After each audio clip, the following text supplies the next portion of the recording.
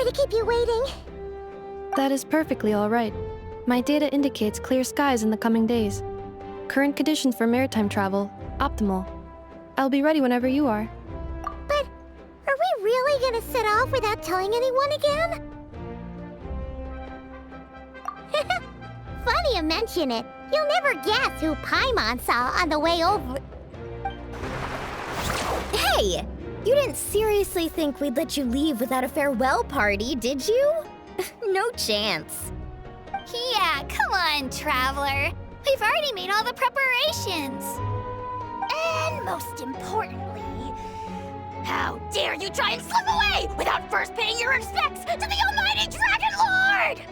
A little bird told us you'd soon be leaving for nod-krai. So, we asked Paimon to give us a heads up before the date of your departure.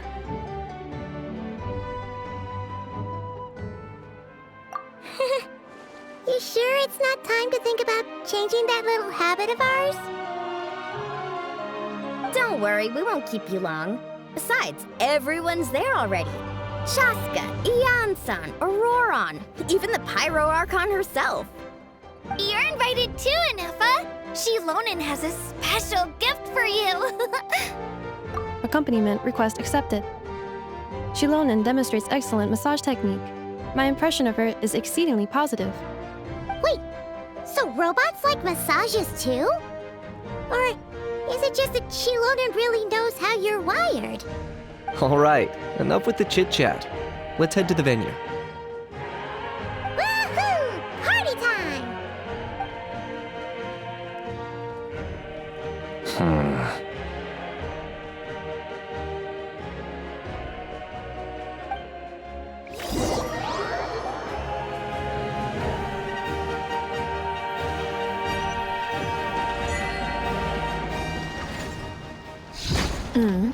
Spit it out, then. They've set off. Just as my calculations projected. About time I met this variable in person.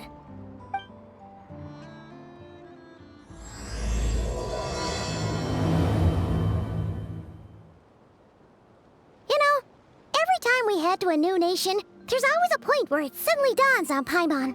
This is it. The next chapter of our adventure has begun. This time, it was the moment she realized she just polished off the very last of her Saurus crackers. Should have stocked up better at the farewell party. In other words, Paimon has marked the geographic coordinates from 2 minutes and 40 seconds ago as the boundary between Natlan and nod-krai. This deviates somewhat from the official coordinates stored in my database. Paimon meant more in terms of how it felt on a psychological level. Anyway, what about you, Traveler? When did it really sink in for you? Huh, that actually kind of makes sense. What about you, Nefer? Come to think of it, maybe we should be asking the other way around. So, when you came over to Natlan, what was the moment you felt like you'd left nod-krai? In that case, probably when my sensors could no longer detect the moon's power. The moon? You mean that one we can all see in the sky? Negative. I was referring to... Here we are. Paimon, Traveler, we have arrived in nod-krai. Oh, wow!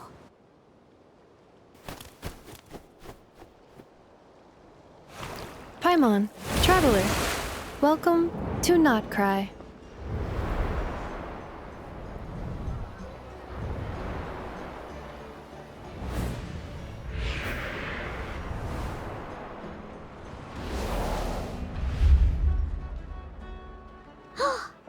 That must be Nasha Town up ahead! That's the place you were telling us about on the way over, right?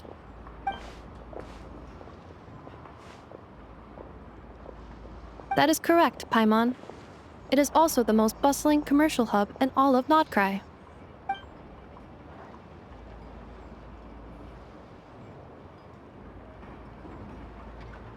Oh! Sounds like the perfect place to start trying out all the local specialties! Huh? Is something up, Traveler? Paimon, this is where our spaceship landed when Aether and I first arrived in Teyvat. Huh?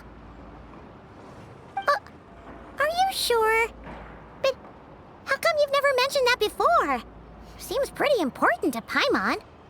Well, because those memories are really hazy. All I remember is Aether waking me up and us leaving the ship. But just now, setting foot on this land, I felt something. The kind of power I sensed in those moments. Are you referring to Kuvaki? Kuva, what now? The locals refer to it as Kuvaki. It is a unique elemental force found only in nod-krai, or rather, a pure, primordial form of elemental energy. That is correct. Another similar concept I have found in my database is the primordial sea. Legend has it that long, long ago, the moon that shines in the sky above us once rose from the land of nod-krai. Modern geological surveys and meteorite studies conducted in the region have since supported this claim. So, when you mentioned being able to detect the moon's power earlier, you were referring to Kuvaki?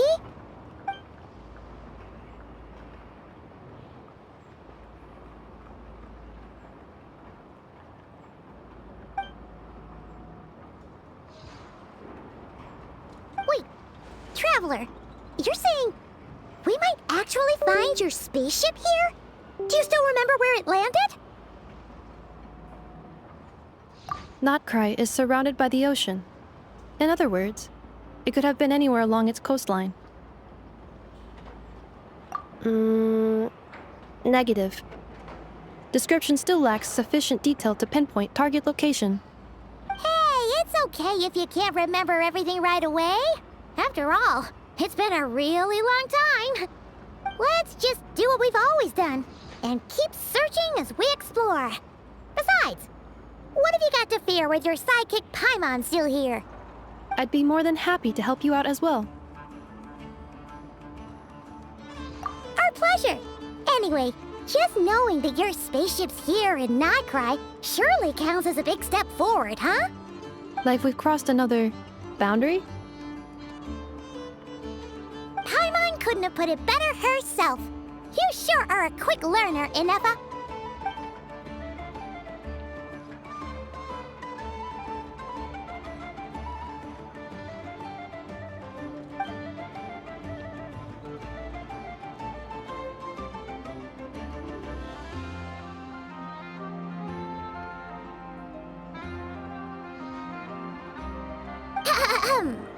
Well, as the best guide in the whole of Tivat, Paimon hereby does solemnly declare, nod-krai, here we come!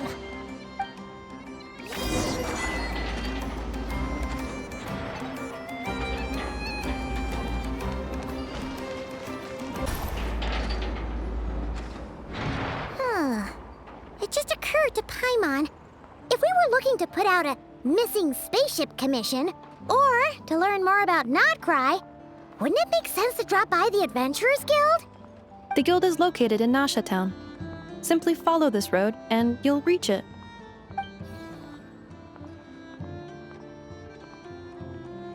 Huh? What in Tivat is that? Looks kinda like a sealy, floating around in the air like that. That is a kuhanki, a species unique to the land of nod-krai. A kuhanki? Does she have something to do with the moon, too? Indeed it does.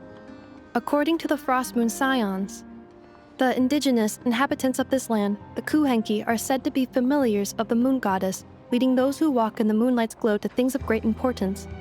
The moon goddess? Don't all people here worship the Tsaritsa? Although nod-krai lies on Snezhnaya's border regions, the people here have held their own unique beliefs since time immemorial. As I mentioned, everything in this land shares a deep connection with the moon and the sky above. The beliefs of the Frostmoon Scions seem to date back to the civilization of the angels. According to the documents in my database, even the 7 archons did not exist at that time. Wow! So the origin of their beliefs goes back even further than the Archon War? Correct. At some point, you may come across some statues of their goddess. The Frostmoon Scions carved these as well. Hey! Looks like she's floating away! I suggest you follow her. The probability of an ordinary person encountering a kuhenki lies in the single digits. Many here consider them heralds of good fortune.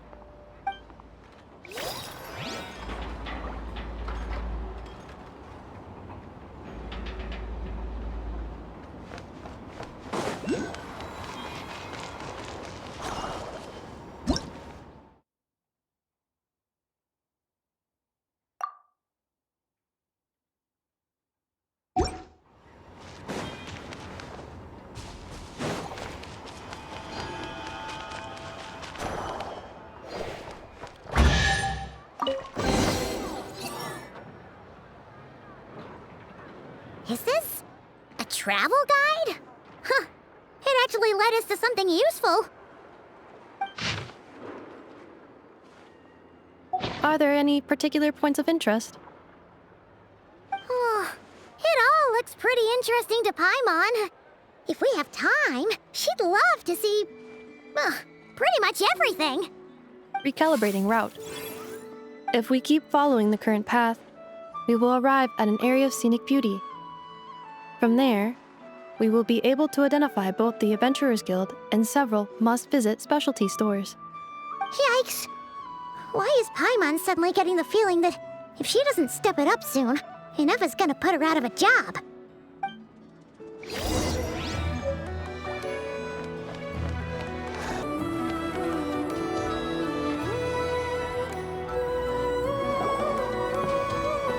Wow! Nasha Town actually looks pretty big from here. Feels a bit different than Paimon imagined, though. Which aspects in particular deviated from your expectations? Well, Paimon keeps hearing people describe nod-krai as an adventurer's paradise. So she kind of thought it'd be a bit more picture-perfect somehow. According to legend, there was indeed an era of peace in nod-krai's past, the age of the Fae. Tales of those ancient heroes are still told today. One of the most well-known is that of the Lantern Fae. This individual performed many good deeds for nod-krai. The present-day Lightkeeper's nightly lantern patrols are, in part, a tribute to their memory. But then, one day, What happened? there came a devastating abyssal calamity that swept across nod-krai, and for a time it was left desolate. Heartbroken by what had become of the land they had so cherished, that Fae extinguished their light, just as the abyss had extinguished all hope. Nowadays, the paradise people speak of is more of an aspiration, or an irony, perhaps. An irony? Today, no official authority governs nod-krai. In theory, at least, it is somewhere a person can do whatever they wish, and become whoever they want to be. The Adventurers Guild is just over there, in Nasha Town's central plaza, and the flagship tavern is over that way. Hey, what's that building over there? You know, the biggest, tallest one. That is Aino's Boom and Blast Kuvaki energy cannon. It gets activated when the wild hunt threat level outside Nasha Town reaches a certain threshold. But according to the scan I just ran, the energy cannon appears to be malfunctioning, likely due to a recent discharge. The wild hunt? Isn't that the abyssal calamity you mentioned that's specific to nod-krai? It is a phenomenon that has been occurring for several centuries now. Yet the time and location of wild hunt attacks are seemingly random. At first, it was more of an old wives' tale that adults used to scare children. If you don't start behaving, kid, some night, the wild hunt's gonna come for you. Listen, do you hear that? That weeping in the fog? Those are the cries of a young woman being dragged away. You're saying people actually hear things like that? I have not witnessed enough wild hunt attacks to give a statistically sound answer. But the oldest legends say that all people saw was the ghostly shadow of a woman in the mist. It wasn't until later that it became a full-blown calamity. Abyssal monsters and all. Oh, when you put it like that, Paimon's really gotta hand it to Aino. Not only did she repair you, but she's even built a giant cannon to keep the wild hunt at bay. Absolutely. Aino is very impressive indeed. Anyway, according to my schedule, it is time I took you over to the flagship. Oh, sure. After all, we shouldn't keep Varka waiting. Well, Paimon's not sure if he'll actually show up at the bar this early.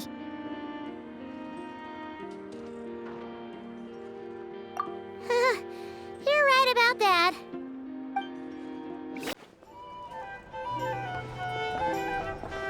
Here we are, the flagship. Varka told us to meet him here in his letter, right? Let's see. Varka? Varka! No matches, I identified. Huh. So he isn't here after all.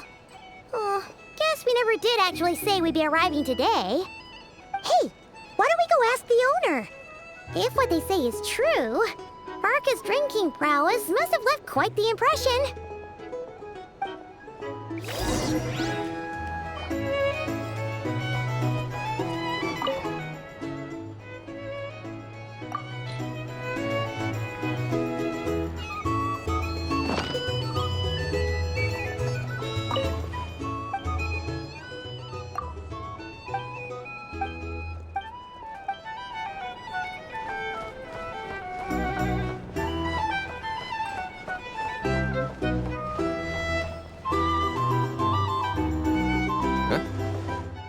Well, well. If it isn't the ineffable Nefer.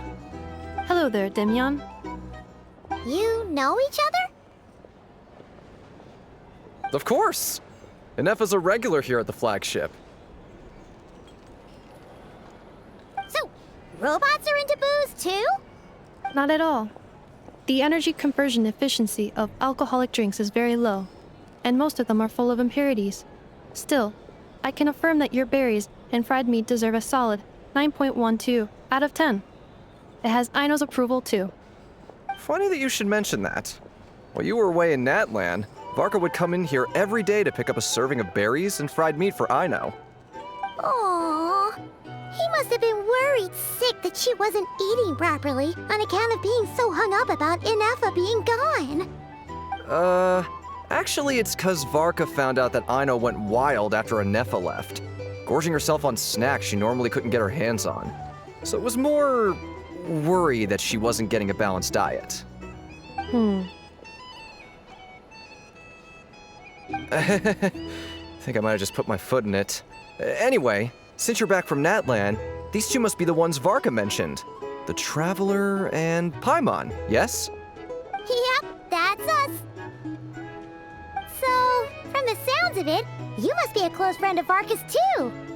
Varka? Goes without saying. After all, he's the only one around here who's ever managed to stay standing after 10 rounds of the roulette special. Paimon can't believe he's made such a name for himself. Though, guess it's hardly surprising how. Right now? Must be somewhere near Anvantinyarvi. That's quite far from here. Huh? Where's that? It's a lake in the northern part of Nod-krai.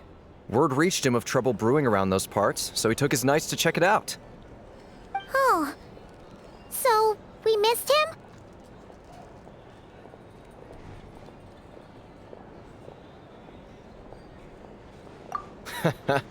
Varka knew you'd say that. So he specifically told me to make sure you stayed here and enjoyed yourselves. He sends his assurances that everything's under control. Well, if he's that confident, guess our only option is to accept. Anyway, it's not like there's any special cause for concern. He is the Grand Master, after all. Exactly. Plus, not only has he booked you into our finest room, he's paid for it in advance, too. Whoa! It's so generous of him! We might not have met yet, but Paimon's got a feeling that we'll get along with Varka like a house on fire. Oh, and by the way, he also asked me to serve up a portion of berries and fried meat for Nefer. That was prepaid as well. Thank you. No, thank you. I'm the one who should be grateful for your business. Traveler, Paimon. Why don't you go ahead and drop off your luggage? I can use this time to go pick up some components that Aino asked me to bring back. Sure thing. Besides, now that we've got ourselves a map, once we're done unpacking, we might as well go for a stroll ourselves. Why don't we meet up again later? Oh. So you no longer require navigational assistance? No worries, we should be fine. We've got a rough idea of our way around town, so Paimon's reasonably confident we shouldn't get too lost. Thank you. This translates into an approximate time saving of 30%, meaning I will be able to see Aino about 45 minutes earlier than previously projected. Oh, right. You must miss her a lot, too. In that case, we better get a move on.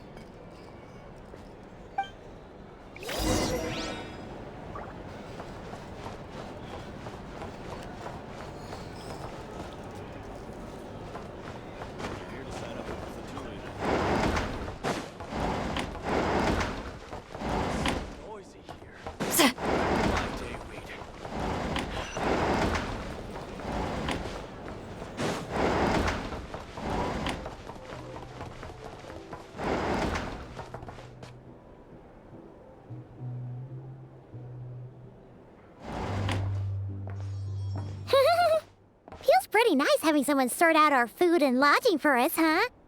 But is this really the flagship's best room? It's pretty big, make no mistake, but it looks a little worn out, right? Though, to be perfectly honest, that feels right at home with everything else we've seen of Nasha Town. You mean it's got something to do with nod-krai's history? Oh, that makes sense. But what exactly was this calamity?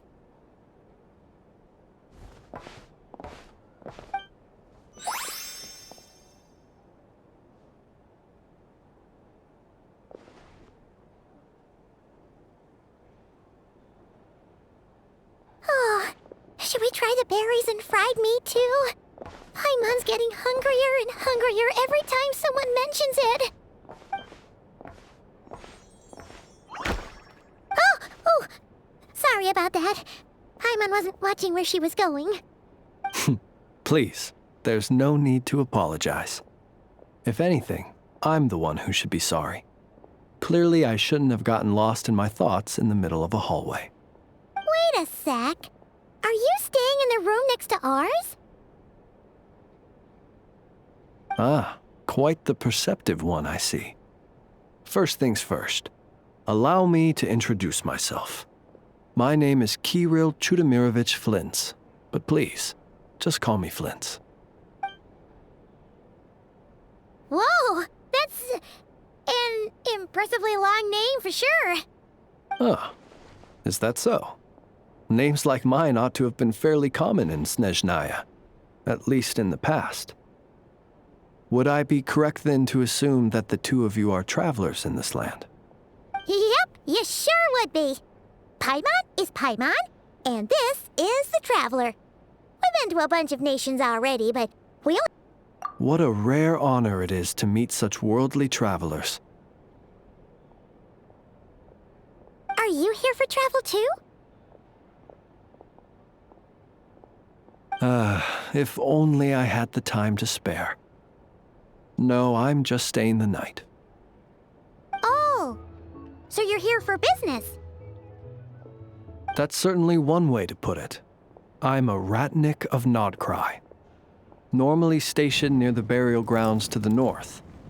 My sole cause for being here today was to repair this lantern of mine.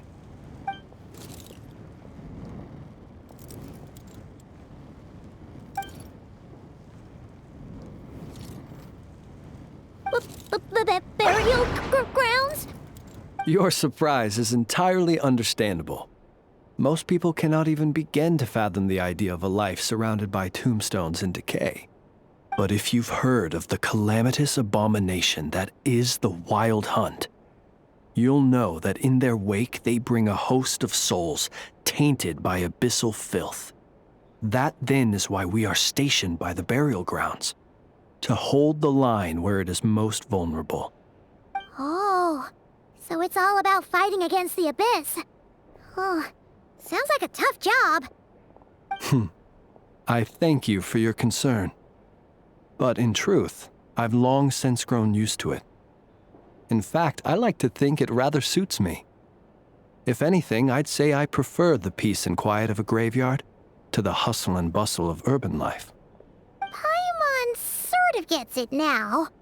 But even so, she's still pretty sure she could never get used to living in a graveyard herself. For one thing, she'd be too scared to fall asleep at night.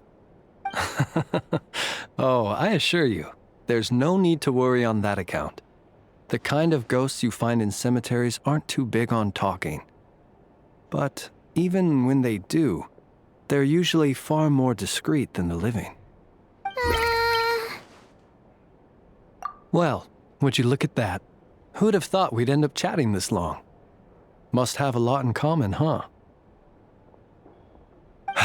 Forgive me, but I must excuse myself, for the time of my appointment draws near. And in terms I'm sure you'll understand, a lanternless ratnik is like a mapless traveler. A serious conundrum indeed. Oh, sure. In that case, you go right ahead. We won't keep you any longer. Not at all. Should the opportunity present itself, I'd gladly continue our conversation another time. You're always welcome to come visit my grave. The grave I stand watch over. Your visit would bring much-needed light to that place of final rest.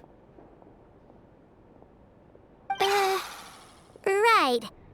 Well, if we get the chance. Then allow me to wish you a traditional ratnik's farewell. See you by the graveside. Ugh. Jeez. What a weirdo. Not to badmouth him at all. In fact, he seemed pretty cultured, but at the same time, kinda spooky? Must be all that time he spent around graveyards. His lantern? No, not really. You mean, 'cause it was broken? Huh. Guess you've always had a nose for stuff like this. If you're worried, you can always ask him the next time we cross paths. Hey, don't you start spouting all that weird stuff too.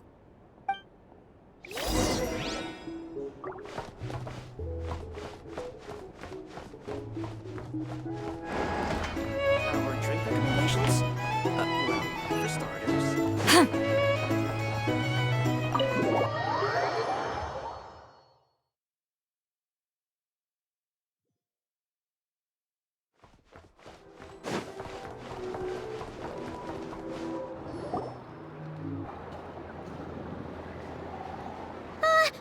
Paimon almost forgot something super important. Were we gonna go try out the berries and fried meat?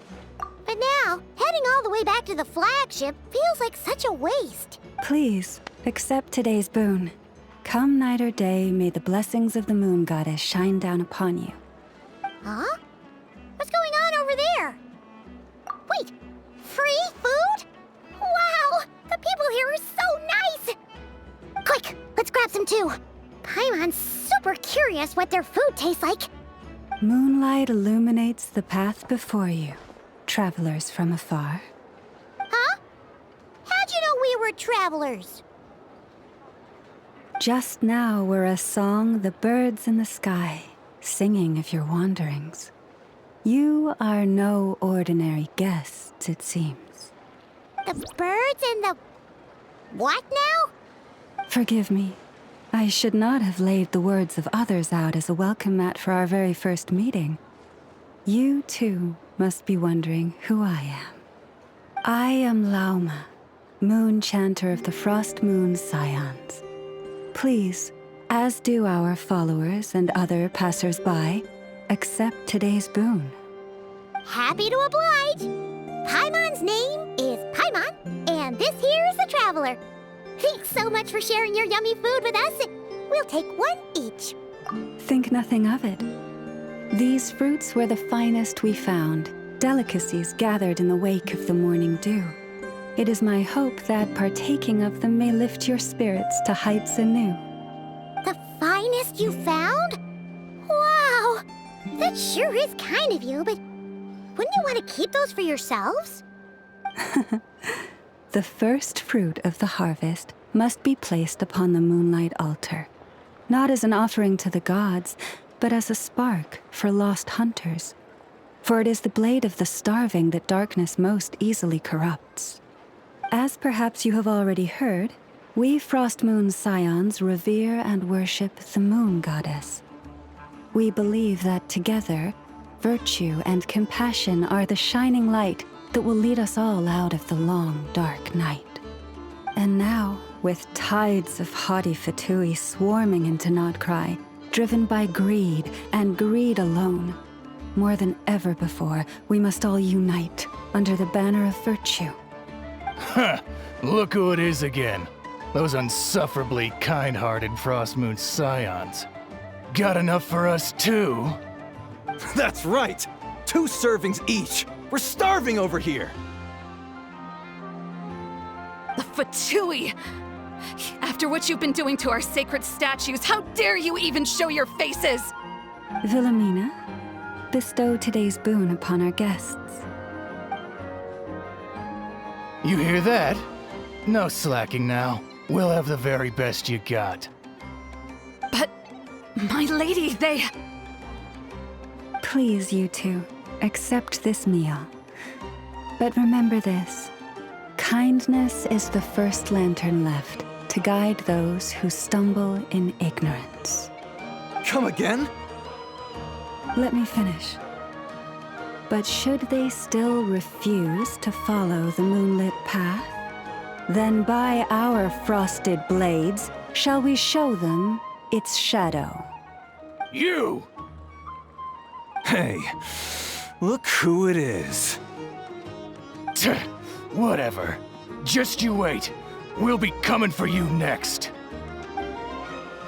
Huh? Where's the meat? Who wants to eat this garbage? Those stooges really are the worst. Ever since they came to nodkrai with all their weird equipment and built that so-called experimental design bureau, our lives have been turned completely upside down. Judging from how they reacted just now, it seems the Fatui already know who you are. Well, we have gotten in their way in pretty much every nation we visited, so we're probably at the top of their blacklist by now. I see. Then, on behalf of the Frostmoon scions, I thank you for the goodwill you have shown us. Because if they had gotten ahead of themselves just now, I'm sure you would have stepped in to help. Just as the birds and beasts put it, your arrival heralds joy to us all. Besides, for a weary traveler far from home, what better respite than to bathe in the moonlight? You will always be welcome at the Frostmoon Enclave, the place we call our home. May we meet again in the moon's gentle glow. These are delicious! So refreshingly fresh! Those 2 Fatui wouldn't know a good thing if it came up and bit them on the shoulder. Looks like Nefer isn't done with her shopping yet, and the Adventurers Guild is still empty. Where should we head next? Good idea! Wouldn't want to let the Kuhenki down, after all. Let's see. Okay, Paimon's got our route all figured out. So, all that's left to say is, don't fall behind. This is Nuts and Nuts. It's mostly a fruit shop, but there's a crafting bench too. This is the Speranza, one of the travel guide's recommended restaurants. All the waiters here are kids. This is the Vesnici Prolegia greenhouse. Apparently, their flowers are all made of metal, so they'll never wilt away. And this is the Rossum Workshop. If you ever need a weapon made, this is the place to go. And over here, they've got a super tall observation deck. Whoa! Take a look at that! You can see really far out into the distance. That way's north, and that looks like something built by the Fatui? And then over there to the west, that must be the place Lauma mentioned, where the Frostmoon scions live.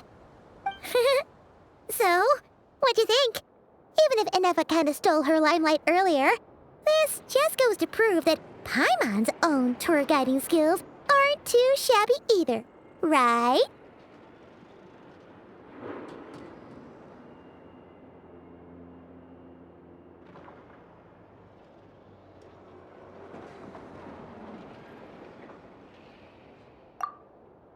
Hey, come on! Would it kill you to compliment Paimon?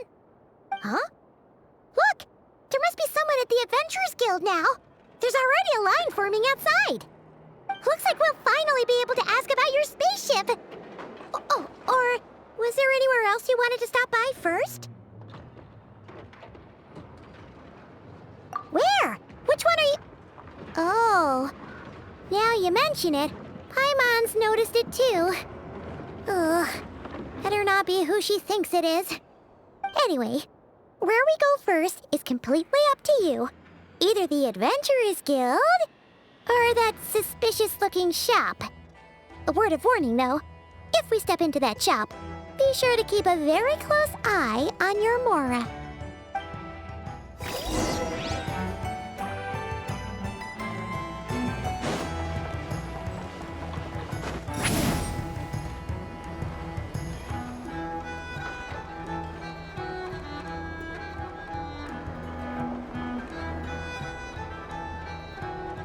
Watch out!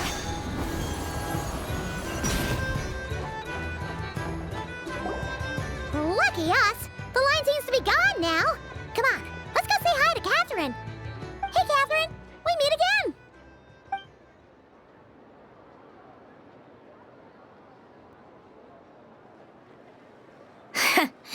How ridiculous. Huh?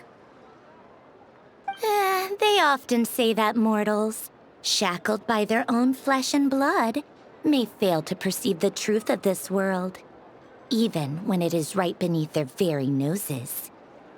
Yet I had not expected to have the pleasure to witness such heights of absurdity firsthand. But Paimon must have gotten the wrong person? At second glance, you do seem a bit younger than Katheryne, and you certainly sound a lot less friendly. A creator might forgive ignorance, but being mistaken for one of my own creations is beyond all pardon.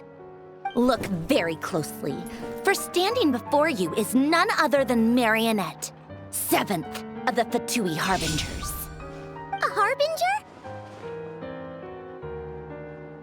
I told you already, I'm not Katheryne. Just how obsessed are you with my machines?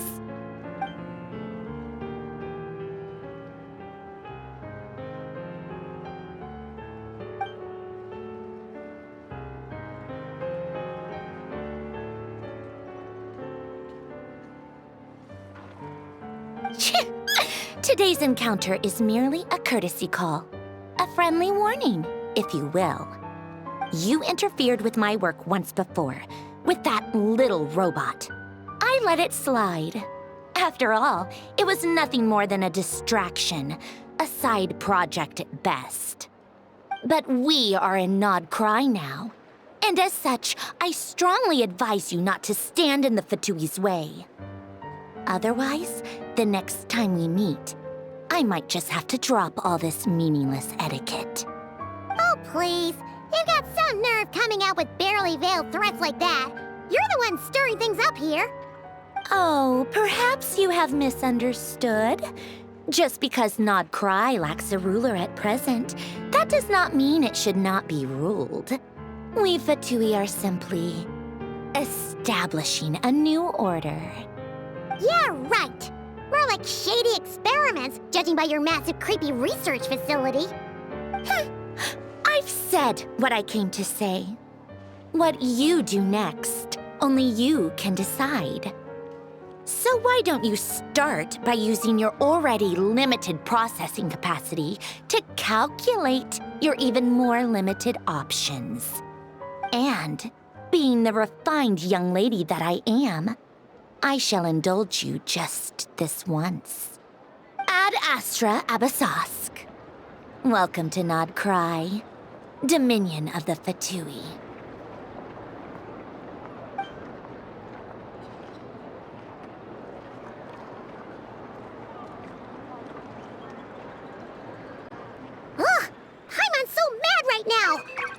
anyone so obviously evil be so annoyingly self-righteous? But if a Fatui Harbinger is here to greet us in person, that can only mean one thing. We'll have to be extra careful from here on out. Paimon hates feeling like she's being watched. Hey! The real Katheryne's back! Ad Astra Abyssosk. Welcome to the Adventurers Guild. How may I help?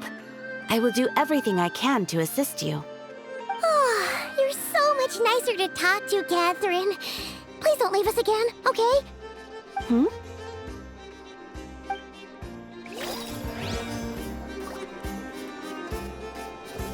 Ad Astra Abyss.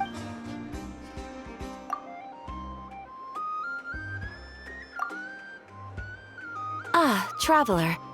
You have come at just the right time. I have something for you. You're certainly very familiar with the kind of work we do. But I'm afraid this has nothing to do with any of the above commissions. Please take this brand new Adventurers Guild notebook. The Adventurer Handbook is for recording details of your completed commissions and intel on all sorts of monsters, whereas this notebook is for recording the marvelous people and wonderful events you encounter on your travels. I hope it will be of help to you. Anyway, that's all for now. My commission is complete. Safe travels, Traveler. Ad Astra Abyssosk.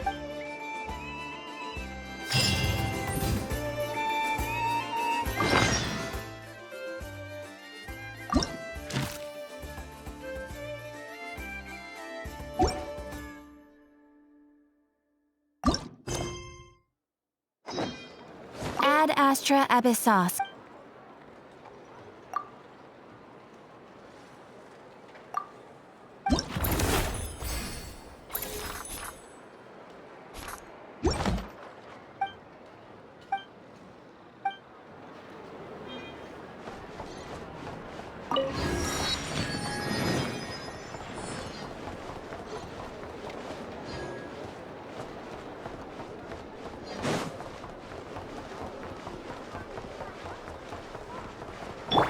Merciless.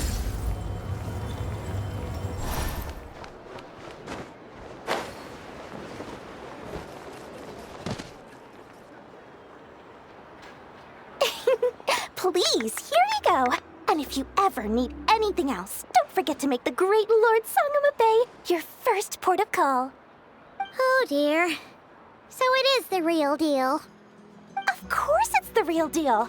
Everything you'll find here is 110% real, meaning every one of my deals is as real as a deal can...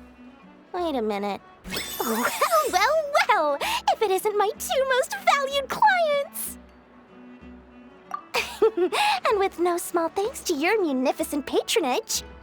Come. How could you just sneak into nod-krai like this without telling your dear Lord Sangama Bay? If I'd known earlier, I would have made an absolute pulled out all the stops to ensure that your boat ride over was as comfortable as humanly possible. Thank the Archons we didn't tell you. Oh, come now. You know as well as anyone how impeccably and conscientiously above board I am when it comes to doing business. Well, regardless of whether that's true or not, the main issue here is that we had no idea you had a branch in nod-krai. A clever merchant always has a backup plan. Or two, or three up their sleeves. As the saying goes, a rabbit with many burrows fears not the hunter's arrows. A merchant with stores galore hears no debtors at the door.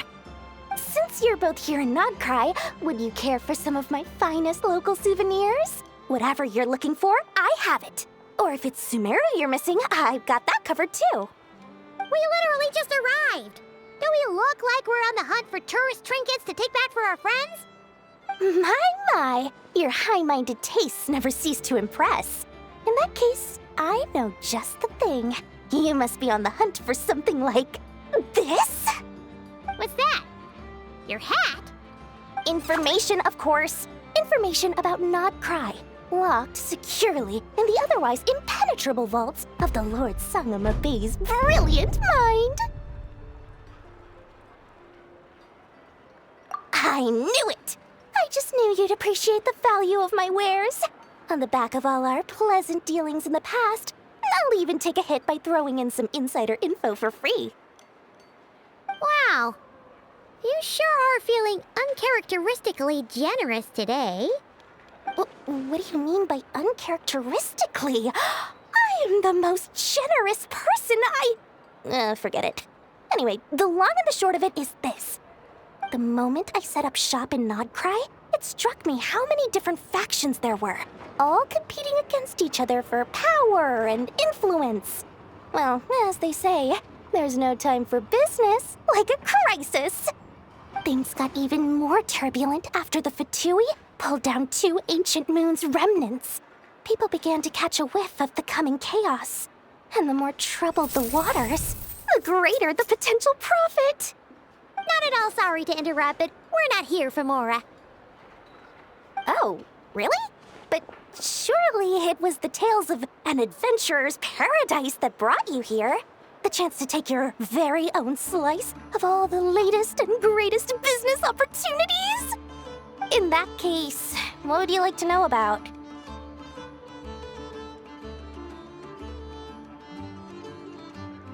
The Frost Moon Scions? You mean the people who believe in the moon goddess?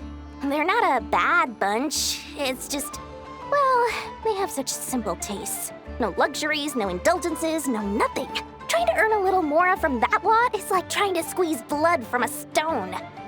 Still, things between them and the Fatui have gotten pretty tense. It's only a matter of time before the powder keg goes boom. And when that happens, that's when business will start to boom too. Everyone knows they're here for the ancient moon's remnants, but no one's sure why they pulled them down in nod-krai of all places. Anyway, they've been acting mysterious enough, but if you ask me, that Kuvaki Experimental Design Bureau of theirs up north hides secrets wilder still. Oh, they're an organization set up to keep the locals safe. Apparently, they have a long and glorious history, and they're made up entirely of volunteers. But seriously, a volunteer organization in nod-krai? This place is hardly a magnet for noble hearts.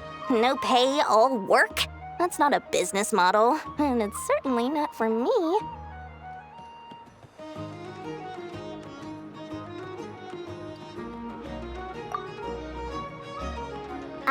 What now? A spaceship? Nope, never heard of anything like that. Don't you two get involved in any big business here without so much as a heads up, you hear me? At the very least, consider letting me in as a key investor.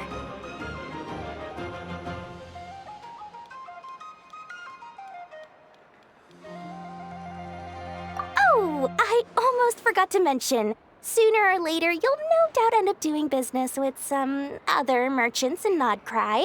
And someone's bound to mention a place called the Curatorium of Secrets. Listen to my advice. Do not, under any circumstances, go there, no matter how much trouble you're in. The Curatorium of Secrets? What do they get up to there? Just a place that handles all kinds of disputes. But the owner will charge you an absolute fortune, and she has a temper to match. Nothing like your friendly neighborhood, Lord Sangama Bay. You're not just saying that to stop your competition from undercutting you, right? When did that little pipsqueak get so sharp? And after I gave them all that info for free just to win them over. What do you mean? Of course not. I'm only thinking about your wallets. I mean, on behalf of your wallets. You're really not convincing anyone, you know. All right. Business is a cutthroat business. I won't argue with that. But I'm not lying about that boss lady. Not only did she make it into my top 3 people not to mess with in nod-krai, she's also in my top 3 people most eager to trade in favors. Seriously? It feels like you're just bad-mouthing your rival now. Fine. If you don't believe me, go see for yourselves. We might both be from Sumeru, but compared to hers, my conscience is so large, why, it could fill 3 whole palaces of Alcazar's. But when you realize what I'm saying is true, don't say that good old Lord Sangama Bay didn't warn you.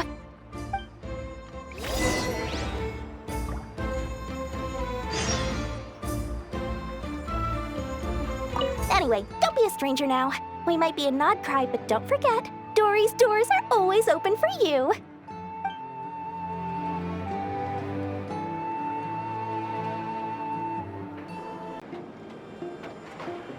Nefer! Hello.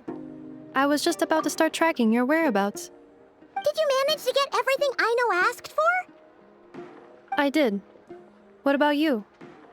Do you need me to navigate or introduce any more places around town? Not for now. We've seen most of it already. We probably need some time to process everything we've learned, though. Any progress with the spaceship? No. Katheryne came back just now, so we asked her, but even she hasn't heard a thing. One possible explanation is the vast stretch of time that has elapsed. Additionally, given the limited resources available in nod-krai, it is entirely plausible that the wreck was scrapped for parts, or even mistaken for a pile of broken machinery. Aww. Understood. In that case, why don't we go ask Aino together? After all, she was the one who salvaged me, ancient dragon technology and all. If there really are any unusual parts floating around nod-krai, there's a high chance they've passed through her hands at some point or another. Good point. And since you keep mentioning her, we're curious to meet this whiz-kid mechanic too. Understood. Then I'll handle navigation as before. ETA at the Clink Clink Krumkake craft shop. 34 minutes ahead of schedule.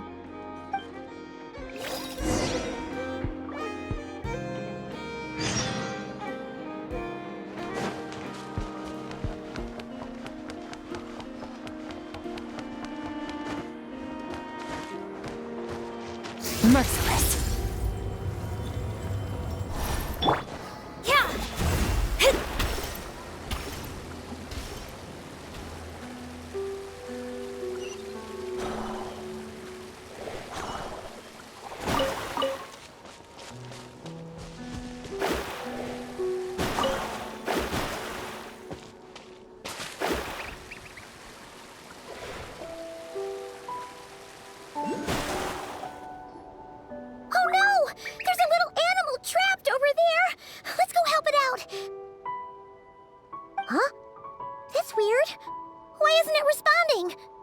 The tides of Kuvaki affect everything in nod-krai, so much so that many creatures have evolved a kind of dependency upon it, growing stronger or weaker as it waxes and wanes. This little animal must have been caught here unprepared. So you're saying we need to use Kuvaki? Paimon will leave it to you guys then. Don't be scared! We'll get you out of there soon!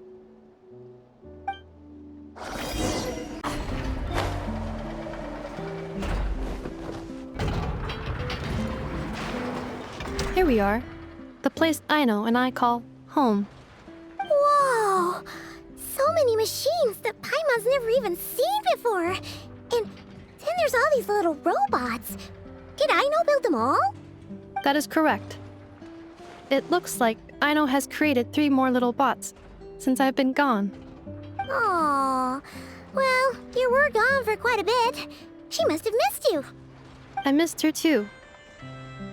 I want her to see what I've become. Let's not keep her waiting any longer then. Come on!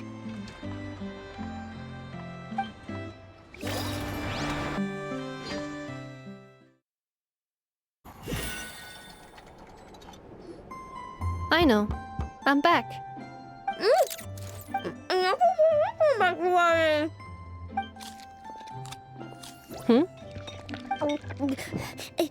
Nefer?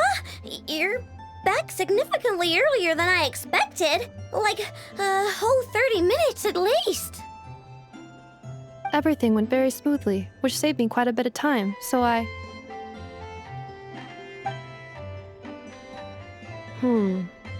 know. Could you turn around for a moment? I know. I've been on my best behavior the whole time you've been gone. She's got chocolate all over her mouth. I know. While I was away, did you strictly abide by my tailor-made snack intake schedule? Oh, of course I did. 1 whole cake, 1 crumb cake, and 1 pack of chocolates a day, right? It was either a cake or a crumb cake or a pack of chocolates per day. Oh, shoot. When did you finish the snack stash I left for you? Literally just earlier today. Let me just go run a scan on that. I meant today, a week ago. And then you restocked an entire week's worth on your own initiative? 2 weeks worth.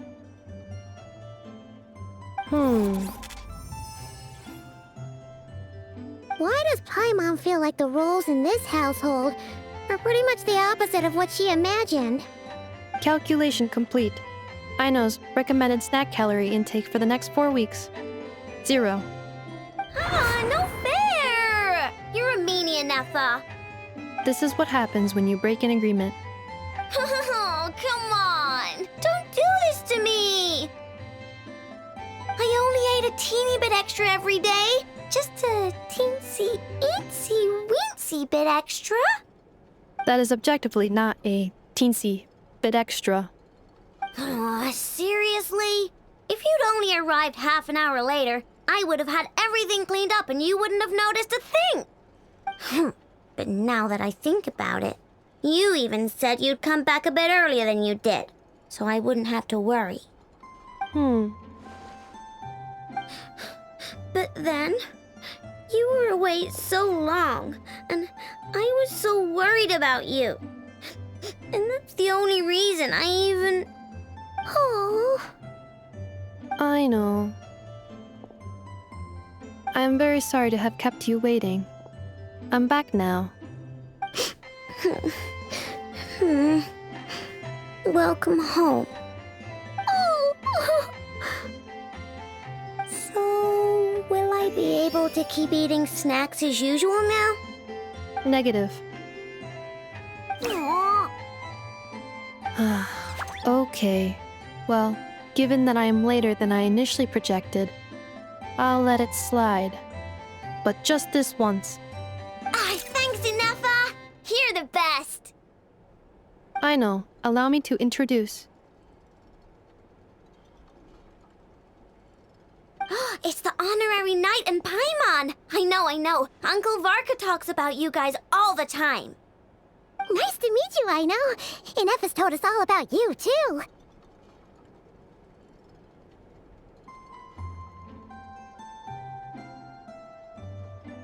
Huh? Really? She actually said that about me? Well, she's not wrong.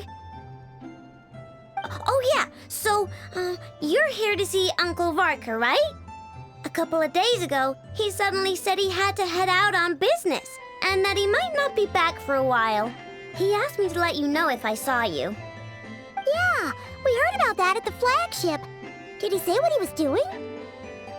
Nope.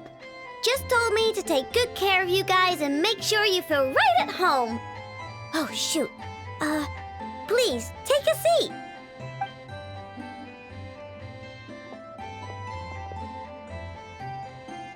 Do either of you need my help with anything? Anything at all? After all, I'm the head of this household. Sure wouldn't know it from that snack tantrum she just threw.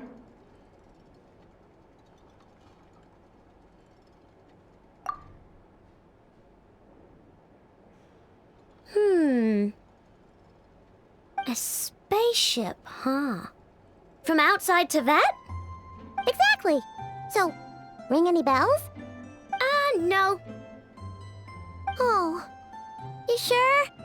Nope means nope. Never seen the slightest trace of it. More specifically, by nope, I mean, I've never seen a single piece of tech in all of nod-krai that might have come from out of this world. Not in any new machines or in any old ones either. Huh. What Aino means is that your spaceship almost certainly has not been disassembled nor repurposed as parts for other machines. Oh, so that's what she was getting at. Yep. I've taken apart pretty much all the fun stuff in this city at one point or another, but I don't recall ever seeing any components that were anywhere near that special. So, either your spaceship crashed somewhere it's never been found, or someone did find it and then hid it really, really well. But who would even do something like that? Beats me. Maybe someone who thought they could stash it away for a rainy day. Just like how I sometimes hide snacks in the...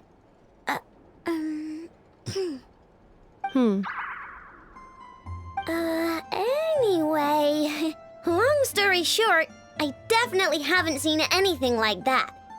Besides, sounds like it would practically be ancient history by now. If anyone still has any leads on what really happened, it'd be the Frostmoon Scions. The Frostmoon Scions? Huh? Haven't heard of them yet? Didn't Nefer tell you about their rituals? There wasn't enough time to delve deeper into their history and traditions. What kind of rituals are we talking about? I've never actually seen them myself, just heard bits and pieces here and there. They say that each of their moon chanters has had access to an ancient relic that lets them see the true past. Not sure exactly how it's meant to work. I can't get my head around anything that can't be explained by either machines or science. And to tell you the truth, I don't like it much either. Looks like we'll have to try our luck with the Frostmoon Scions. Aw, leaving so soon? Sure you don't want to hang out a little longer? It's getting late, Aino, and these two still need to head over to Hisi Island. It would not be convenient for them to linger much longer. Aww. All right then. Don't worry, we'll be sure to drop in on you as often as we can. Really? You promise? Sounds like my type of visitors. You're welcome anytime. I'll be staying to look after Aino today, so I won't be going with you. Hey, don't sweat it. We'll find our way just fine. I'm glad to hear that. Also, I must admit, I have very much missed the charging bed that Aino made for me. Oh, are you here to play with me? My name's Aino, and I'm an inventor. Me and Nefer live together. I could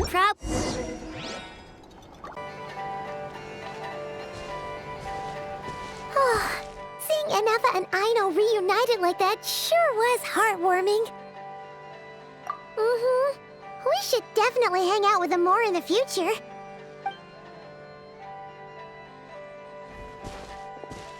Speaking of homes, we must already be close to where the Frostmoon Scions live. The vibe here feels different, just like the scenery.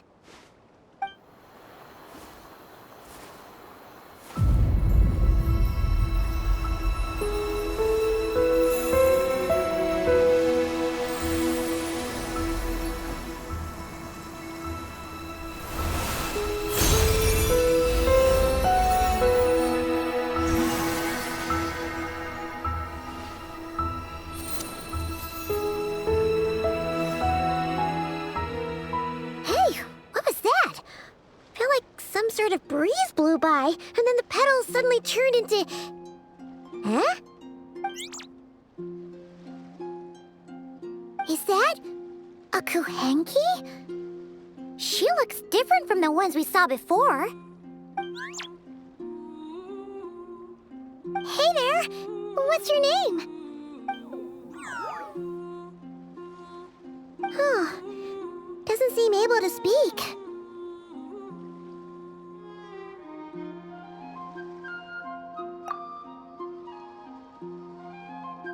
No idea what she wants. Unless you want to stop, maybe we should just keep moving?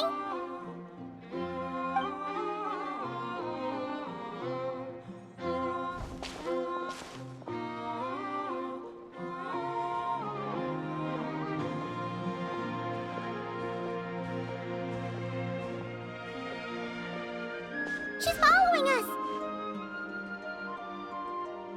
Go on. Go on now. We've got stuff to do. Best you find someone else to hang out with.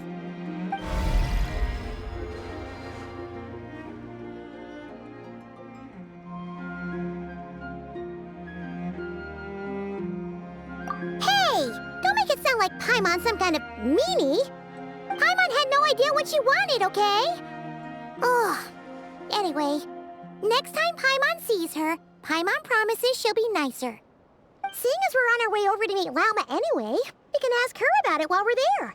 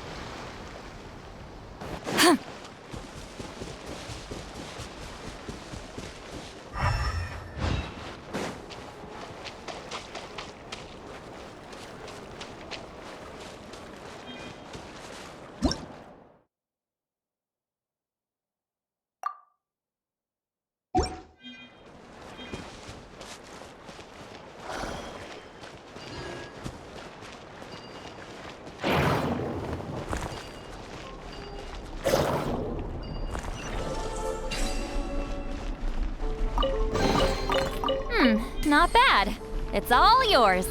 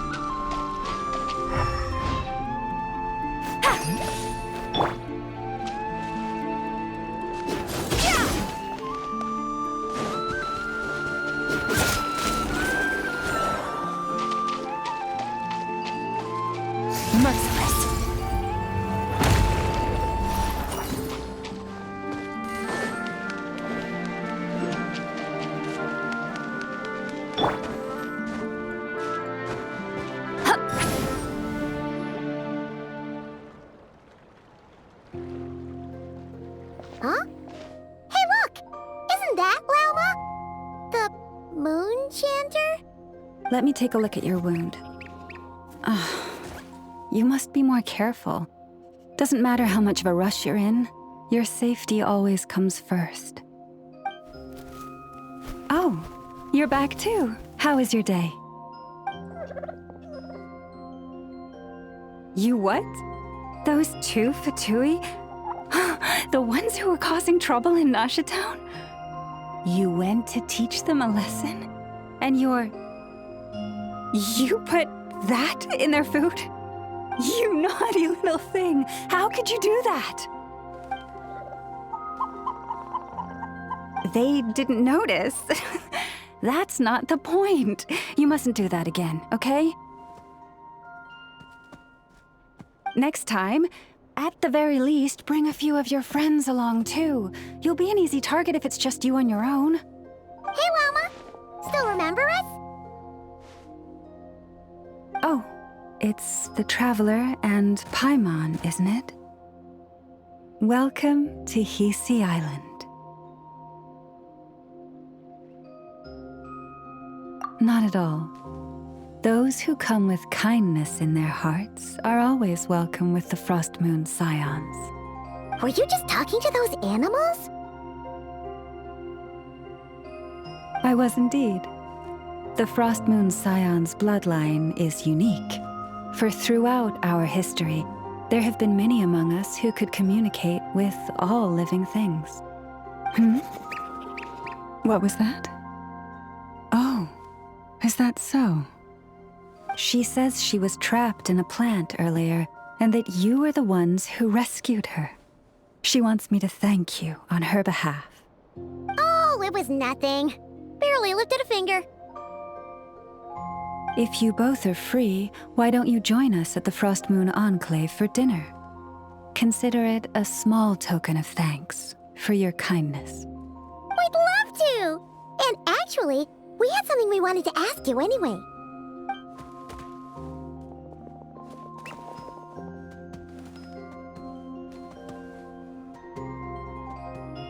Oh, You're interested in the story of Kutar? Kutar? Yes. Kutar is our moon goddess, the moon maiden who guides us. But up close, this one somehow seems a bit different from the one in Nasha Town. It's like it's more... natural? Or like... more harmonized in its design. That is because ever since the Fatui arrived in nod-krai, they have been modifying and defacing our statues as they please. These statues were made by the Frostmoon scions who settled here hundreds of years ago, crafted from the very finest lunasol stone. Not only is this stone exceedingly rare, but it also brims with kuvaki. I suppose the latter must be what caught the Fatui's eye. For a time, we put up fierce resistance. But now, this is the only one left that still retains her original form. We heard they even pulled some ancient moon's remnants down from the sky. That's right. The two largest remnants landed in nod-krai. One here on Hisi Island, and the other on Paha Isle. The Fatui built their research facility on top of the remnant over on Paha Isle, but they've had their sights set on the one here, too.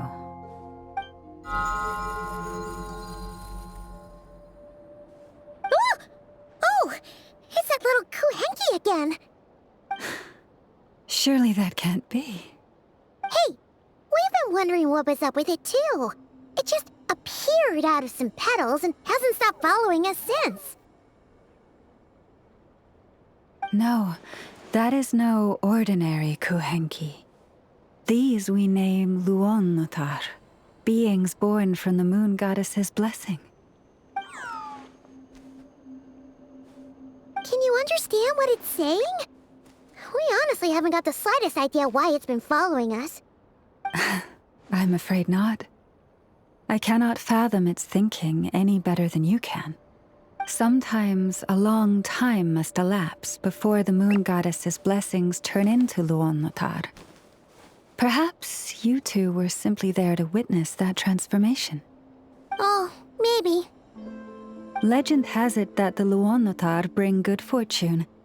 Given that it seems to have taken a liking to you both, why don't you let it come along with you? Really? Then you can start by helping us find some more treasure chests along the way. Capiche?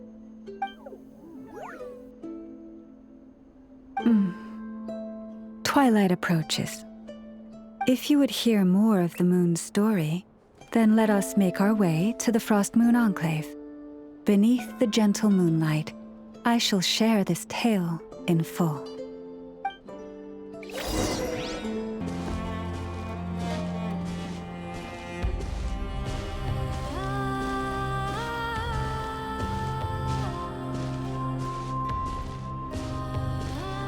Oh, Lady Lauma, you're back.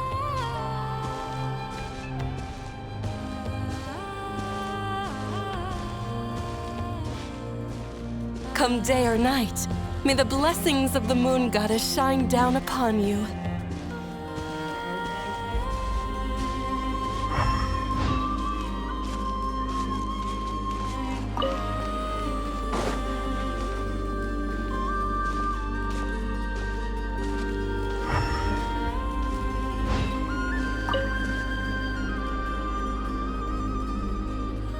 Lauma, you have returned. Wilhelmina, this is the Traveler and Paimon. Kindly arrange for 2 additional dinner settings for our honored guests. Of course, my lady. Wow! Everyone along the way here pretty much saluted you. Are you, like, super important around here? I am but a moon chanter, one entrusted to convey the moon goddess's will. Nothing more. She's just being modest. The Moon Chanter holds the highest rank among us Frostmoon scions. Lauma is our leader. Wilhelmina? I know. I'll send word to the kitchen. 2 meals coming up.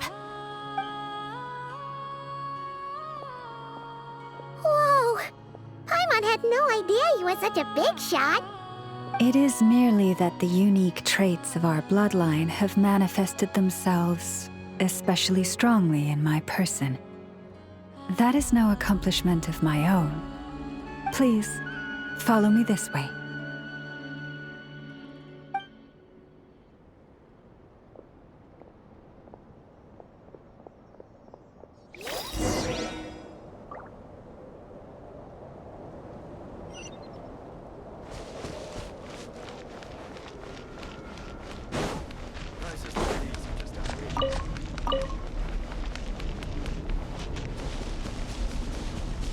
Merciless.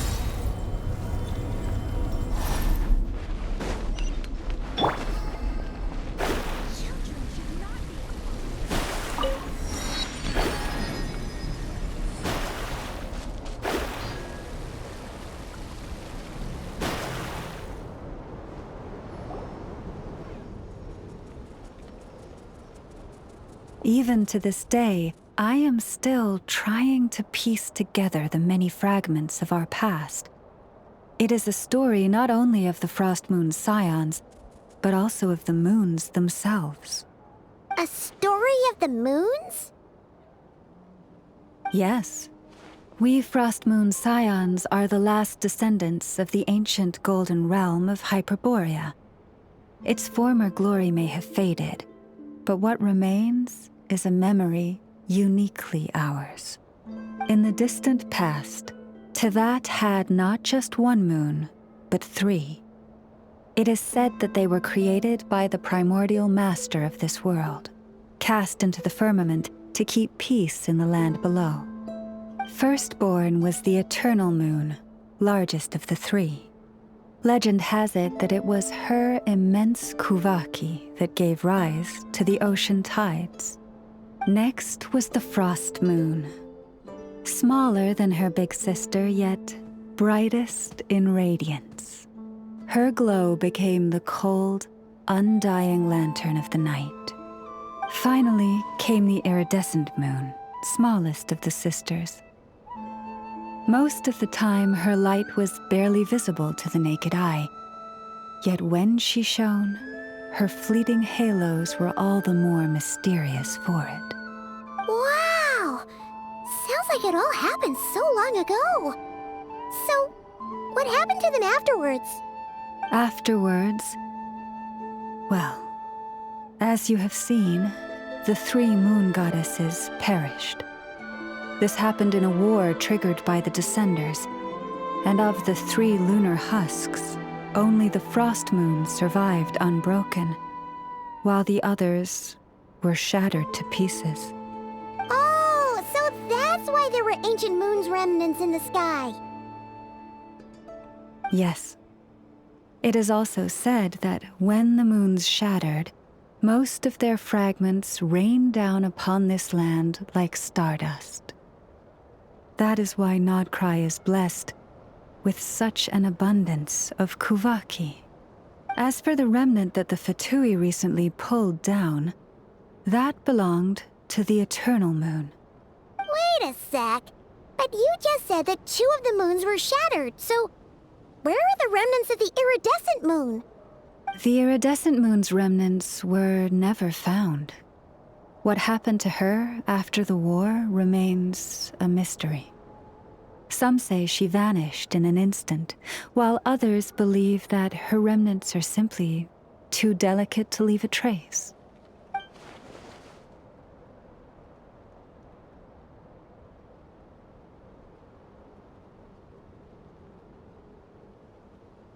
Yet, though the era of the 3 moons has long since faded into legend, successive generations of Frostmoon scions have always passed down a prophecy that one day the moon goddess would return.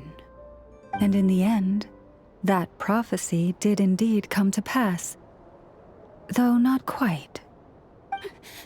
Lady Lauma! Lady Lauma, are you there? Cappy, what is the matter? Lady Lauma, it's my daughter, Katheryne. Her illness. Take me to her, right away.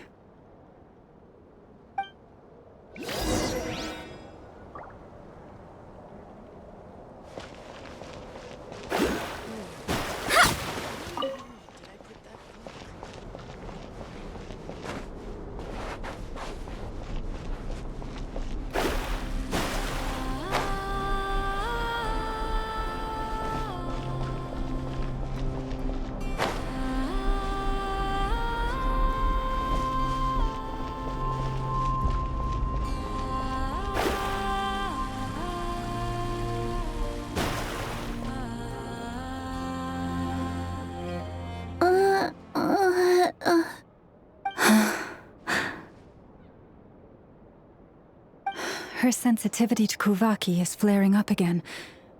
After her last treatment, did you follow my advice and seek medical help in Nasha Town? But those doctors are all Snezhnayan. They're outsiders, compatriots of those brutes who invaded our homeland. How can we possibly trust them? Not all outsiders are enemies, Cappy. They've been treating this condition for generations. They have the experience we lack. But we're Frostmoon scions. Should we not remember what the outsiders did to our moons? Surely the Lady Kutar will reward our devotion. But Cappy, Kutar is long... This isn't the time for debate. O lost child, snow-swept and buffeted by the howling winds of the frigid night, let not the silver flame within you fade. By the frost moon's grace, I shall warm you, curled up as a fledgling in frozen soil. Praise be to the moon goddess, my Katheryne.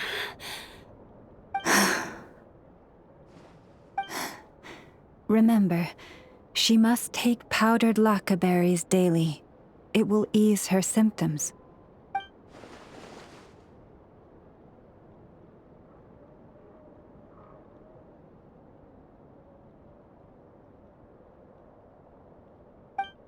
Lauma? Philomena, what is it? Dinner is ready. I see. Cappy, let her rest here for the night. I'll have someone bring her a blanket. All right. Thank you so much, Lady Lauma.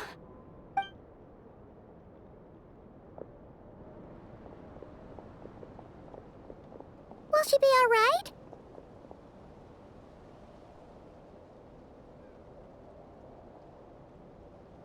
Yeah! If there's anything at all we can do, please don't hesitate to ask. Thank you for your kindness. For now, though, Katheryne should be fine. She'll be feeling a lot better tomorrow.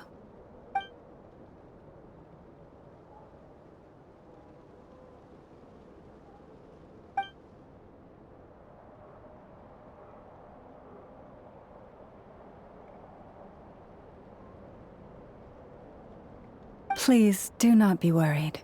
Come, let us head to dinner. I believe you still have some questions for me.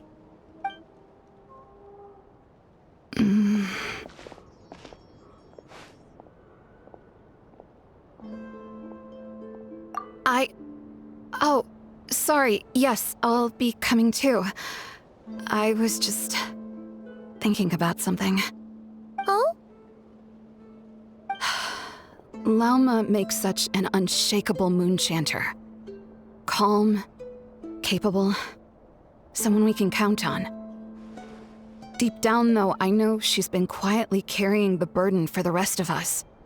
Traveler, Paimon, believe me when I say that as a fellow Frostmoon scion, I do worry about Lauma.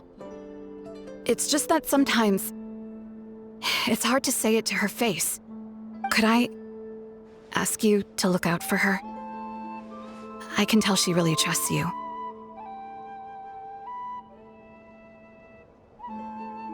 Thank you. It means a lot. Sometimes I really admire her strength. But at the same time, I can't help feeling powerless myself.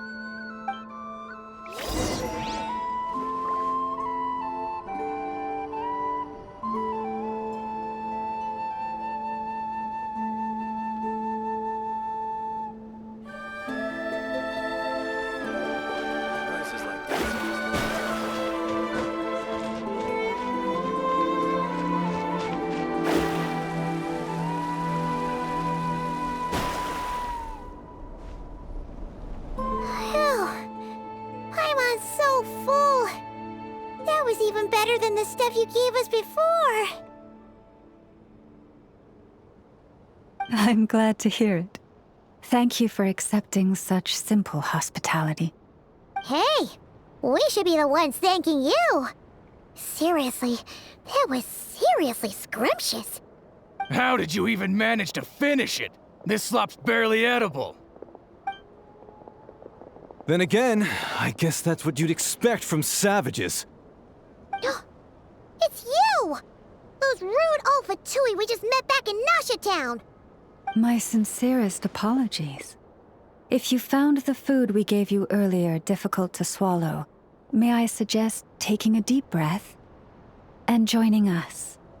These delicacies might change your mind. After all, I suspect that your previous meal may have been tainted with something most unpalatable. Huh?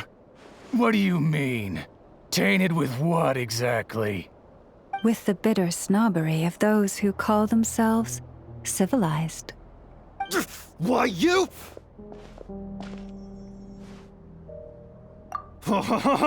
Looking for a fight? Sure, I'd be more than... Hold it! We're not here to brawl. Yet. We're here on official business. Orders from above. We're here to deliver the Frostmoon Scions a warning. Or rather, a final ultimatum. You have 3 days to hand over the relic and reveal the whereabouts of your so-called Kutar. If you fail to do so, the Fatui will immediately begin the cleansing of Hisi Island. Which, by the way, is the sovereign territory of the Tsaritsa of Snezhnaya. What insolence! Your demands are outrageous! For generations, this land has belonged to the... Dear guests, allow me to save you both time and trouble with a speedy reply. The Frostmoon Scions will never hand over anything to the Fatui. And to those who set foot on our land with ill intent, I say this. With your blood, we shall draw an inviolable line in the snow. That applies to you, too. Stubborn savages, the lot of you! Better hold back this time. An inspired line!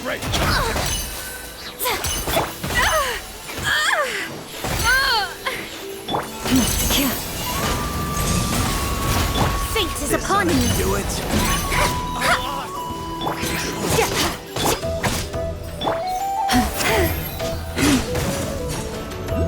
I am being tested. Leave this place. Another star goes out! Pretty sharp. You'll pay for this. Mark my words.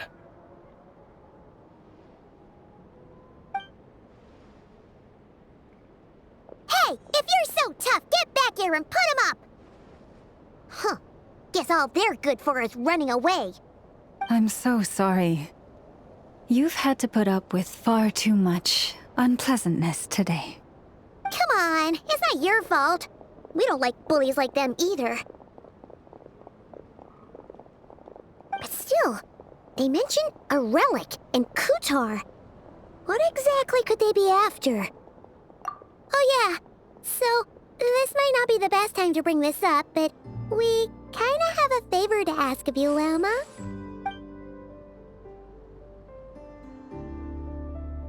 I see.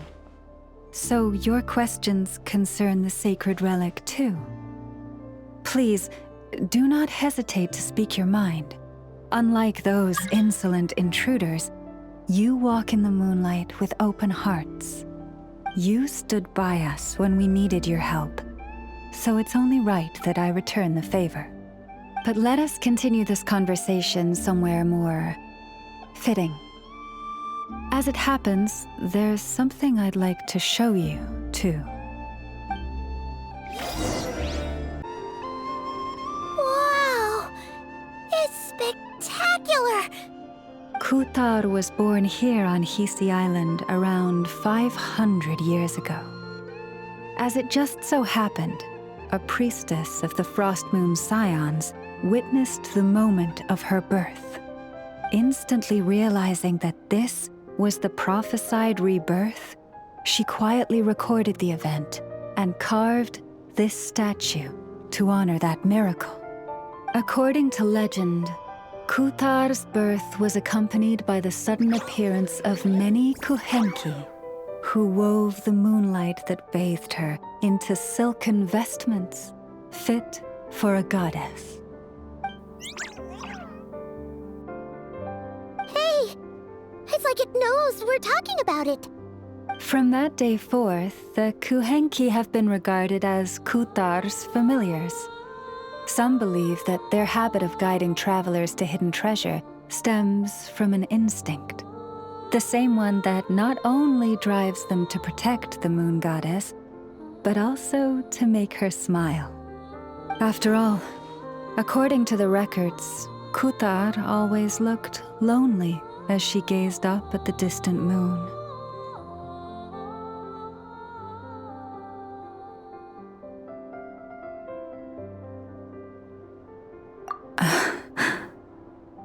Kuthar left Hisi Island before I was even born. According to the previous moon chanter, the goddess was angered by our people's greed, and that is why she left us. Where did she go? No one knows what happened after she left. But just a few months ago, after those 2 ancient moon's remnants fell from the sky, she was spotted on Hisi Island once more. And the Fatui have been harassing and threatening us ever since. Judging from what they've said, our moon goddess is actually their missing harbinger, Columbina, the Damselette. The Damselette? But isn't she number 3 amongst the Fatui harbingers? So she's actually the moon goddess. Why would she join the Fatui then? That too is a question I've struggled with. But even at the best of times, understanding other people's choices is difficult, let alone those of a goddess. Plus, forgive me, there I go again, rambling on about our history. But you came here to ask about the sacred relic, didn't you? Honestly, Paimon's not sure which part she's more curious about now. Since ancient times, the Frostmoon Scions have had in our possession a special fragment of the ancient moon's remnants. A piece in which I sense a power unlike any other. Successive generations of moonchanters have all detected a divine presence within it. We call this unique remnant the Moon Marrow. We heard you can use it to see what happened in the past.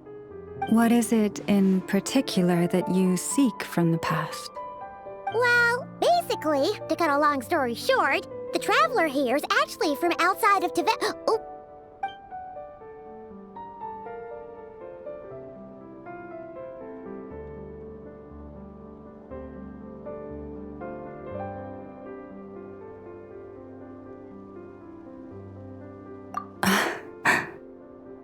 Thank you. Your honesty is a sign of your trust, both in me and the Frostmoon Scions. Unfortunately, though, I won't be able to use the Moon Marrow to shed light on your past just yet. Our people revere the Moon Marrow as a sacred relic. I'm only permitted to retrieve it from the secret chamber in which it is hidden once a year, on Moon Prayer Night. Oh, really? So, when's the next Moon Prayer Night? Judging from the tides this evening, a little less than 2 months. Huh? Does that mean the date changes every year? The ceremony is held on the night when the moon is closest to Tevat. This is also when nod-krai's Kuvaki reaches its peak. Only then can the seal on the secret chamber be lifted. Oh, guess we've got no choice but to wait. I am truly sorry that I cannot help you sooner. But, as the Moon Chanter, I swear that I will do everything I can to help you find the answers you seek. Think nothing of it. After all you've done for us, You deserve nothing less. Who'd have thought today was only our first day in nod-krai? Feels like so much has happened already. If I may be so bold, what does family mean to you?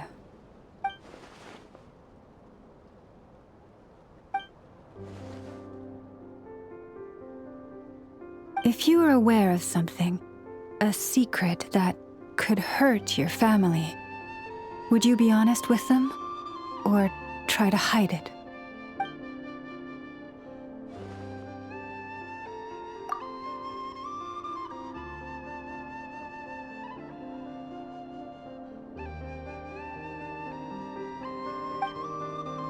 Oh, I'm so sorry.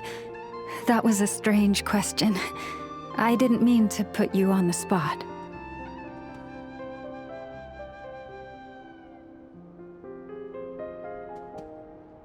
I guess I've just never met anyone with a story quite like yours before.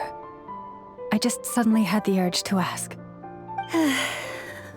It's getting late, and you two must be rather tired too. Would you like to stay the night here on Hisi Island? I can have someone prepare some lodgings. Oh, that's all right. We've already got a room back at the flagship as it happens. Speaking of which, if you ever need us, feel free to come knocking. Do you need me to show you the way back? No worries. It's quite a way, and you should get some rest too, Lauma. We'll make sure to be careful. Understood. Then I won't keep you. May your first night in nod-krai pass in stillness and peace.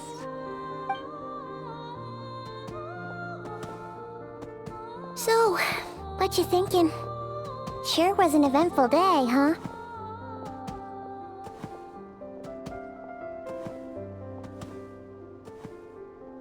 The good news is, we're not at a dead end in the search for your spaceship yet. We can always learn more about this place while we wait. The usual drill, huh?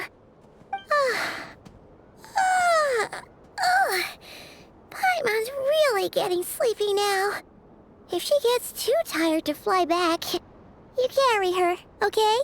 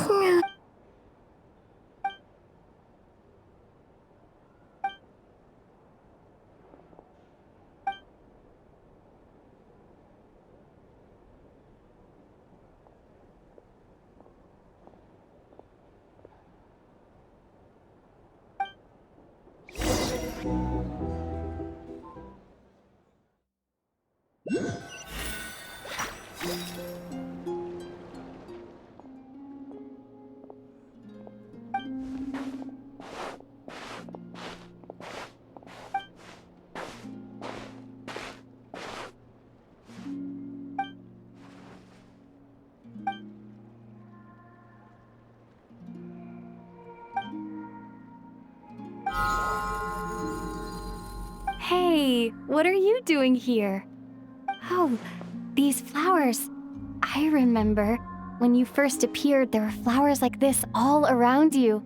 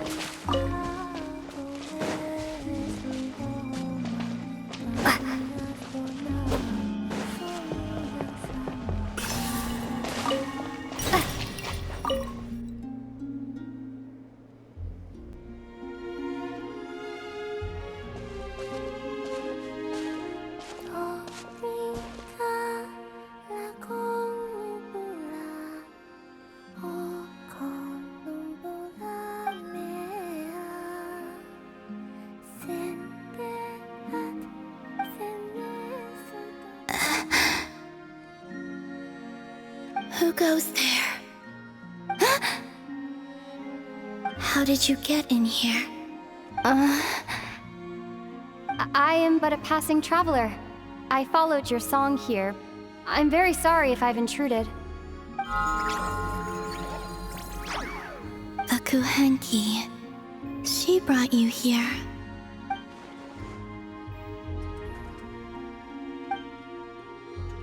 May I ask, are you the one they call Kutar?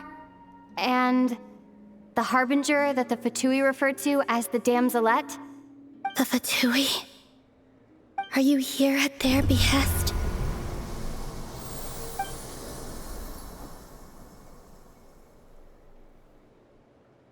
Please don't get me wrong. I have no intention of doing anything for the Fatui. I just wanted to ask you about nod-krai. And the moons. The moons? Do not believe in what you can see. What truly matters is what you cannot.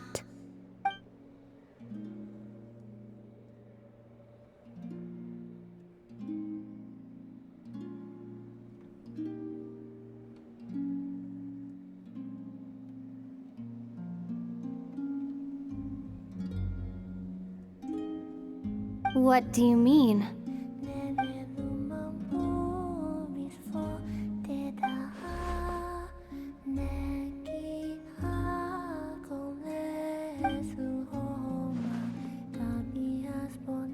Listen, I'm the Traveler.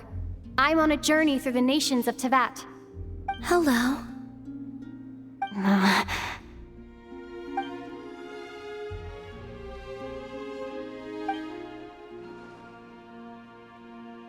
Could you tell me your name? Columbina. Kutar. The Damselette. The moon goddess. Pick whichever takes your fancy. I do not know my own name.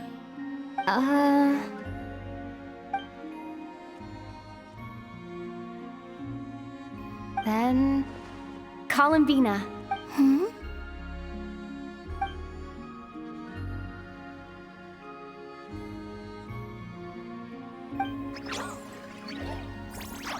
This Kuhenki, this Luanatar, did you bring her into being? Come here, little one.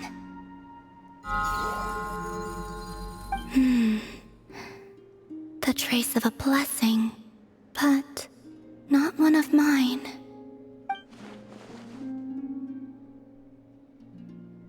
People always assume I can do many things. Assume I have done many things. But I haven't. All I ever wanted was to.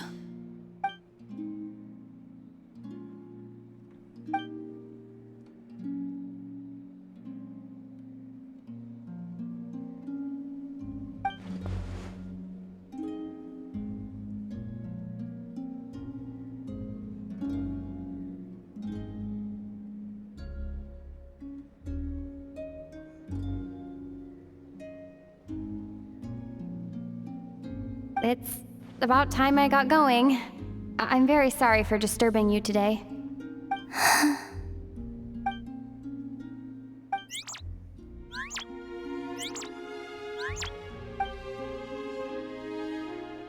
Columbina, that Kuhenki... Oh, you're leaving?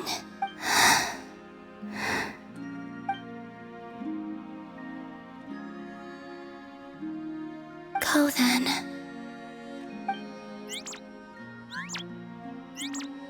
Goodbye.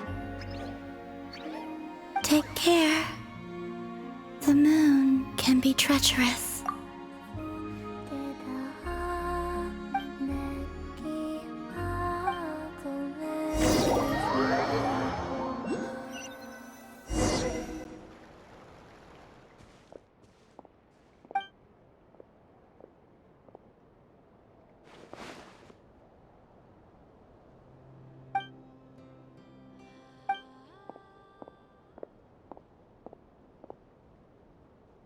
Wait, is that...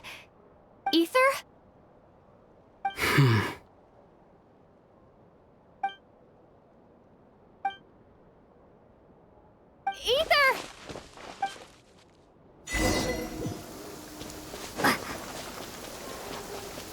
Aether!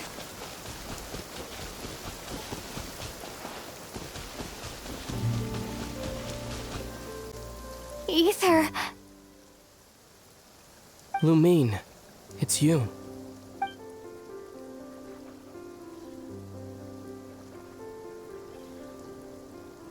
Why are you here on Hisi Island? If I told you I was here in search of the Frostmoon Scion's sacred relic, what would you think?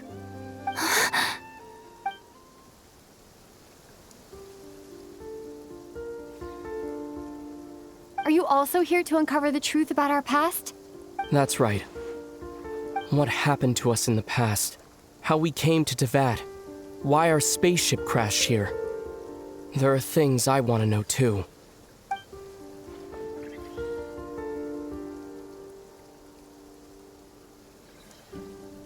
But I'm not about to sit around waiting for another 2 months to find out.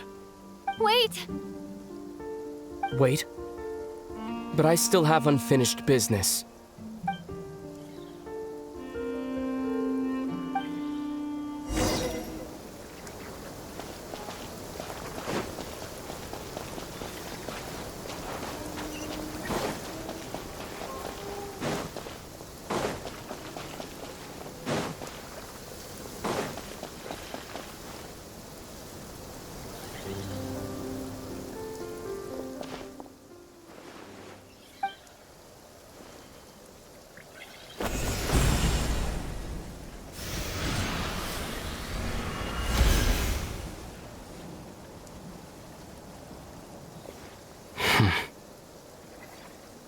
Hold on a second. What's wrong? That's the Frostmoon Scion's sacred relic. We can't just... Use it to get to the bottom of all this? We should at least get their permission. You barely even know her. Yet already you hold that moon chanter in such high trust. What do you mean? She told you that the seal can only be broken on moon prayer night, when the flow of Kuvaki is at its peak, yes? You heard all that? Watch this. Huh? But... Get it now? She's been stalling for time. As long as the statue's base is imbued with sufficient power, the secret chamber can be opened at any time.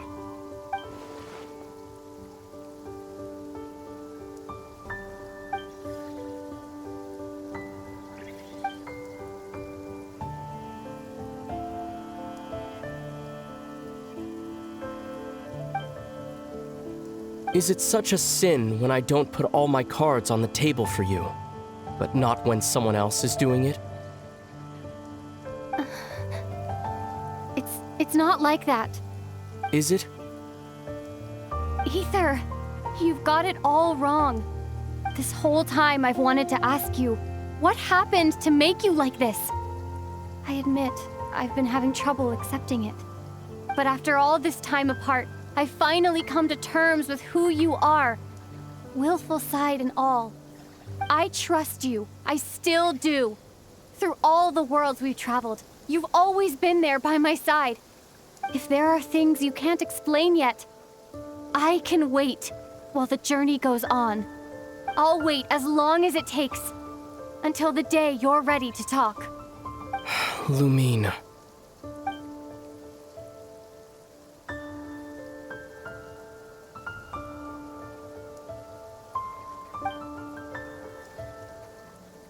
I'm not looking to borrow the moon marrow simply because of our past.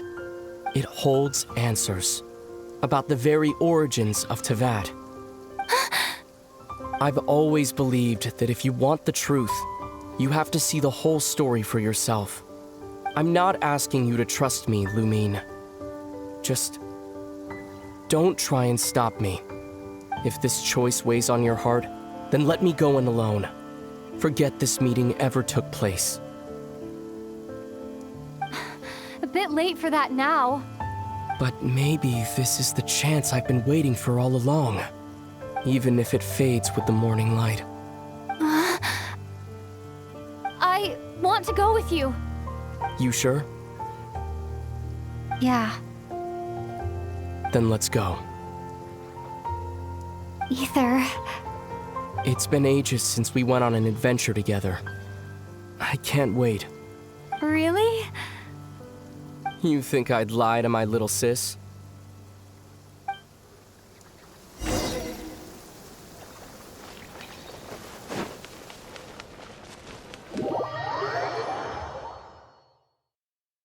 From what I understand, the path ahead is likely to be full of trials and challenges.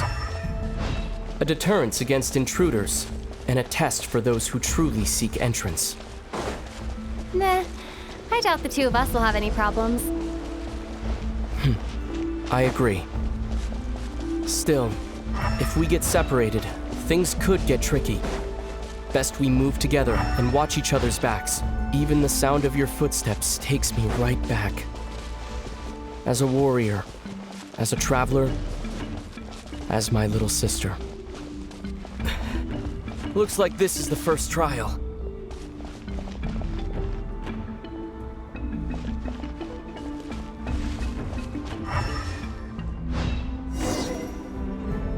Lumine, do you understand how Kuvaki works? How it exacts force through push and pull? Okay, I'll leave it to you then.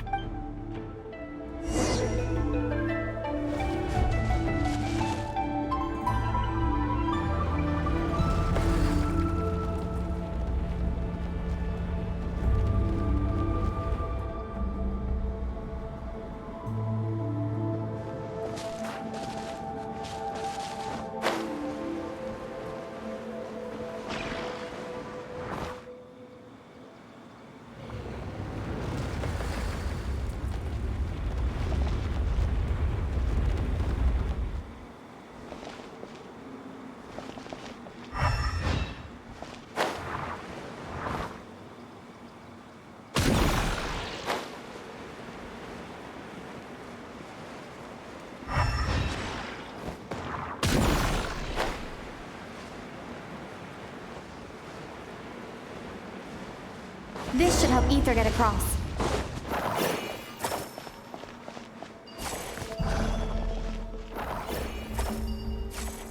Aether!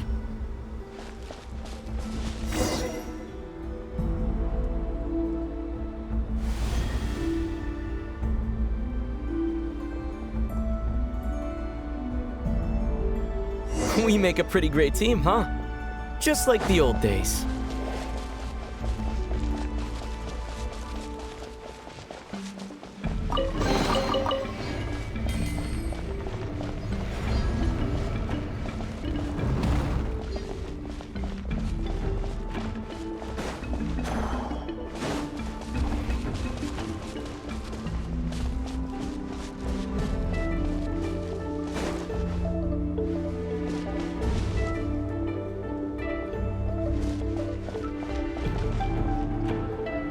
A wide open space.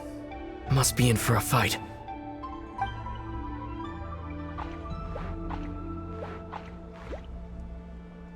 Was that it? What a letdown.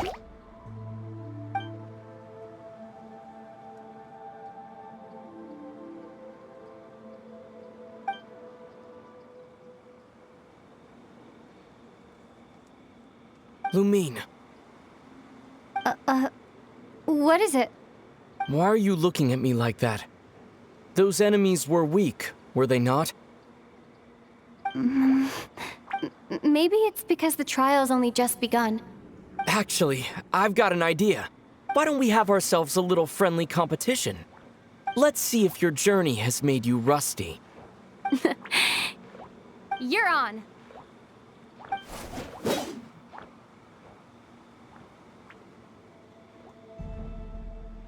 I won't lose to you, Aether.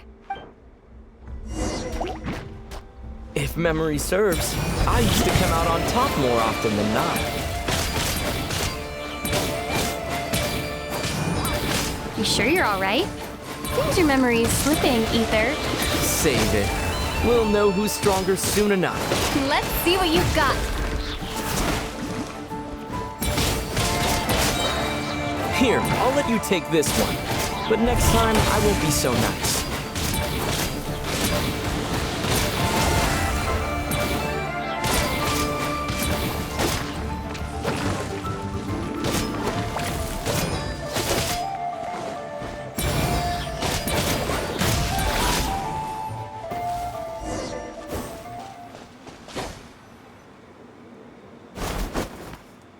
Fine, you win.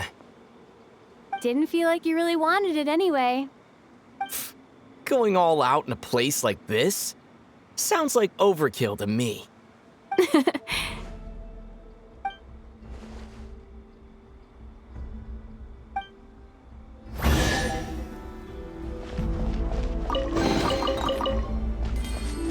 Let's keep moving.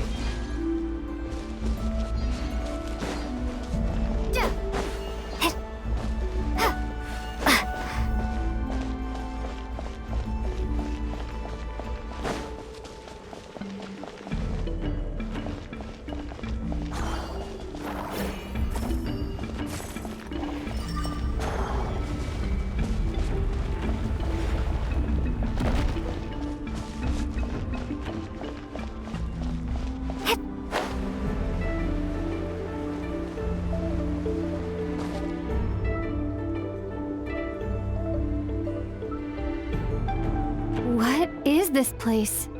No sign of any monsters. Feels like a ritual site, but something's missing. It's a head, inside that thing that looks like a mirror. I can feel it, but maybe it's sealed within? Can you open it using Kuvaki? Apparently not. Do you think it might have something to do with the Frostmoon Scion's bloodline? Aether? If this is about strength of blood, what could possibly stop us? Let me give it a try. Why don't you check around for other clues? Sure.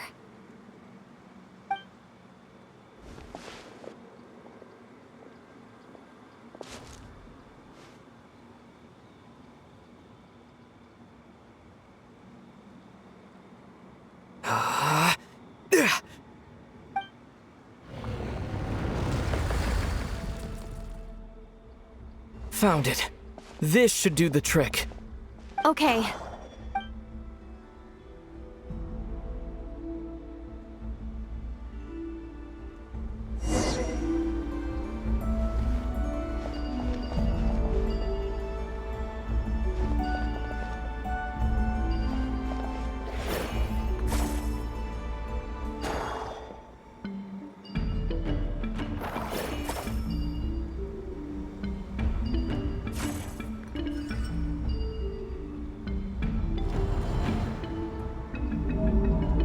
Yep, that got a reaction. That's one down.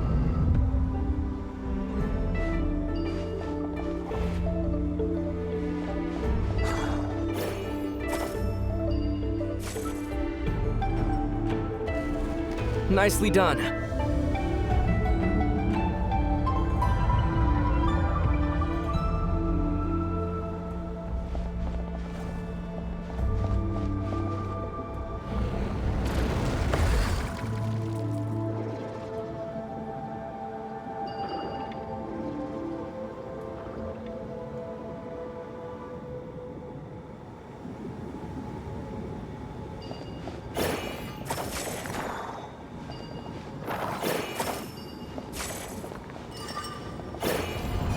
You've got this. One more to go. Good work, Lumine.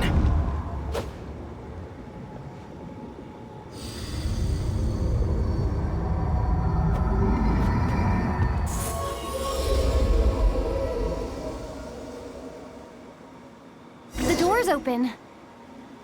Come, we must be close.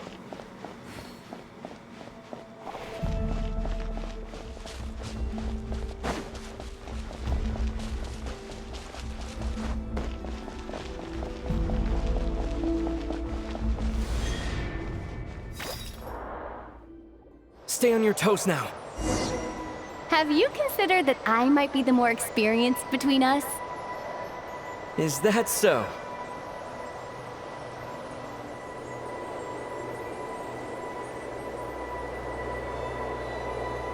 So, will you be heading off again after we're done here? Maybe. Maybe not. Another cryptic response. Don't worry about things that haven't happened yet.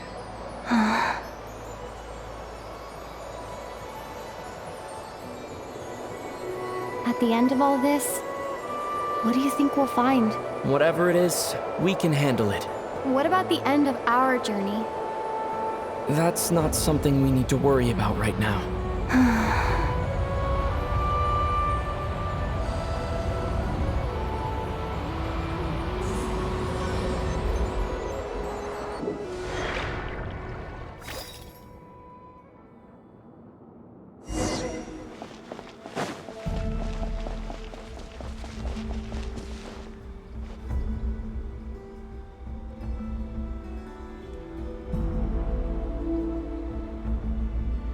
Looks like the final trial is just up ahead. Ready for battle? When have I ever not been? What's wrong? Going on an adventure with you side by side, it's been so exciting. But at the same time, it just feels surreal, I guess. Maybe because it's been so long. You know, this is only the second time we fought together since the day we both woke up in Teyvat. Maybe that's it. Lumine, let the light of our blades come together once more. Aether. This is a night of miracles, an adventure that belongs to us. Let's not weigh it down with worries and regrets. This is our adventure.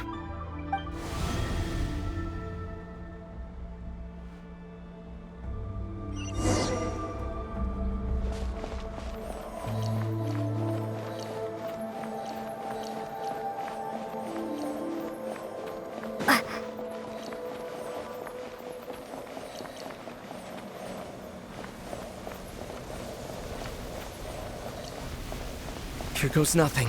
Prepare for battle. Stay focused! Don't forget to heal yourself!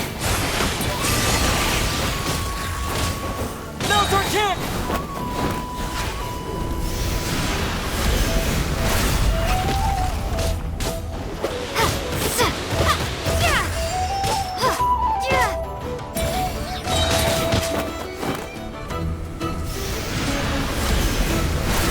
Watch out!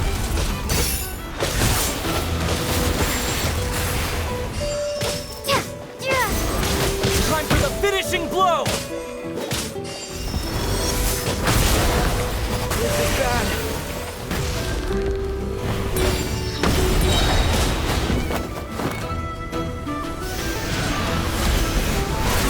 Stay focused!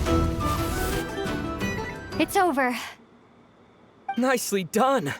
Flawless execution. Couldn't have pulled it off without your backup. Not too shabby at all. As for what you were saying, yes, I should have come to see you earlier. Or at the very least. Spent more time with me, going on adventures like this? Something like that. Instead of just running off and expecting you to follow my trail. Wait a sec. That's not an official apology, is it? That goes without saying. Come on, time to claim the treasure we came for.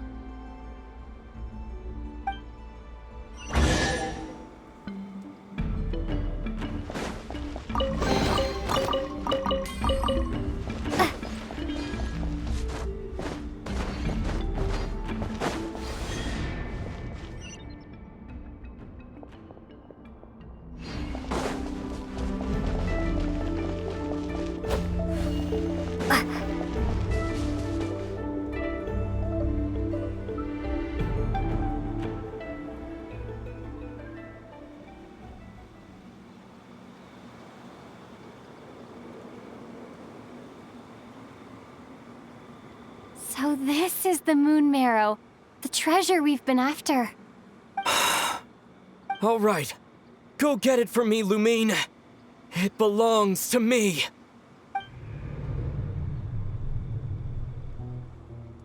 What's wrong, Lumine? After everything we've just been through, you still don't trust me? Don't you want to know the truth too? Just like I do? Rest assured, I'll share the truth with you afterwards. Now go, bring it to me.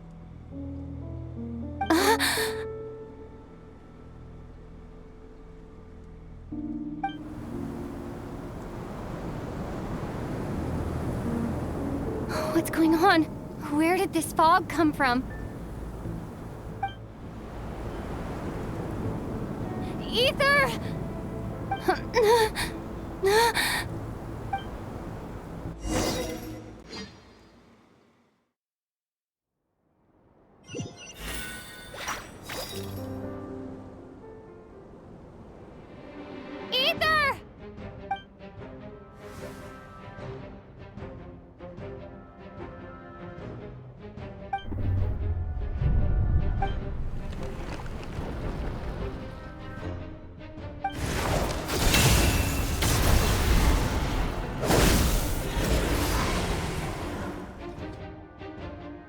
Aether! Huh? What are you doing here? Yes, we ran into each other at the flagship this afternoon. I'm honored you still remember.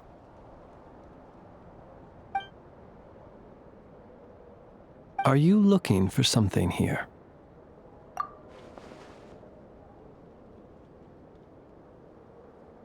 And you just happened to end up surrounded by the Wild Hunt. Sorry, I did not intend to come off as pointing fingers. Indeed, perhaps our courses of action do not differ so greatly. Not exactly. We Lightkeepers are accustomed to patrolling at night. A long-held tradition, you understand. I was just passing by when I noticed that the Wild Hunt had struck. So I simply did what I am duty-bound to do. As a matter of fact, I just saw someone leaving in quite the hurry. Was that your companion?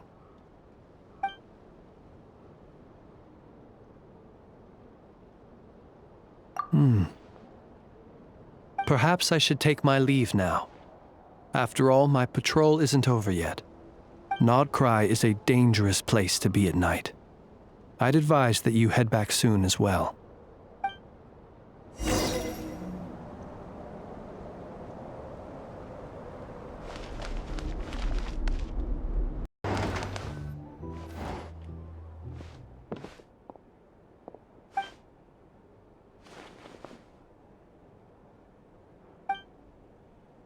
Woke up and saw you were gone, so she made you a cup of berry juice to help you sleep. Her own secret recipe. When you get back, drink it up and go get yourself some rest.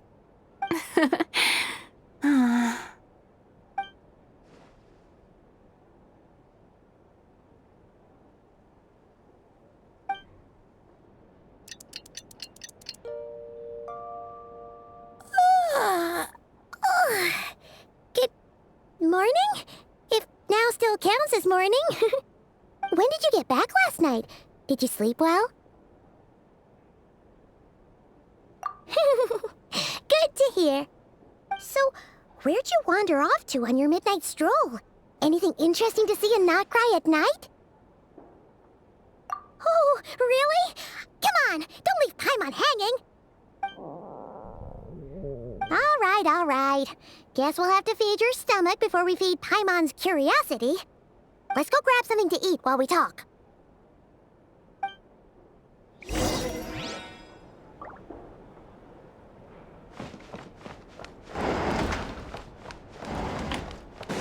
Merciless.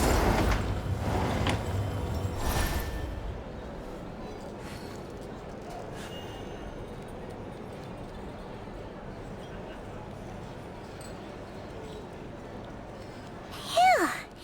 This is just the best, huh? Free food, free lodgings. This bark is bred for life material, that's for sure. Hey, did you hear what happened? Hear about what? You know, all that commotion over at the Frostmoon Scions. Crazy, huh?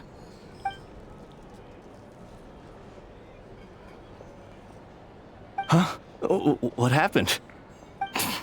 See what I mean? Completely oblivious to what's going on around you. The sacred relic of theirs, it's been stolen. Hey,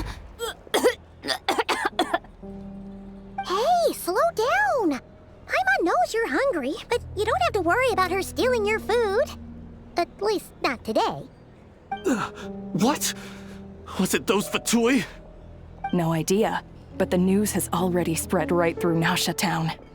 What did their high priestess... what did they call her again? The moon... something... Anyway, what did she say about it? What could she say? She's the one who discovered it was missing.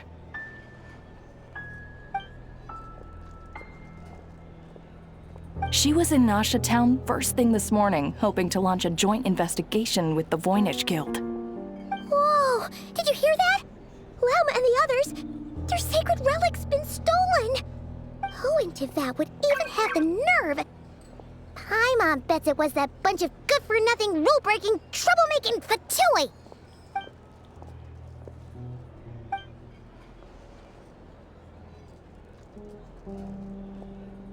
Huh? What's wrong? You feeling okay? A joint investigation? Good luck getting any takers. Unless there's some reward or business opportunity to sweeten the deal.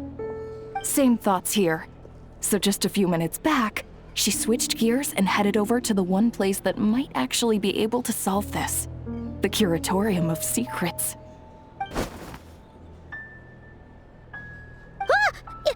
You scared, Paimon! What is it? Huh? Okay, just... Hey! Paimon's not a baby, you know! Quit pulling her arm! Here's the thing. You can't live life without a little spice.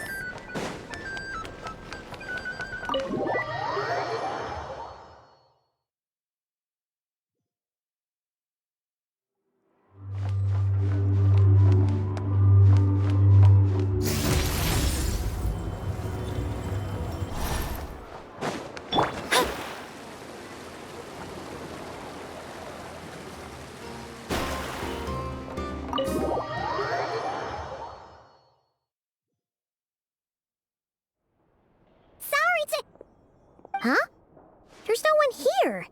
But didn't they just say Lauma came this way a few minutes ago?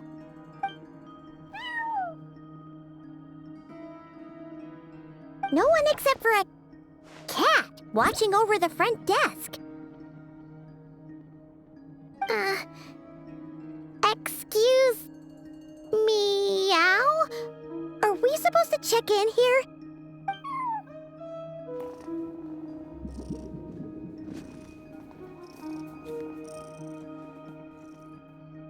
No idea what that means. Is this Lauma's personal receptionist or something? Pretty sure she'd be the only person who could actually understand it.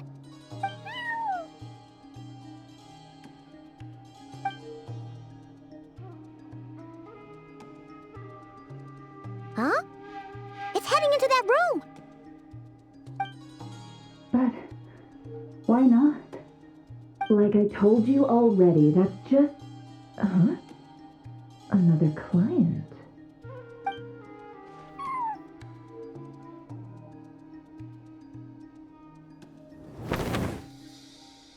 Ah!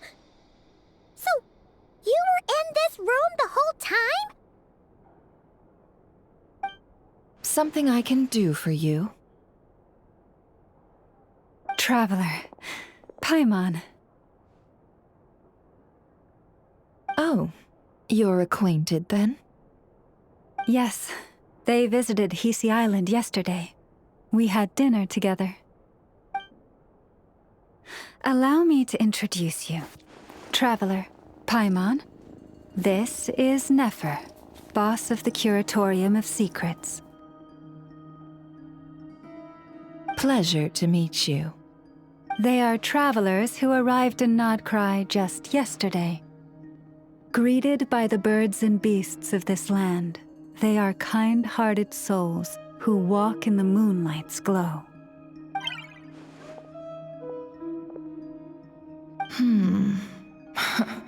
Interesting. Thank you, Lauma, but you need not have introduced them. They are great heroes, renowned throughout the nations beyond our borders. Oh, really? Do not forget, I deal in information. Just because most people in nod-krai pay scant attention to foreign affairs, that does not mean the same goes for the Curatorium of Secrets. They're the heroes everyone was talking about before. The ones who saved Natlan during the Abyss crisis.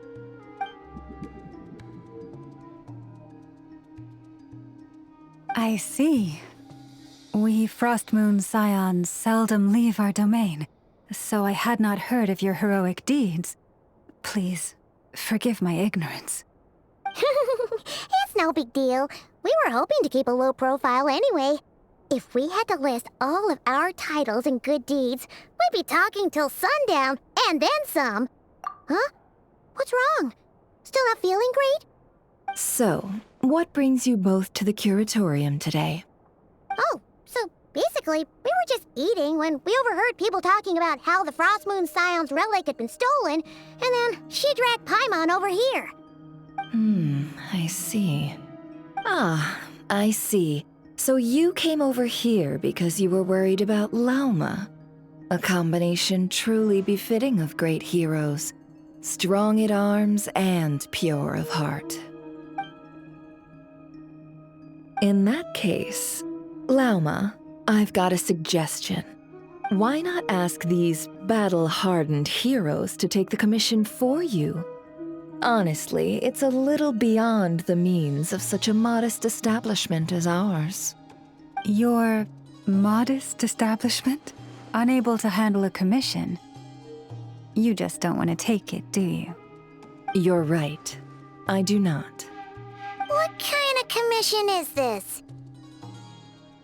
Surely it's not to recover your stolen relic? Yes, that is it. Recovering the relic is both my duty as a moon chanter and a step toward fulfilling the promise I made the traveler, to help uncover the truth of the past. But Nefer has already declined our commission multiple times. And yet, just as it always has, the moon will continue to illuminate the sky above the Curatorium. Come night or day, may the moon goddess keep you. Enough of that.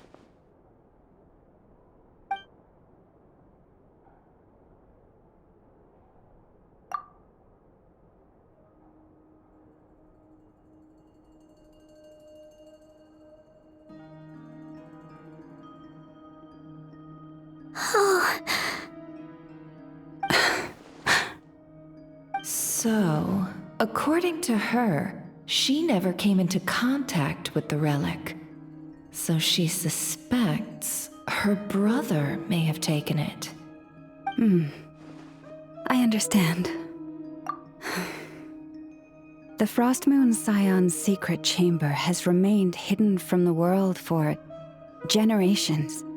But the reason outsiders are forbidden entry is not only to prevent theft. Within the chamber lie ancient trials, challenges designed to test the worthiness of those who enter. To intrude without rightful cause is a most perilous act indeed. So please, don't be too hard on yourself. The fact that you made it through those trials proves your right to stand before the relic. To put it simply, the moon marrow itself has deemed you worthy. No. Your honesty tells me everything. You never sought to take the moon marrow for yourself. As for what happened at the end, I suspect the chamber's protection mechanism may have been activated.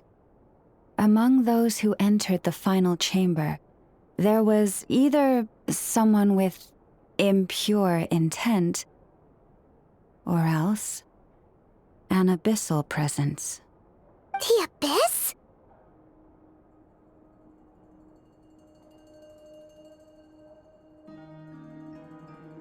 Perhaps that's why, then. Either way, the moon marrow was taken. And I believe you. So the problem remains the same. I need to recover our relic.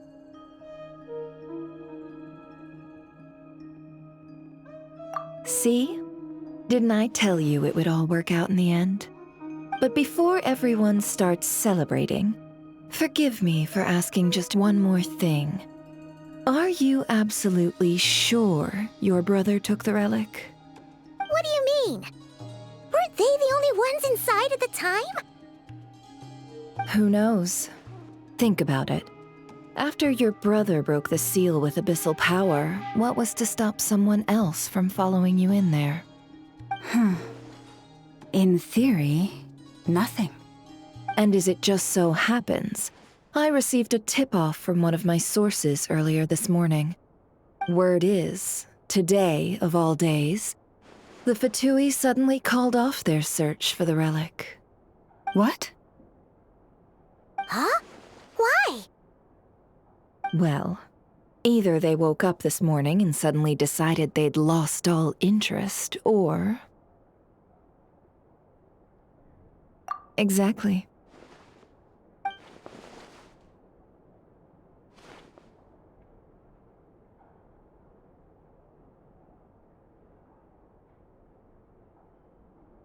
Are you wondering if your brother might be in cahoots with the Fatui?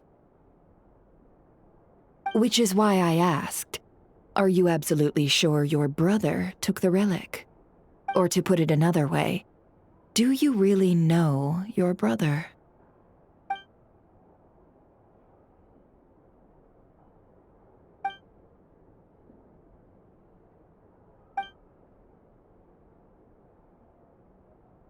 In other words, it's highly likely that the Fatui already have the moon marrow. So, basically, all we need to do is find our way into that Fatui research facility, and we should be able to get to the bottom of this, right? Congratulations, you've found your answer. Looks like the curatorium won't need to lift a finger this time. Well, Lauma, there we are. On behalf of our long-standing cooperation and the great hero by your side, I'll waive your consultation fee. But just this once. You're really not planning on helping us? I think I've helped more than enough already. If we're to stand any chance of infiltrating that facility, we'll need the help of a specialist. Just so you don't get the wrong idea, let me make myself crystal clear. The Curatorium of Secrets has always striven to abide by a policy of strict neutrality. We do not take sides with any faction in nod-krai. I cannot help the leader of the Frostmoon Scions sneak into a Fatui facility. That would make me their enemy. When one of their harbingers asked me to help them infiltrate your territory, I gave them the same answer. No. All right, I understand. But I do have one final request. I promise it's my last. It had better be. No matter who it is, I want you to help us persuade the next person who walks through that door to join us. What is she up to? You're that desperate for help? What if it's a member of the Fatui? It doesn't matter. You're welcome to tell them everything, even about our plans to infiltrate the Experimental Design Bureau. All I'm asking is for you to say one thing, just one thing to help persuade them. If you do that, I promise I won't ask you for anything else. Made up your mind? Fine. Fine, I'll play along with your little game. Besides, as long as I'm not personally involved, no one can accuse us of taking sides. Boss, I'm back!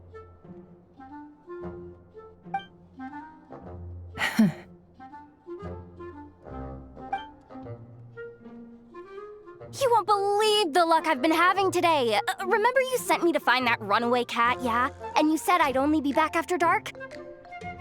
Well, guess what? Right after I left the house, this big ibis flew over and the missing cat was right in its claws. And once it got close, it loosened its grip and... Boss, you're meeting clients. I'm so sorry. I'll get out of your way.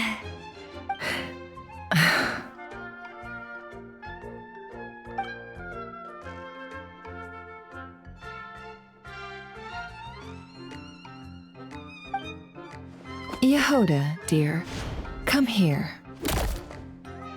Huh? Me? Is something the matter? Oh, hi there. My dear Jahoda, I have a request. Yikes!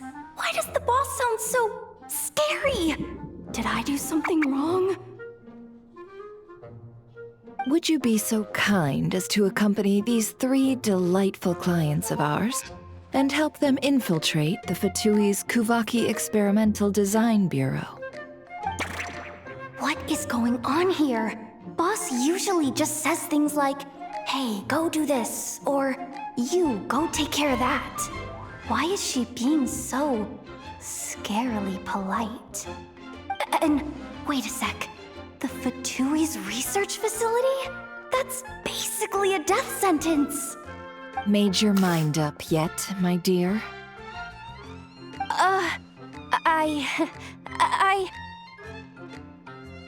What is up with Boss today? Am I supposed to say yes to this? Or maybe it's because the mission's too risky, so she's actually looking out for me? Why is everyone looking at me like that? Is this some kind of test? I can't let the boss down. Can I? Have you made up your mind?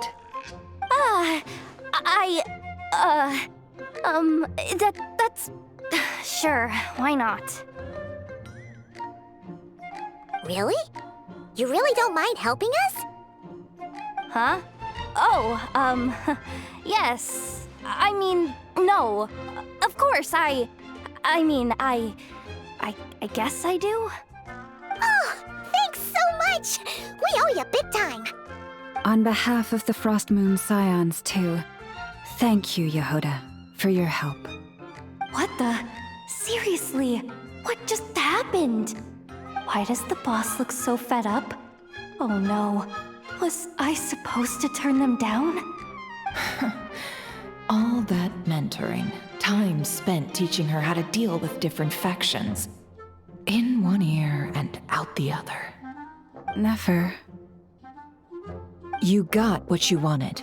You promised that was it. I know this goes against your principles. I won't forget the favor. Trying to get me to change my mind now? Of course not. I just wanted to say thank you. So, thank you. Oh. Jahoda, we'll leave the planning to you. Let's discuss the details elsewhere. Huh? Oh, okay. Oh, what have I gotten myself into? Oh, by the way, Jahoda, before you go...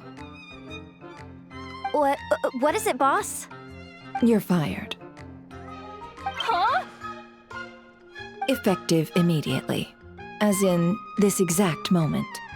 The curatorium will take you back, of course, but only once you've completed this commission for our 3 clients. What? Is there some issue? Well, here's the upside. Without me taking a cut from your commission, you'll earn more. Seriously?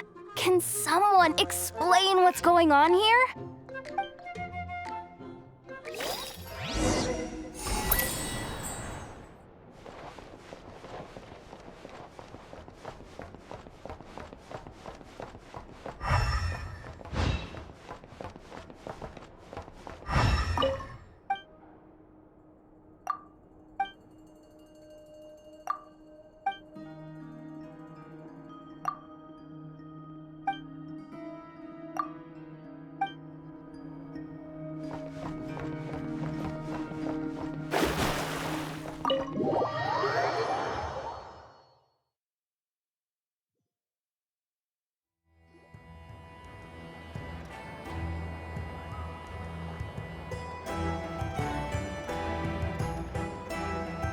you sure Jahoda's alright?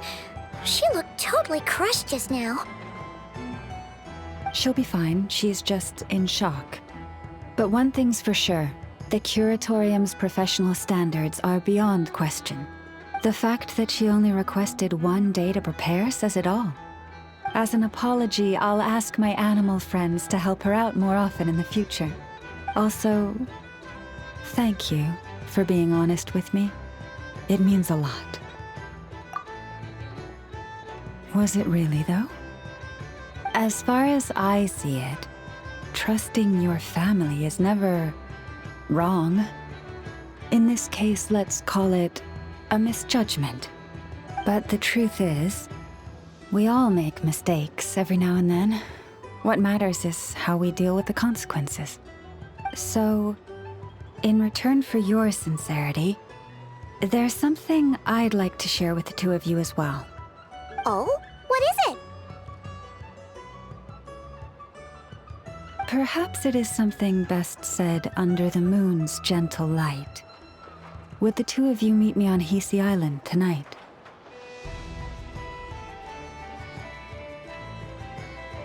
Oh, it does sound important.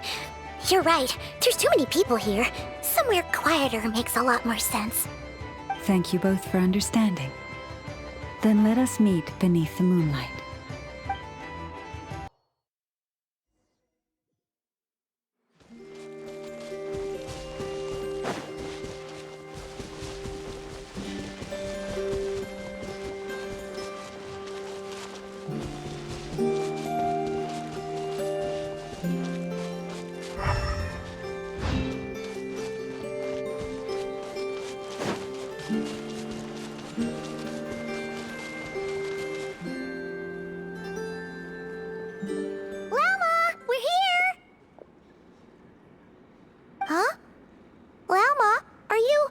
Praying? I am indeed. For the moment I was born, my people exclaimed, "Behold, eyes like the moonlit tide, antlers like the crescent moon, and blood that glimmers silver as the moon's reflection." From as far back as I can remember, I was revered as the Frostmoon's emissary and the Moontide Maiden. The first words I ever learned were prayers to the Frost Moon. The first gestures, those of our sacred rites. Wow, that must have been tough. Back then, I didn't know any better. It all just seemed so natural. The Frostmoon Scion's bloodline has long since begun to run thin. Nowadays, even those of us with antlers are few and far between, let alone those attuned to the power of Kuvaki. But I...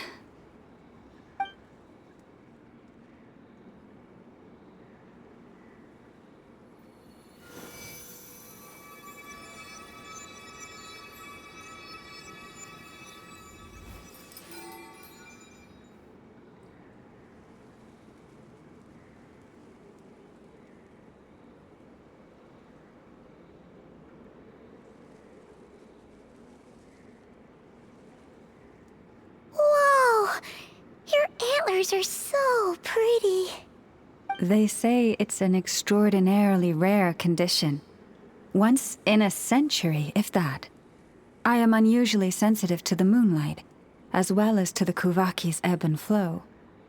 As a child, I could barely sleep because of it. Oh no!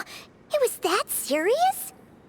To others, fluctuations in Kuvaki are something you easily get used to. Like a gentle tide lapping away at the shore. But to me, that same tide is a towering tsunami, a surging swell crashing against me. Of course, as the years went by, I learned how to suppress my senses and my power, enough to keep it all from overwhelming me.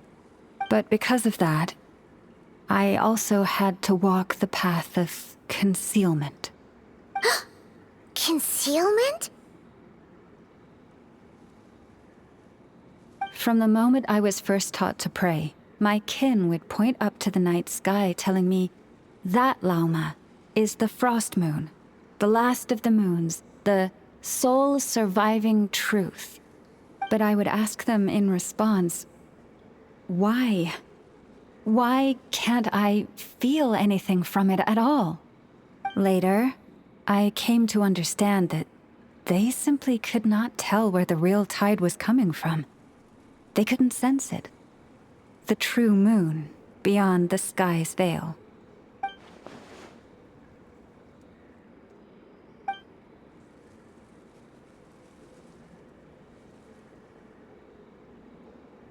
The moon is false. I reached that conclusion long ago. But there was no one I could tell. Not a single soul. At least, not until now. Am I the one who's wrong? Is it the moon that is false, or my own senses? I asked myself such questions time and time again.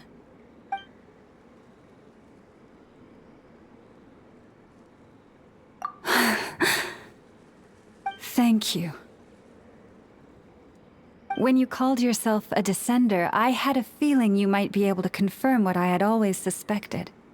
And now that you have, it's exactly as I imagined. I feel relieved. Oh, Paimon kinda gets why you couldn't tell anyone now. It's not easy to change people's minds on something they've believed for hundreds of years. That's what I meant by concealment. I knew too much, so I had no choice but to keep my people in the dark. Every prayer I offer feels like a lie to keep myself going.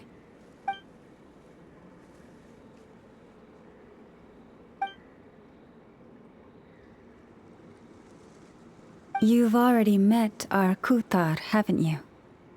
Huh? When was that? And more importantly, when were you planning on telling Paimon? Ah, no wonder. What did you think of her?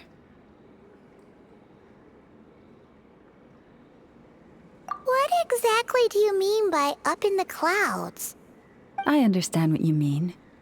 She is quite indifferent to the world outside herself. But I find it hard to hold that against her. Yes, it was shortly after the fall of the ancient moon's remnants. I asked her what the Frostmoon Scions meant to her, and why she left in the first place. Yeah? So, why did she? Perhaps it's better if you ask her yourselves.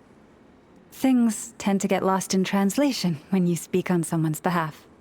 What I can say for certain is this. Even when I had no one to confide in, I still had a family. I still had the Frostmoon Scions. But that girl, born beneath the moonlight, perhaps she's never felt she had either. The truth is, though, she might have had it all. If only the Frostmoon Scions hadn't let her down.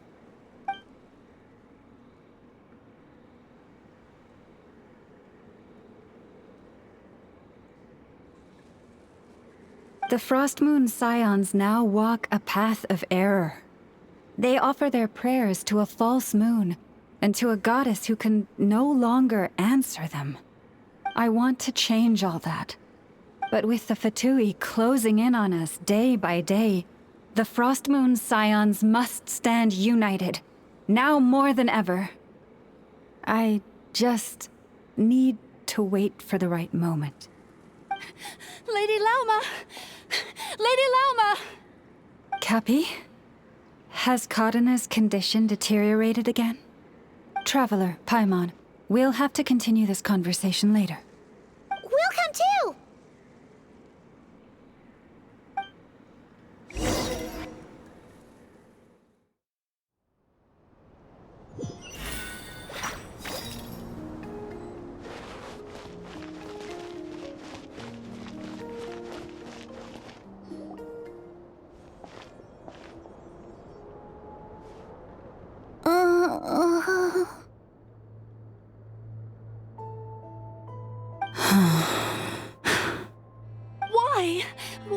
Did I do something wrong?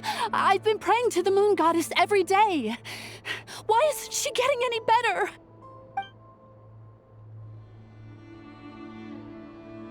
Cappy, I need you to wait outside. I'm about to start her treatment.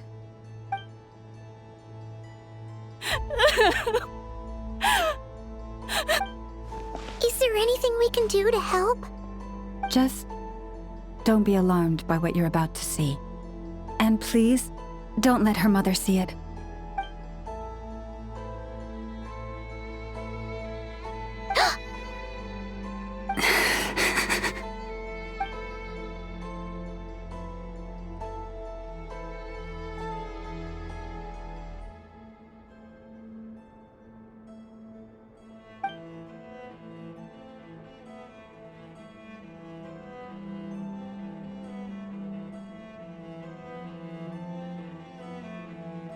Shh. Please. Help me keep this a secret. She looks much better now. But, Lauma, was that? A medicine prescribed by a local doctor. For ordinary people, my blood has the power to counteract any adverse reactions to Kuvaki.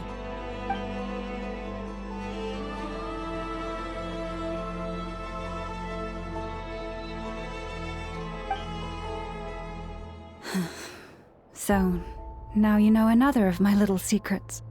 I had hoped to guide the Scions out of error before Katheryne's illness reached this stage, but clearly, I was too late.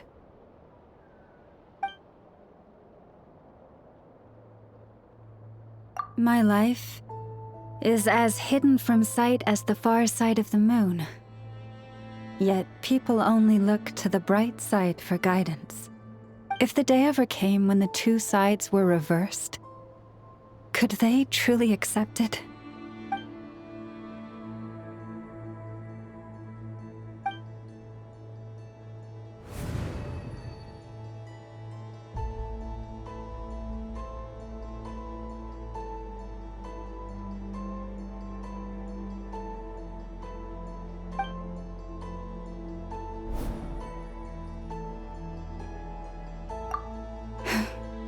Hearing you say that puts my heart at ease. And if there's anything we can do to help the Frostmoon Scions, just let us know. Our priority, right now, is reclaiming our relic from the Fatui. But I now understand that the day I will tell everyone the truth is no longer far off.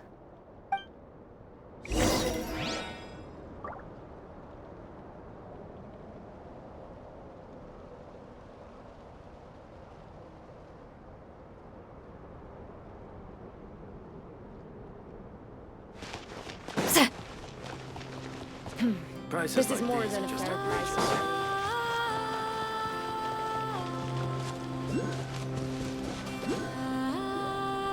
Wow! Paimon would never have guessed Lauma had all that bottled up inside. Hey! Watch your step! Ah! What's wrong? Oh, you scared Paimon. You scared me there too. Almost stepped right into one of my traps. A trap? Why would you leave a trap somewhere like this? Well, it's not like this is a main path. And besides, we Frostmoon Scions would recognize it instantly.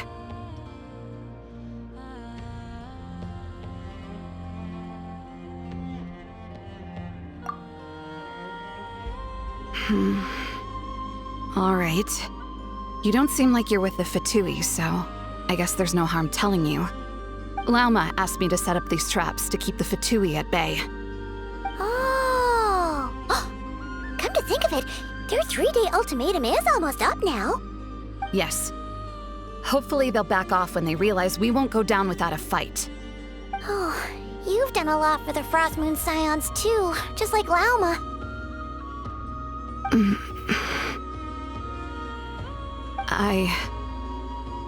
Philomena? It's nothing. I was just wondering if any of this is really worth it. What do you mean? Our people.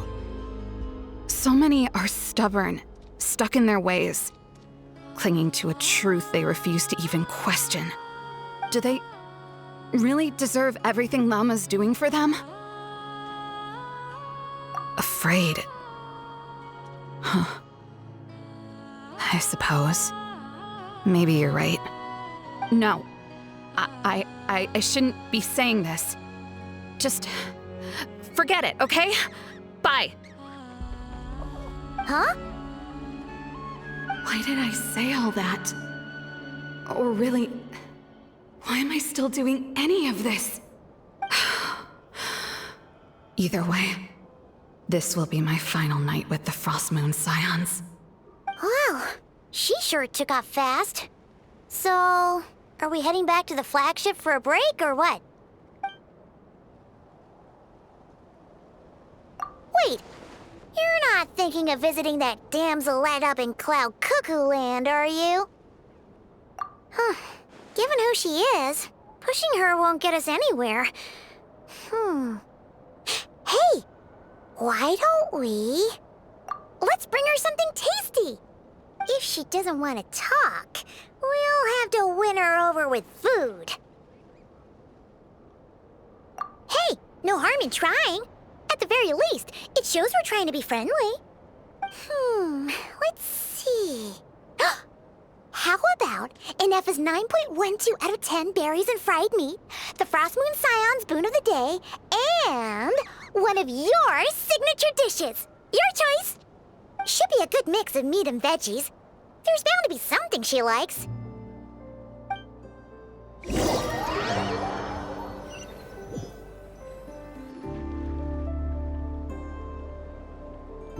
All right, food's packed and ready.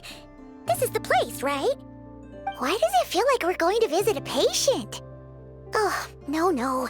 Take this seriously, Paimon.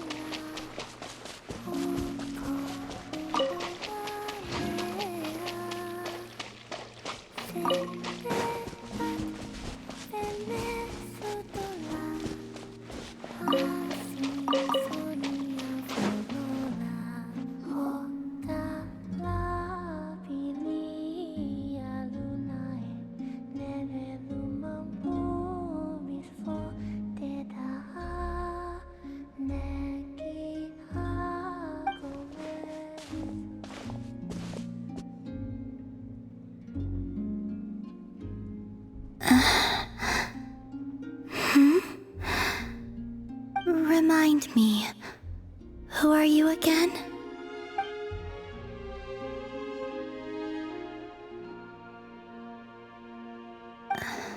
A different one floats by your side today. A different one? What's that even supposed to mean? Ugh, there goes Paimon's perfect conversation starter. Hi there! Paimon is Paimon, and this is the Traveler.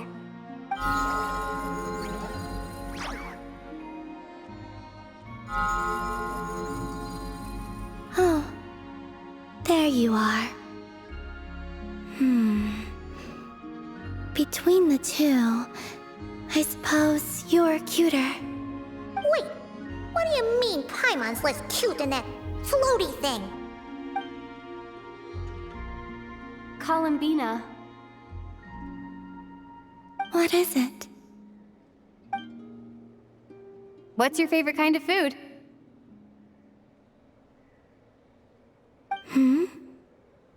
Is this a treat? Or an offering? Let's go with treat. Anyway, this is all the traveler's cooking, so please, help yourself.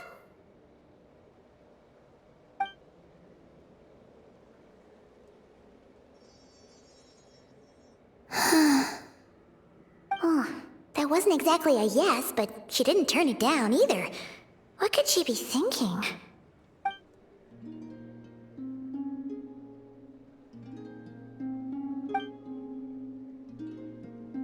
So, what do you want to ask? Hey, she's actually playing along! Quick, now's our shot! You know the moon in the sky isn't real, don't you? I know there is only one moon in the sky. It is simply that some can see it, and some cannot. What does it mean to you?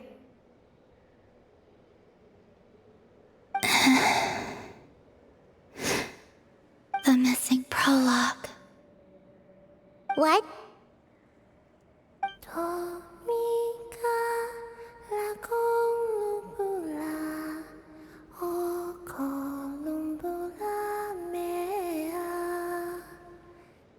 Huh? What does that mean? Isn't she going to explain herself? Can you tell me more about that melody? You were humming it last time too. It must be important to you.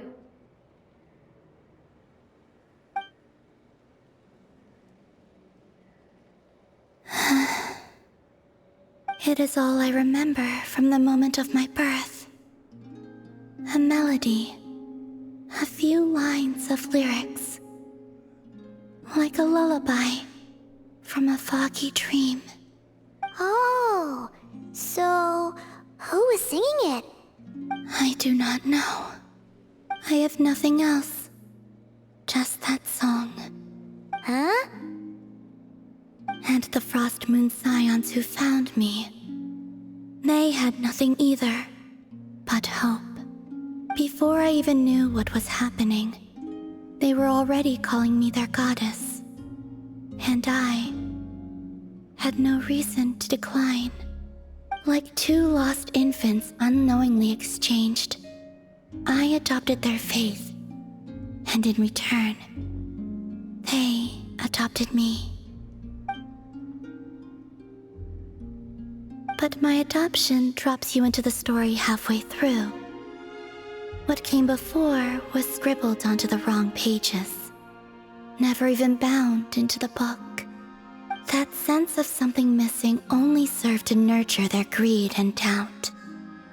And thus, I came to realize that this place was never truly my home. Greed and doubt? O Moon Goddess, forge weapons for us, drive out our enemies, and expand our lands. O Moon Goddess, heal our wounds, ease our suffering, grant us strength. They asked for everything, and I obliged. Until the day came when no answer could be given. If mortals can turn to the gods when they are powerless, then who do the gods turn to when they have nothing left to give? You've got Paimon there. In those days, the Frostmoon Scions cared more for faith than for truth.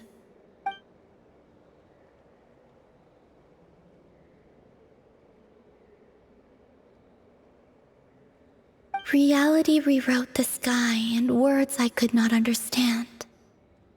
I did not want to read a tampered version, so I simply stopped looking. The real beginning of my story lies up there, on the moon, forever beyond my reach. Like a message carved for blind hands, sealed away where no fingers can find it. Huh. So that's how it is.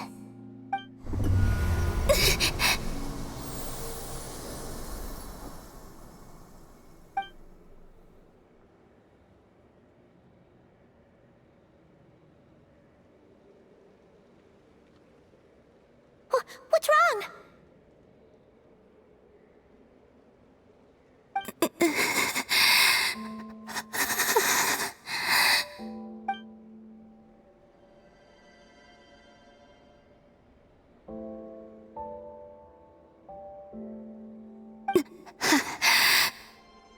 You should go. What, now? But you really don't look well. Did something just happen? Is there anything we can do to help? No. Aside from answers, I have nothing else to give you in return. This is the price of running away from home a second time. Running away from home?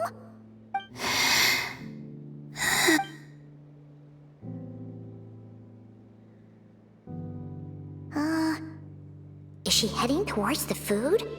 Did all of Paimon's questions make her hungry? Do you still have many questions? I know I should offer more in return for your kindness, but I'm feeling a little worn out. Oh, we're so sorry about that. The Tsaritsa was right. Freedom always comes with a price. She said I could treat the Fatui as a second family, a second home. But in the end, they were no different. All they wanted in truth was my power as the moon goddess. I'd rather not dwell on such unhappy memories.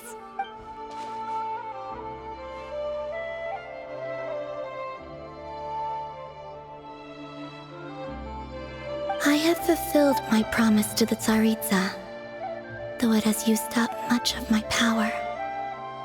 So you see, this has nothing to do with betrayal.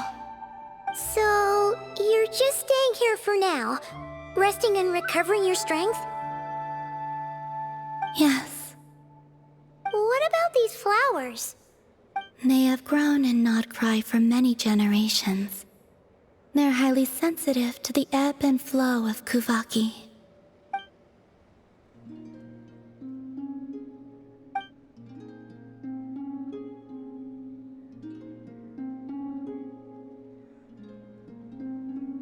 At times, I thought about using that relic the Frostmoon Scions had hidden away. I could sense the power within it. But going out is such a hassle. People might see me, and I promised Lauma I wouldn't show myself to anyone. Besides, I know it's gone now anyway. Really? Lauma asked you to stay in hiding? Uh-oh, she's looking back at the food again. Paimon's still got some little crumb cookies here. You could have these for dessert if you wanted. Lauma said she wishes to change the Frostmoon Scions, which is why she asked me to stay out of sight. I don't really understand what she meant, and to be honest, it's not something that concerns me. But I wasn't planning to see anyone anyway. If they found their way here themselves, that's hardly my fault.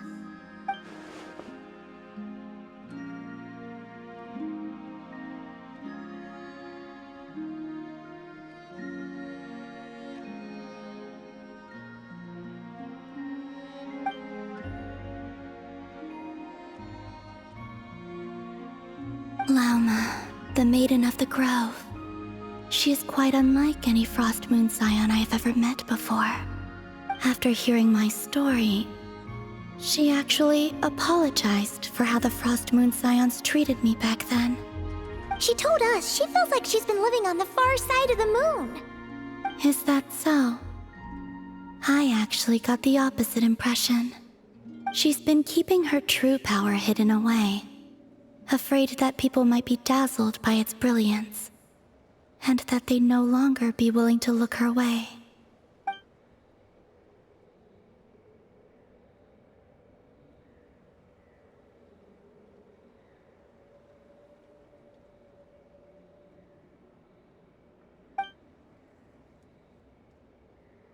So, what do you wish for now?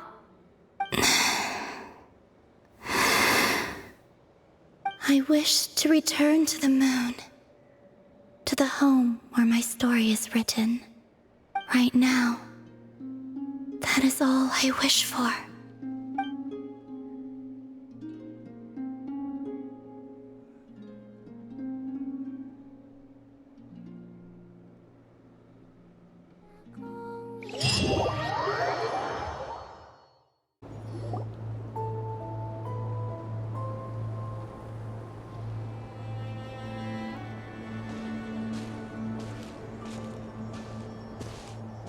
Huh?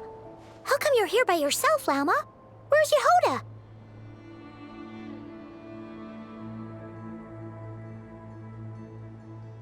I haven't seen her. Seriously? Don't tell Paimon she's ditched us on our first mission together.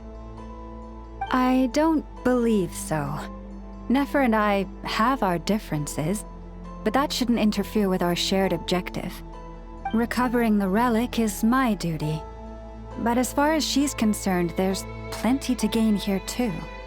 In nod-krai, it's common knowledge that the curatorium has a nose for profit and opportunity. The same way aphids flit from flower to flower in a never-ending quest to make honey. Huh. Sounds like you know her pretty well.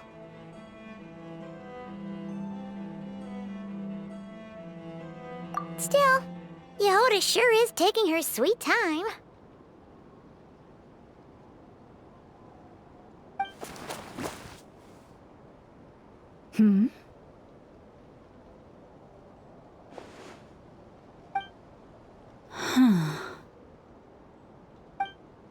I believe we may have misjudged and underestimated Miss Jahoda. Huh? What do you mean? As a former employee of the curatorium, I'm confident that she possesses both professionalism and integrity in ample measure. Huh? Huh? What was that noise?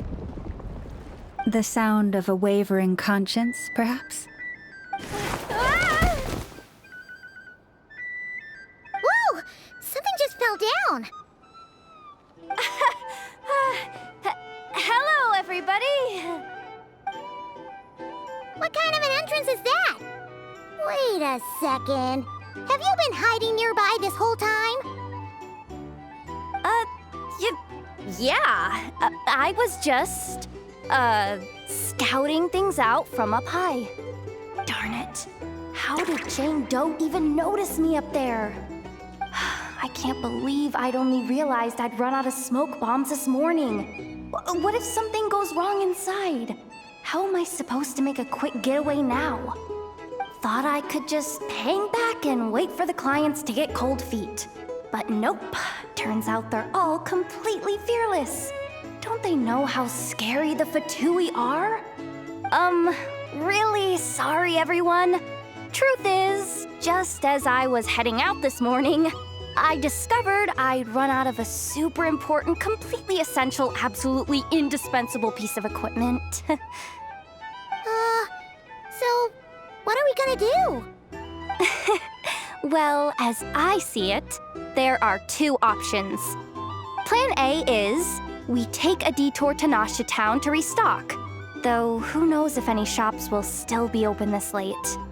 Plan B is we call it quits right here, disband the team, and I'll go home.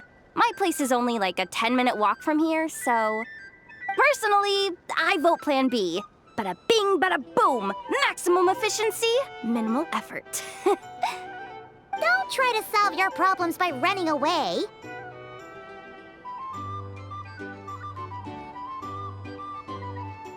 Not a fan of either? Then I guess our only option is to fall back on Plan J. That's J for Jahoda, by the way. Why didn't you just tell us that was an option in the first place? Come on, that would have totally ruined the surprise. Boss pulls this trick all the time, and it's always the clueless ones who end up praising her to the skies. Feels like you just threw shade at a whole lot of people. I have faith in your professionalism, Jahoda. You don't need those flashy tricks. Your abilities alone are more than enough to earn our respect. Huh. This Jane Doe sure has an eye for talent. Speaking of which, maybe it's time I started calling her something nicer? You really mean that, Jane? I mean, Lauma Doe? I do. I'll tell you what, it's not every day you get to work alongside such considerate clients. I have a feeling we're gonna make a great team. Plan J is this. We find our way in through the freight access on the facility's east side. It's tucked away from view, and security's lighter at night. I've prepared some special gadgets too, so we should be ready for anything.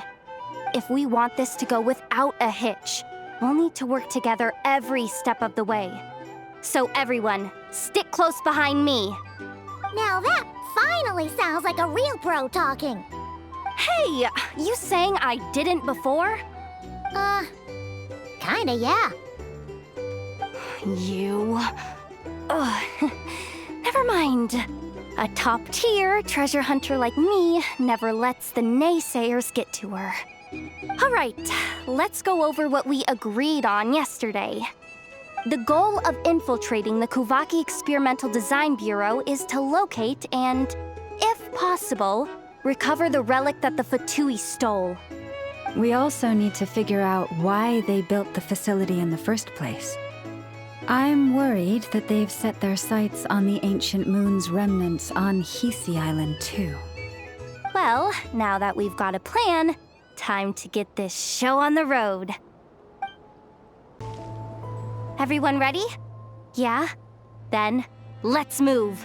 All right then, let's get this job done.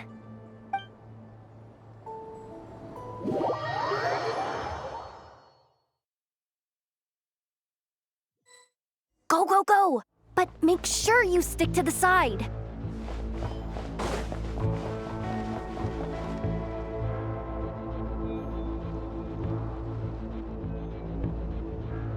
Just as I thought. There's a gate controlling access from the outside. Good thing I brought this keycard, huh? Well, technically I stole it. But no need to tell them that, right? Blame that chump who thought it was a good idea to get wasted at the flagship during work hours. Ooh, is it top-level clearance? Of course, that goes without saying. Let me read it out loud for you. Fatui Experimental Design Bureau number 183574, maximum clearance, maintenance intern. That doesn't sound very top-level to Paimon. Never underestimate interns. Even the most legendary of thieves started out as rookie pickpockets, you know? Besides, if it wasn't for this person's selfless generosity, we wouldn't be able to just waltz in like this, would we? Feels like you're trying really hard to change the subject. Allow me to teach you the first rule of treasure hunting. First and foremost, use every resource at your disposal.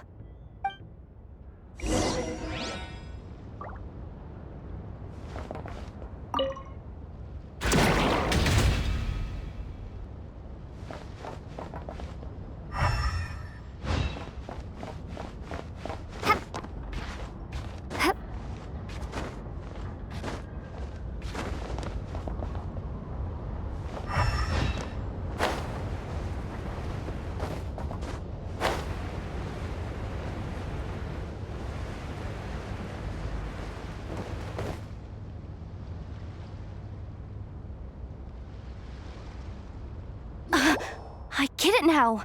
It's like a pair of light bulbs just lit up in my head.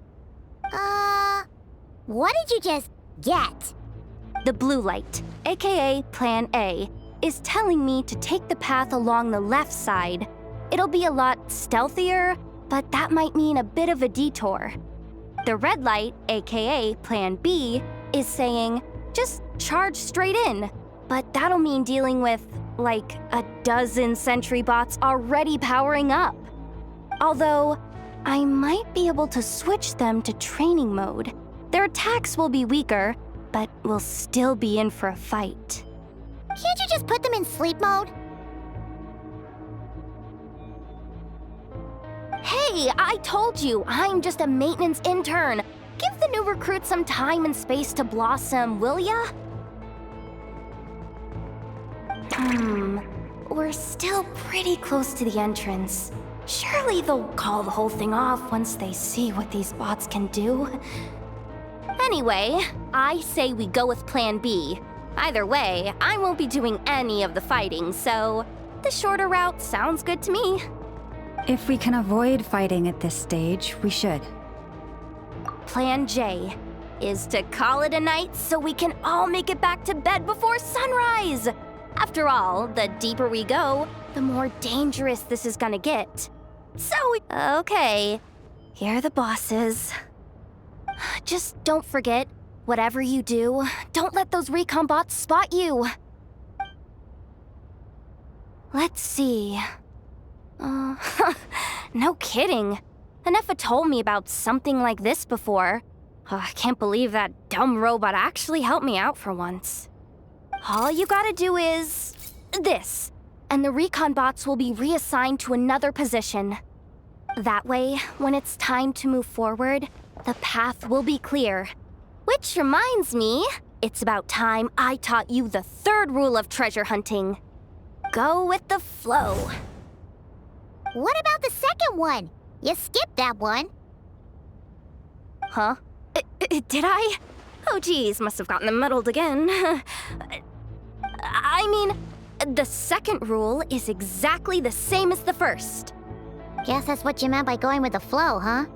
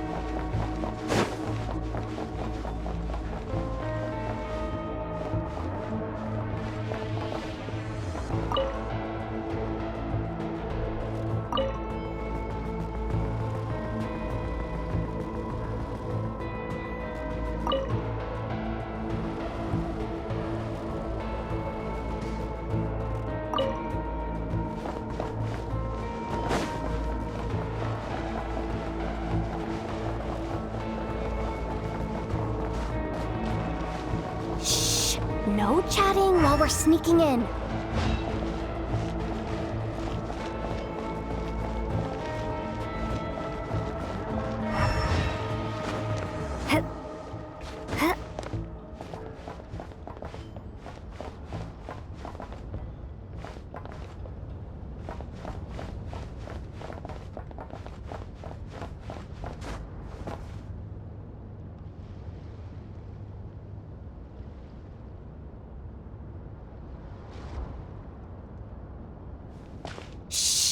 Someone up ahead! Has the lockdown been initiated? Move it, soldier! The cargo has already been transferred. The lockdown procedure is complete, Commander. That sector is now fully sealed. The night shift. Just our luck. Don't they usually handle deliveries during the daytime? There's not supposed to be anyone here. We've come this far already, and they're really trying their best. If I suggest backing out again, it's not gonna look good. Come on, brain. Think!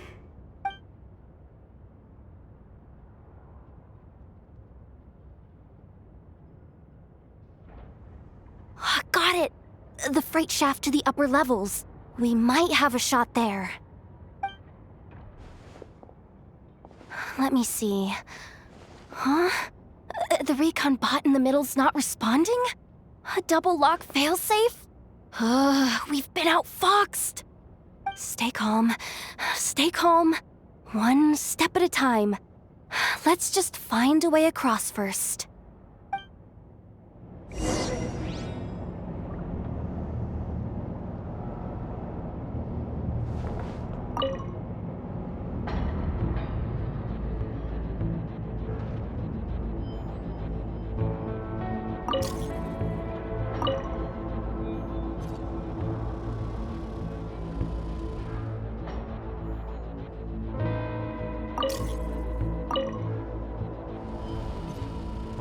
All set.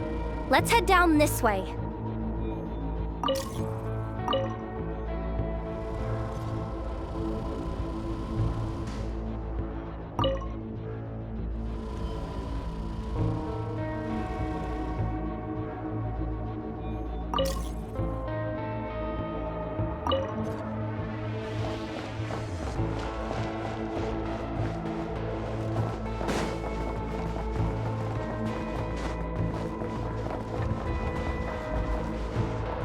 Hey! Another control terminal!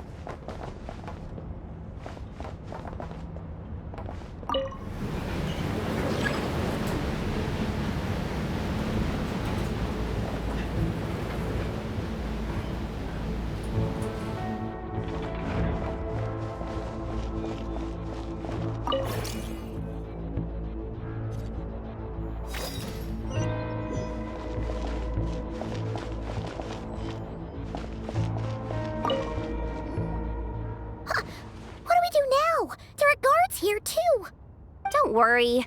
Bots are way easier to deal with than people. At least their behavior is predictable. First, let's find a safe spot to land. Good. That spot shouldn't draw their attention. Let's go. Let me just try something. Maybe I can use the terminal to command them to move out of our way. Security verification? With 10 questions? Are you kidding me? You really trust me that much? Fine. I'll do my best. But just to be clear, if I can't answer a question, I'm backing straight out of the terminal. No way I'm risking triggering any sort of alarm. Come on, Jahoda. You can't give up now. Question 1. What is our motto? Oh, I know this one.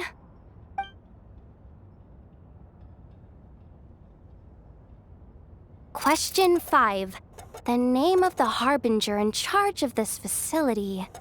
Let's go with, Sandrone. This one should be the Pale Star Edict. I've heard one of Boss's informants mention that before. Final question. Enter employee ID. And it's timed? Okay. 183574. Confirm. I actually got them all right? What a miracle. Not bad, Jahoda. Not bad at all. Guess you're an official maintenance intern now. Hey, that could be my personal plan B if I can't get my job back. Just kidding. The Fatui are awful. The bots have taken the command. They're moving off. Let's get going while the coast is clear.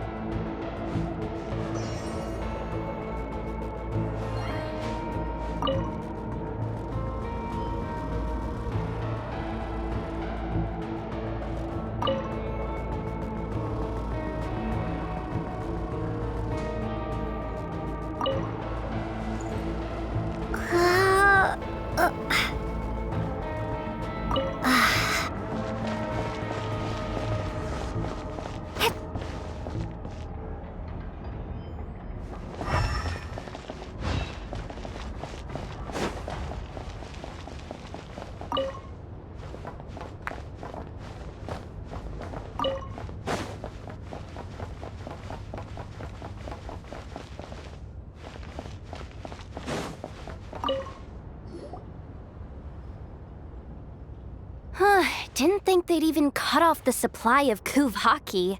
They're being really cautious. If we can somehow divert some emergency power into the system, we might be able to force boot this thing. What do you mean by force boot? How do I explain this?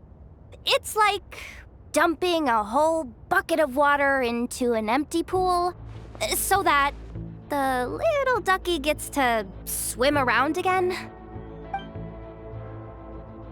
You should probably just ask Aino instead. So, we just need to find that bucket of water, right? Huh. Paimon thought your explanation was great. Kinda adorable. In a childish sort of way. Hey, you could have just skipped that last part. Here, bucket, bucket, bucket. Where are you hiding? Judging from the concentration of Kuvaki, over there. Wow, you can sense that, Laumado? That's incredible.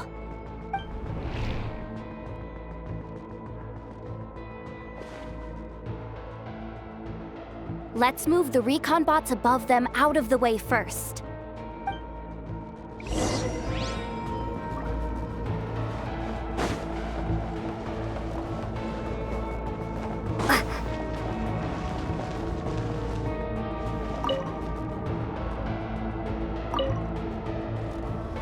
All right, that should keep the alarm from going off.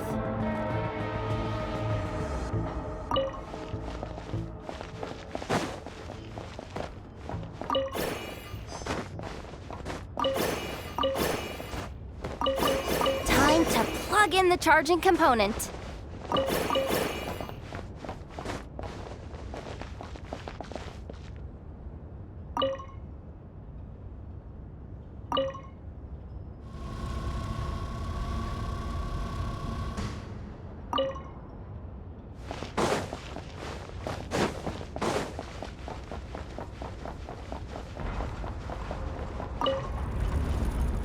Running at last. Let's hope nothing else goes wrong. Please, everyone, step inside. Oh, it's so dark in here. Well, it is a cargo crate after all. No point in being picky about lighting at this point. Ah! Something sharp and pointy just poked me in the back! Sorry. That was probably just my antlers. It's pretty cramped in here, so I had to crouch down. Ugh. Having antlers must be inconvenient at times like these.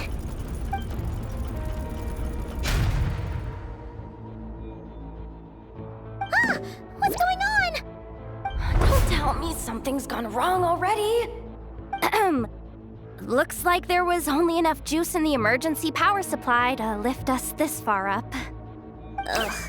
Awkward. Am I gonna get docked for this? Based on the boss's policy of docking pay for every screw-up, No, wait a sec. I've already been fired. Doesn't look like it's moving again anytime soon. I think we can get through if we follow the ventilation duct along the outer wall. The entrance has gotta be somewhere. Don't worry, this was totally part of the plan.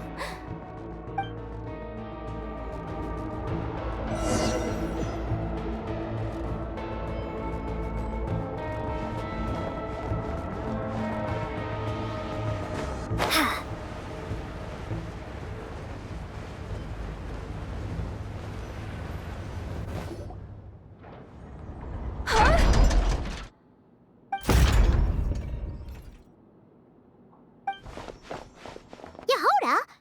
How'd you end up outside? Looks like she slipped out at the very last second, just before the gate shut. Impressive reflexes, I must say. Though I'd expect nothing less from a former employee of the Curatorium. I'm so sorry. That was pure survival instinct. I didn't mean to ditch you. Anyway, you guys just stay where you are. I'll figure something out.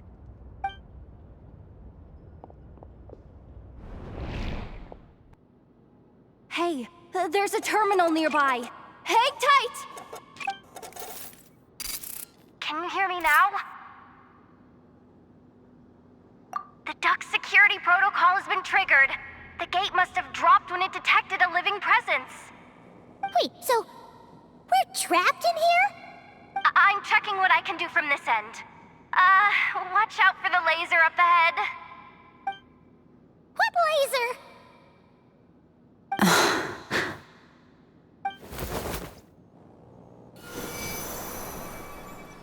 Oh, we see it now.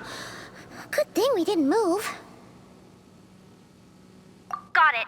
I think I understand the situation. Hang in there. Just one moment. This is killing me, but I think I've got it. I can try adjusting the direction of the Kuvaki flow inside the duct. If I've got this right, you might just be able to dodge the lasers by utilizing the Kuvaki's pull in reverse. Oh, Paimon thinks she gets what you mean. But I can't see where you are from here, so I'll need your constant input. Just tell me what to do. I'll follow your lead.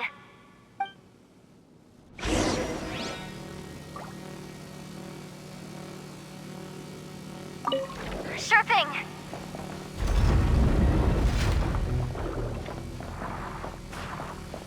So, wanna grab dinner after our shift?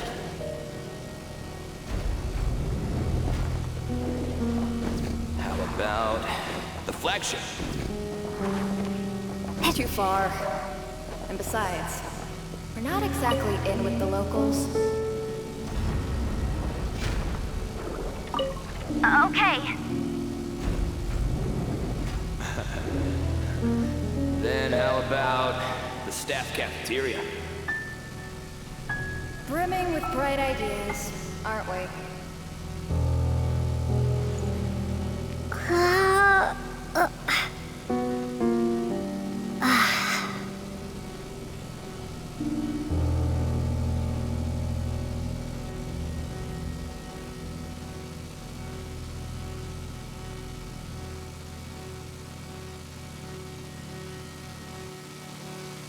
Okay.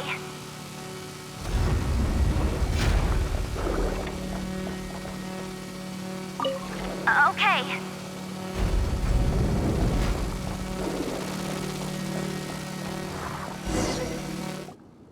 Oh, we made it to the other side. And all thanks to Jahoda. Well, but the gate hasn't opened. How's she gonna meet up with us? Jahoda! No irregularities detected in the duct. Confirm. Confirm. Confirm. Ugh, just confirm the command already, you useless excuse for a terminal. You piece of robo-junk, you mindless pile of scrap! What the? Insufficient clearance? Of course, I don't have the clearance! You oversized... Ow!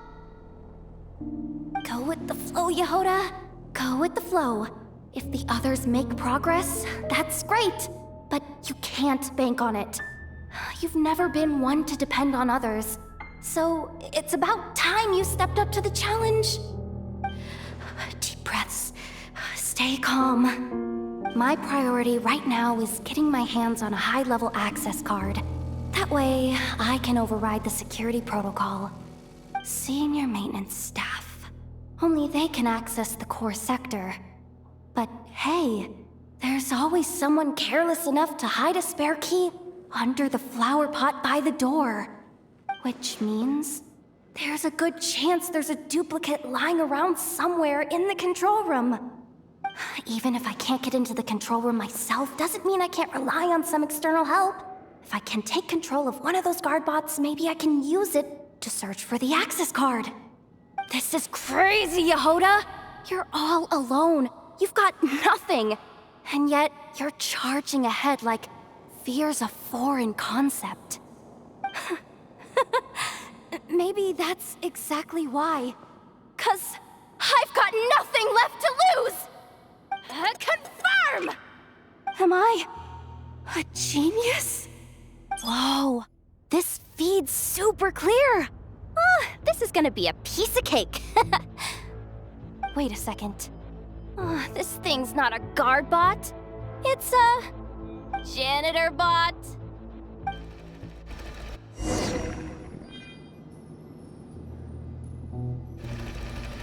You think Marionette even knows what we do down here? She seems to spend all day either holed up in her lab or out doing the rounds. Still a mess over there. Go clean it up. Why? Planning to skim a little off the top? No, nothing like that. Just wondering if anyone would actually notice if we didn't show up from time to time.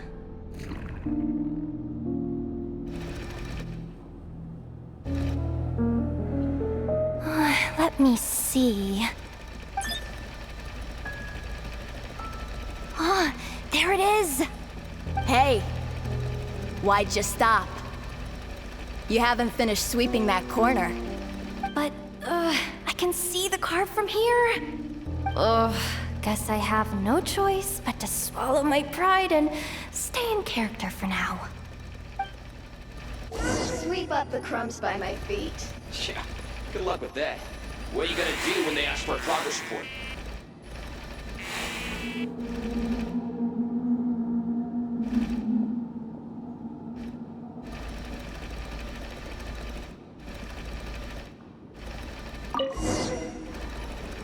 Sucks though. Finally sent somewhere warmer than Snezhnaya, yet we barely get to see the outside world. Gotten rid of the dust behind the door yet?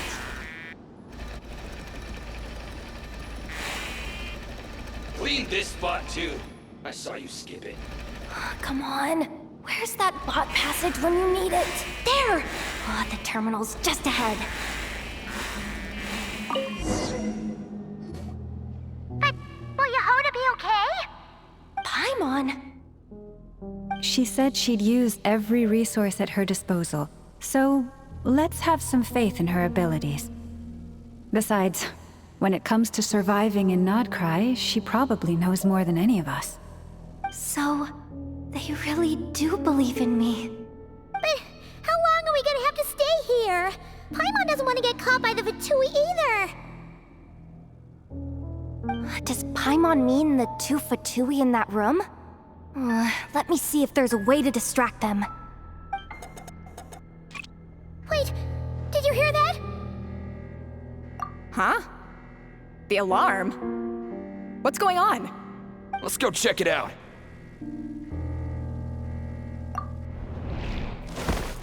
This looks like somewhere important, but there's nothing here. Hey guys! It's me! Jahoda, are you okay? I'm fine. I managed to swipe a high-level access card and triggered an alarm to draw the guards off. But we don't have much time.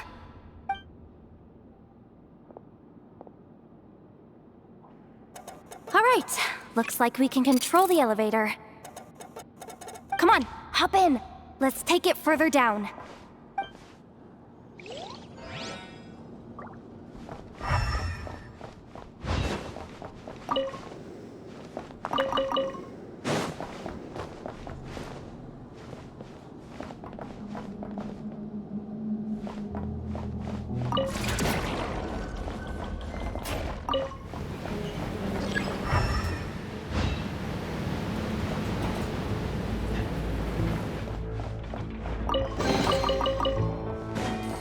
We should be able to use the terminal to move the drawbridge. Here's the access card. I'll keep watch while you handle the controls.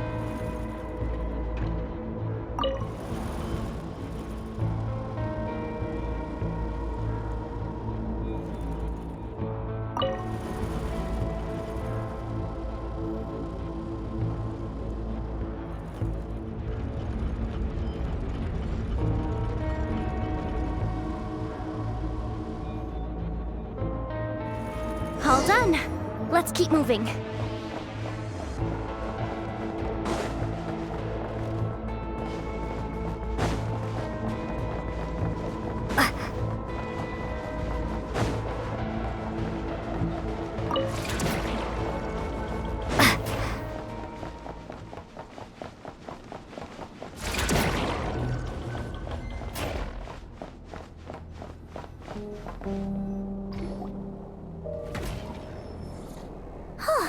There's no one here! That's good news for us. Let's head inside.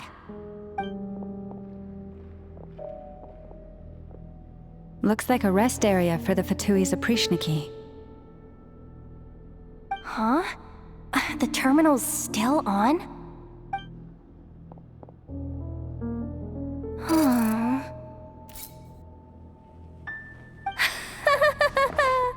Looks like that good news is now half good news, half bad news.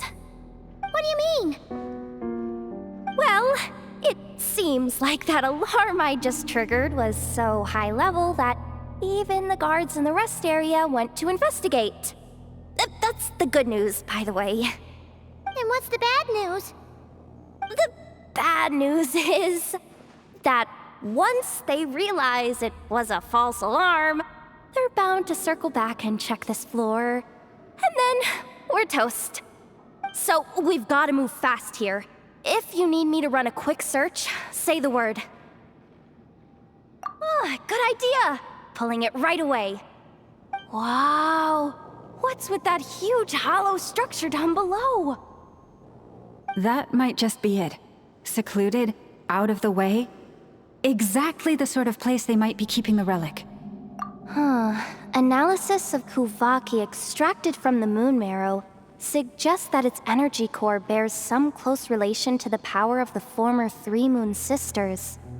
It is suspected that there is a link between the Frostmoon Scion's hidden relic and the shattered remnants of the Eternal Moon. Come on, none of this is important right now. Just tell us where you hid the darn thing. Access denied. You do not have permission to view this data? Even with a high-level access card? Who does have permission then?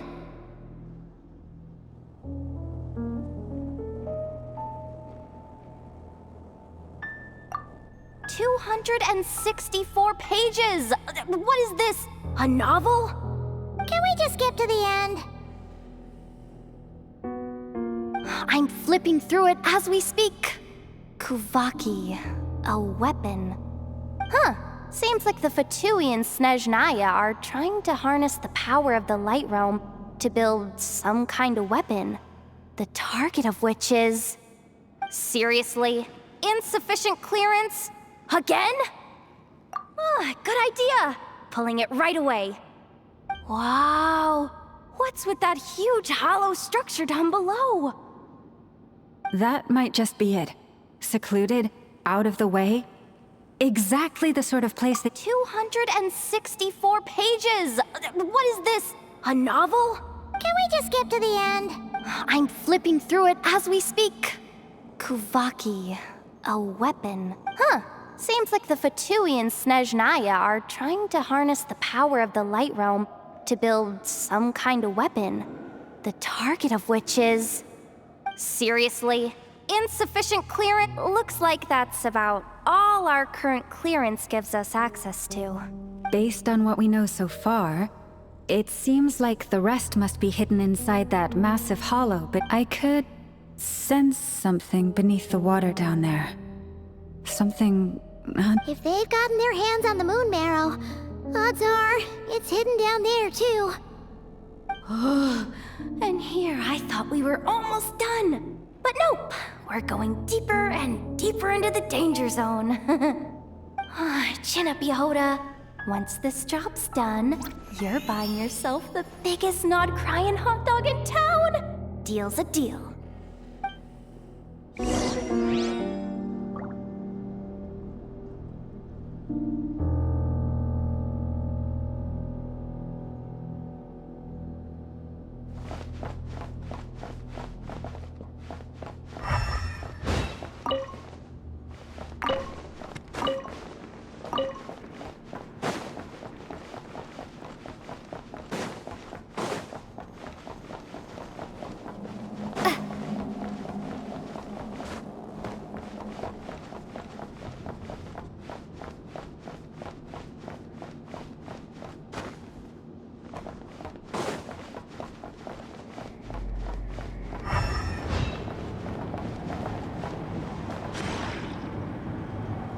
Watch out for that defense bot!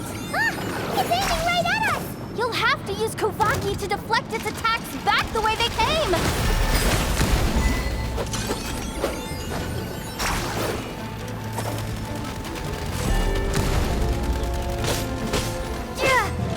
Water jet!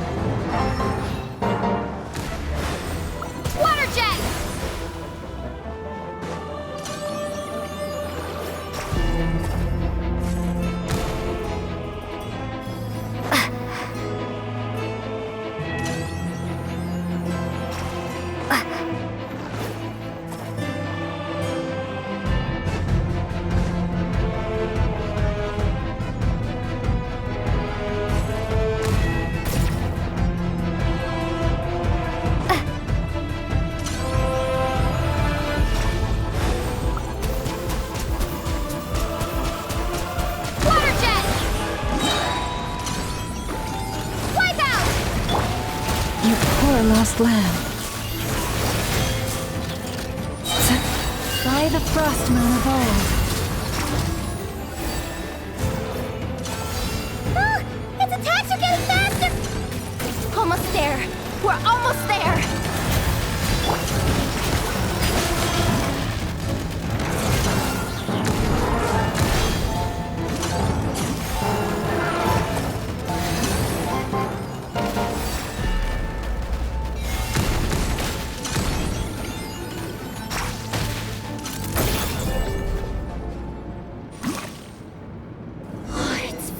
Down.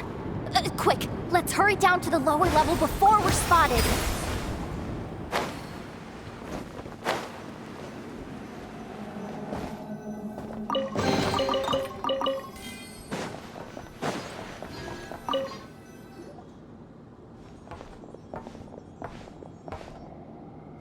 That switch looks suspiciously obvious. No way I'm pulling that. But you guys, go ahead. Hey, you spotted it first. Shouldn't you be the one to pull it? Not a chance. I'm just the guide, remember? At most, I'll help you look for an escape route. They don't seriously think pulling this thing's gonna lead to treasure, do they?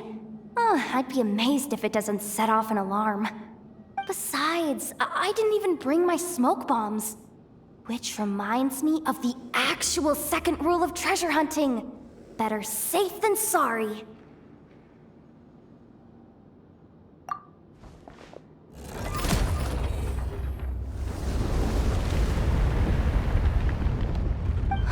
The ground, it's shaking.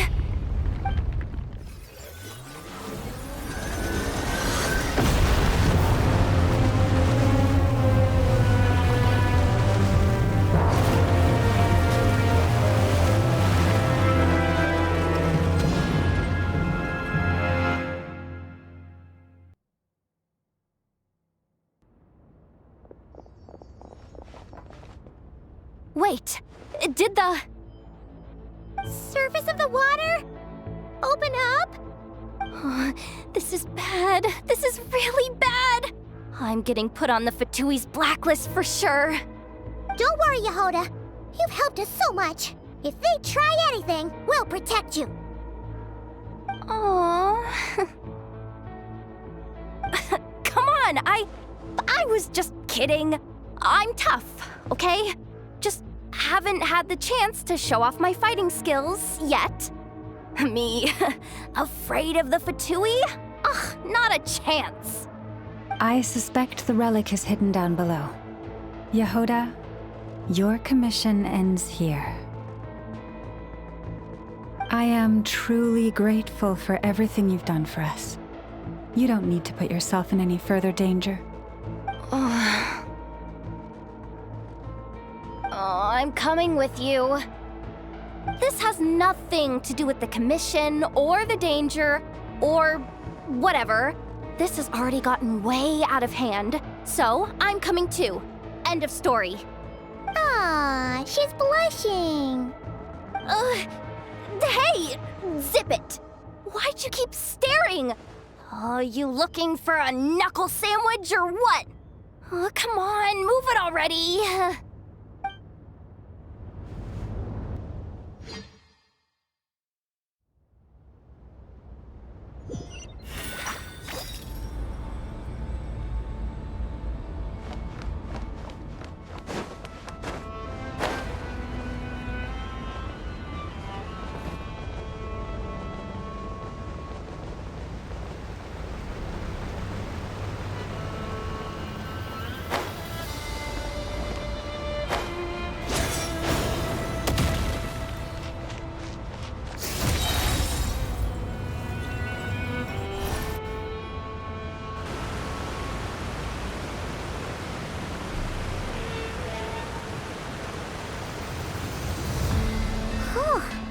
It's really deep down here. What is this place? We're standing on another fragment of the ancient moon's remnants. So this was the source of the Kuvaki I sensed earlier. Wait, what? So the Fatui had it hidden underwater this whole time? This gigantic thing?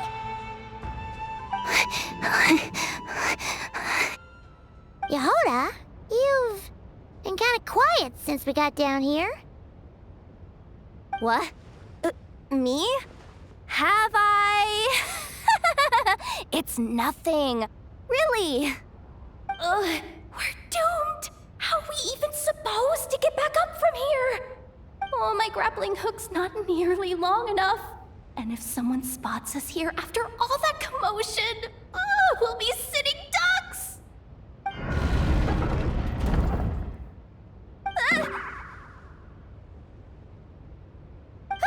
Oh no! That door's opening! Please don't say it's the Fatui! No, please, no! We finally made it here, and we're so close to getting the job done! I didn't risk my neck just to die before I've even had a chance to spend my reward!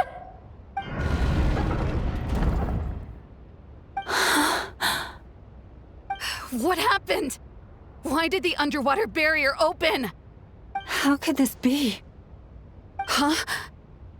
Lauma? And... you guys... Wilhelmina? What's going on here?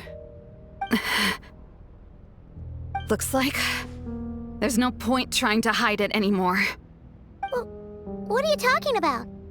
I thought you might come, but I didn't expect to see you here so soon. Forget it. The moon marrow isn't here. You...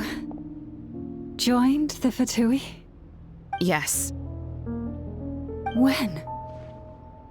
The day I could no longer bear to live a lie. At first, the Fatui wouldn't accept me. But then, one of their harbingers noticed me and said she'd give me a chance.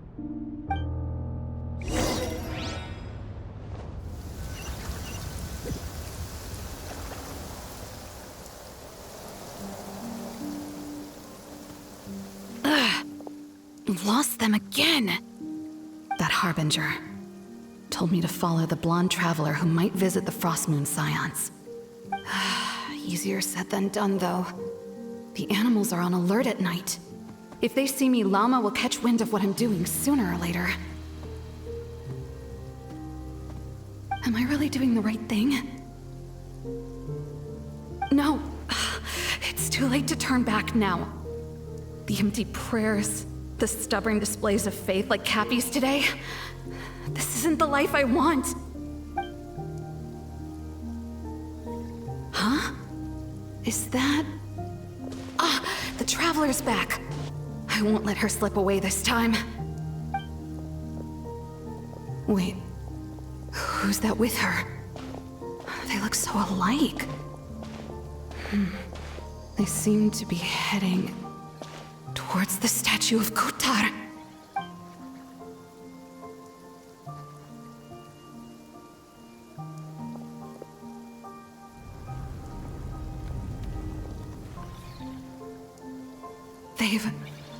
Open the secret chamber?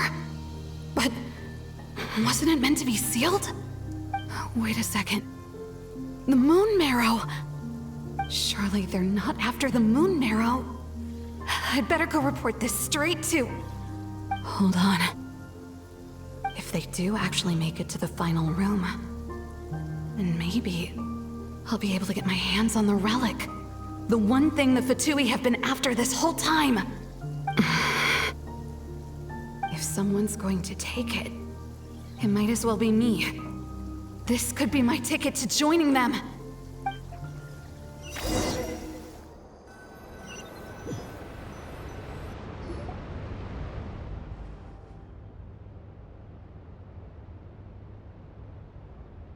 Yes. And in your final moment of hesitation, I took the chance. And then you gave it to the Fatui? But when we talked to you before, you seemed so genuinely worried about Lauma. Because I thought she was as fed up with the Frostmoon Scions as I was. We grew up together, Lauma. I know you were chosen to be the next Moon Chanter when you were just a child. They never gave you a choice in that. I saw the look in your eyes when you were treating that child. That sense of helplessness. Surely you too must see that this blind, inherited faith of ours is simply holding us back. If our prayers are never answered, then why keep praying? Do they really deserve all of your devotion? Or are you trapped by the responsibilities they imposed on you? So those are your reasons for wanting to leave the Frostmoon Scions? Isn't that reason enough? When we pray to the moon, we do so to show our gratitude for the life it granted us long ago. It reminds us to strive for something higher within ourselves. But I know that's not what you want to hear. You're right, Philomena. I have indeed kept secrets from you.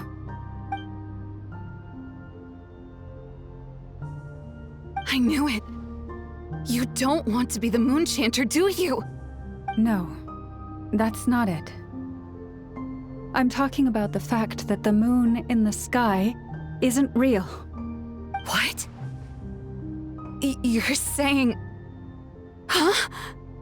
I've completely lost the thread now. Oh, do we really have to do this here? What if a Harbinger shows up? Oh, I'm not cut out for fighting big bosses! The pain you sensed in me was the pain of hiding this truth.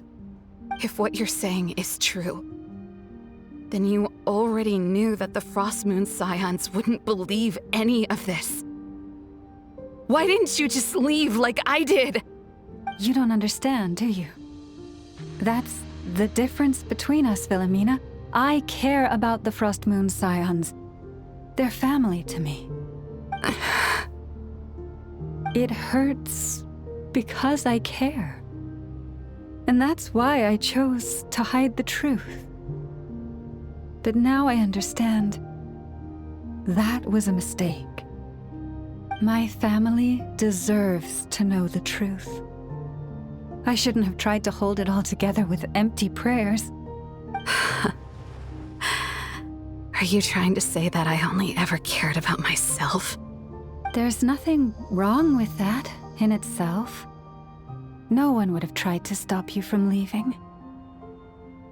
But you did not have to stab us in the back like this. We've been spotted! I knew it. I just knew it. Oh, what now? If a Harbinger shows up, I'm out of here. No darned relic is worth dying over. Looks like I misjudged you, Lauma. I didn't think you had it in you to stand up to your fate. Turns out, you are a great Moon Chanter after all. But you were right about one thing. I haven't considered Hisi Island my home for a long time now. Bosses, time to go. I will change the Frostmoon Scions, Wilhelmina, as soon as the new moon rises. Then I guess I won't be around to see it. Say, Lauma, what happens to those who betray the Frostmoon Scions? May their antlers be shorn with silver blades, and let them be cast into the long night of unknowing.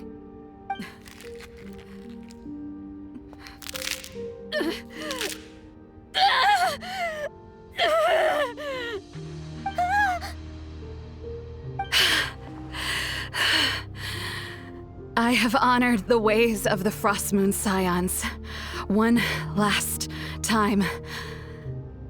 Think of it as a gesture of respect, Lauma. There they are! Lauma? Marionette has the moon marrow. She went to Star Sand Shoal. Don't flatter yourself now. I'm not trying to atone. I just don't believe you'll actually be able to change them.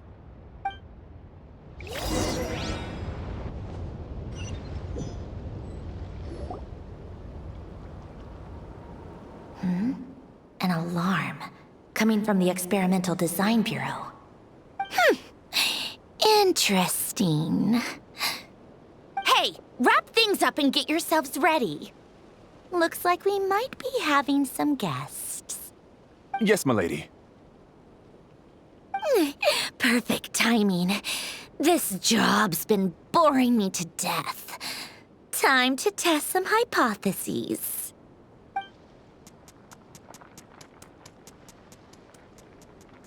Bosses! I mean, esteemed clients. I mean, generous benefactors. Wait up! Come on! Sure you don't want to consider heading home first and coming back another day? Nasha Town's that way. You are aware that this is the way too. A little ahead of schedule, aren't you? Oh no, it really is a harbinger this time. Marionette.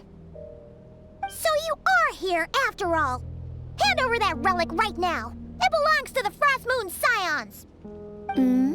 You mean that thing your antlered turncoat brought us? I have never much cared for trophies given up without a fight. But watching you tear each other apart over it? Priceless. I'm not in the mood for warnings today. Ooh, how frightening. Had I a Trimble function, I'd have rattled off at least a dozen screws by now. Or perhaps I've just set my sense of humor parameter too high. Were you trying to be funny just now? You don't honestly believe you're a match for me, do you? Go on then. Let's serve our guests a little appetizer.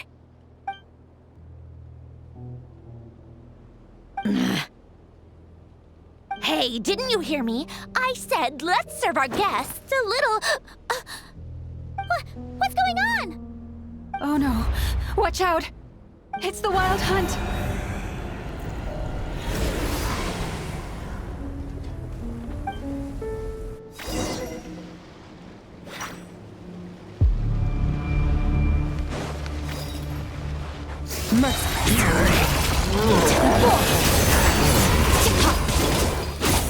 Let me scry. Decided by destiny. You two! Time to end them! Surge!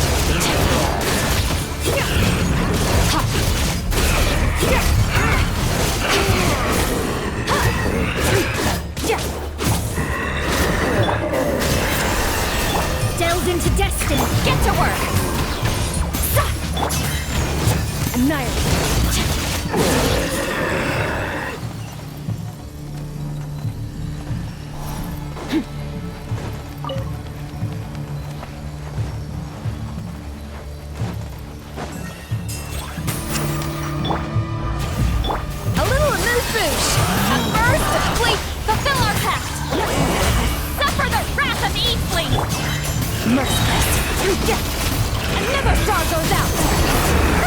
It seems just keep coming! Isn't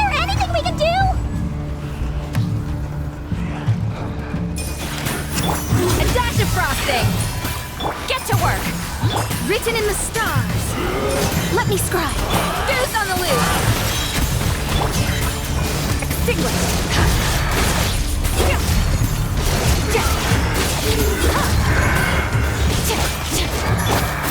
Lolling! East Papa! Get him! Show no mercy! A little moose boo! Shadows of fate! Annihilate!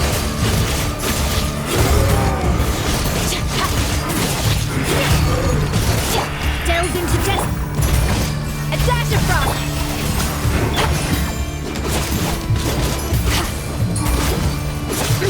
Surge!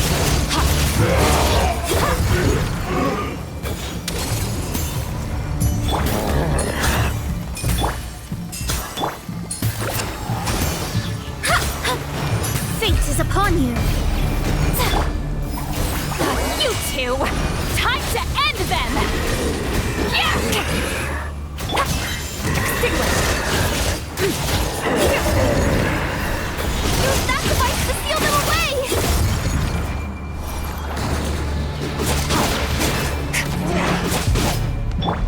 A burst of flavor! Let me scry! Lolling! East Papa! Get him!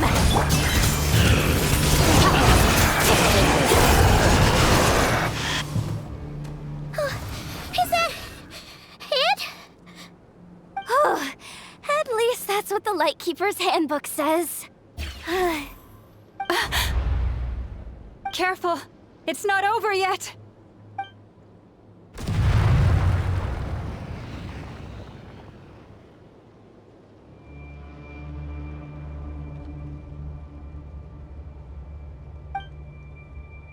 Paimon!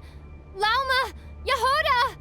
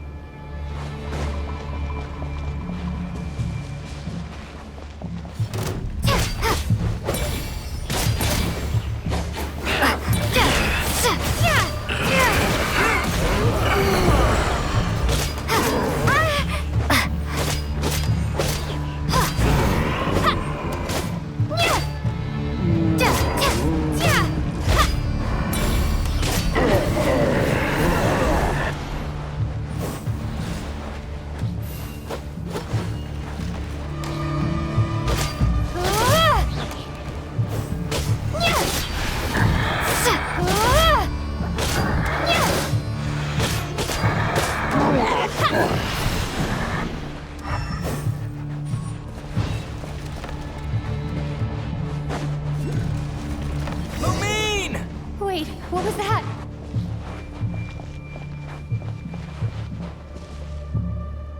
Lumine, over here! Aether! Quick, grab my hand!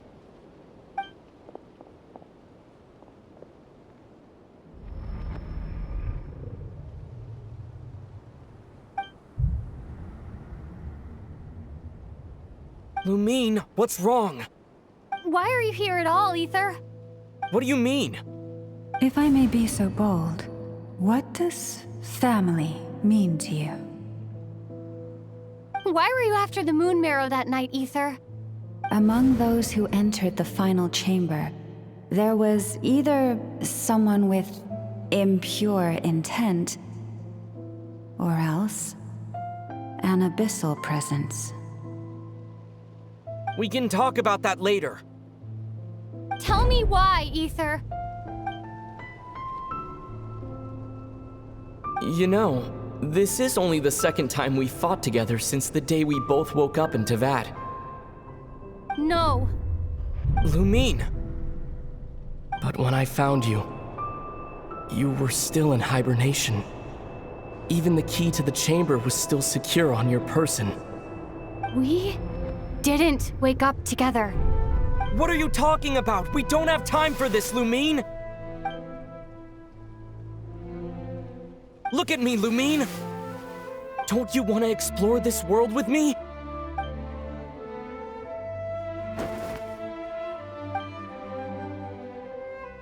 You think I'd lie to my little sis?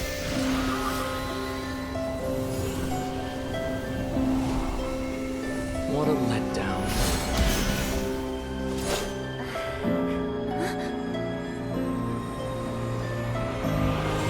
Go get it from me, Lumine. It belongs to me. I never believed it. I didn't want to believe it. That strange feeling that something was off. I wanted it to be real so badly, even if it only lasted a moment. But you're not my brother.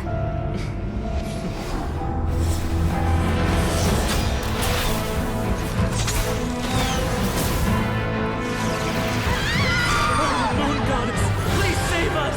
Why is this happening to us? We've been abandoned?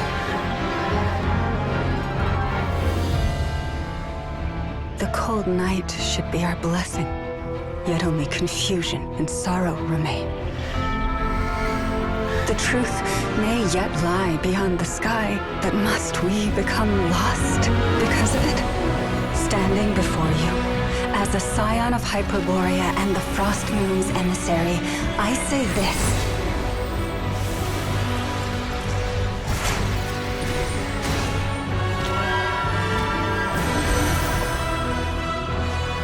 Should the false sky above dim the light of the moon, then from silver blood that flows as rivers, let us weave moonlight anew.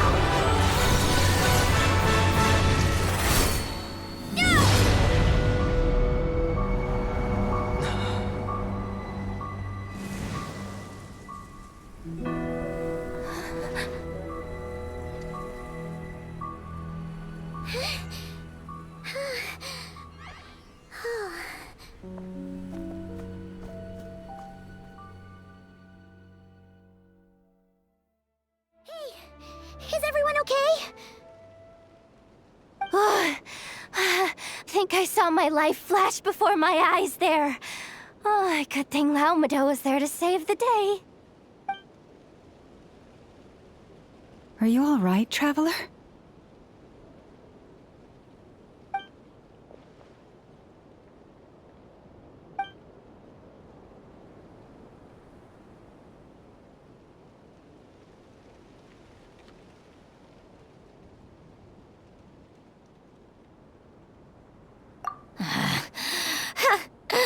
Well, that took you long enough. Seriously, how many of you are there? Pathetic. Oh no. Oh, I spoke too soon. Totally forgot we still have a harbinger to deal with.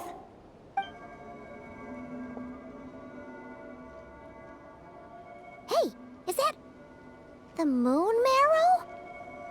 It was hidden inside that big robot of hers all along. But that robot... That's Polonia to you, not just some robot. Take it and get lost. Huh? You're just giving it to us? Well, I wasn't the one who put out the order to find this thing in the first place. So if someone wants it, they can help themselves. Maybe even choke on it. See if I care.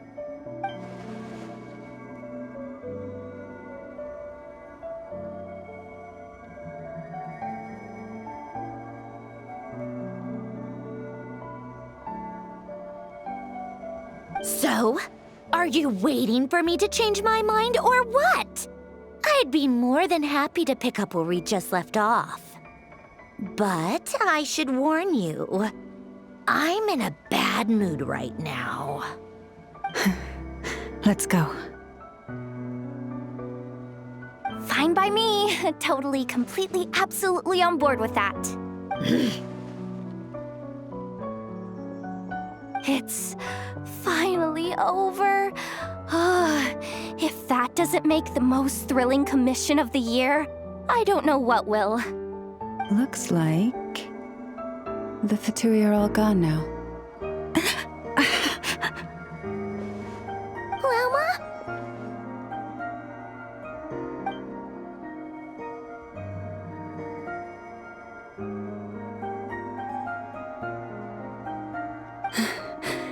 I'm all right. It's just been so long since I truly felt the power of the moon. I thought I sensed the wild hunt nearby. Don't tell me you've already taken care of it. Hey, it's Flins! Hey, he's that Ratnik. Unless I am mistaken, you are the Moonchanter of the Frostmoon Scions, are you not? May I ask, what is that in your hand? Please, don't get me wrong. I've been tracking the wild hunt lately, and I've come to suspect that its actions aren't as aimless as they might seem. When I saw what you were holding, I could not help but start connecting the dots.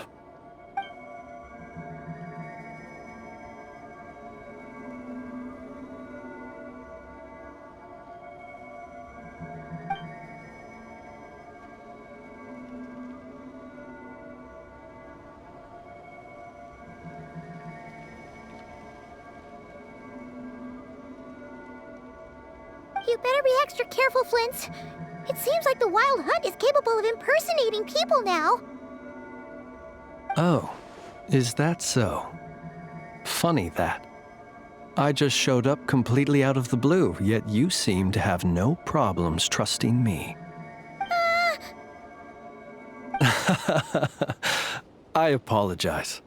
I shouldn't be making jokes like that right now. Anyway, I understand. Thank you for the tip-off. It seems that the wild hunt has somehow changed in nature. I'll have to report this to HQ right away. For now, let us part ways here.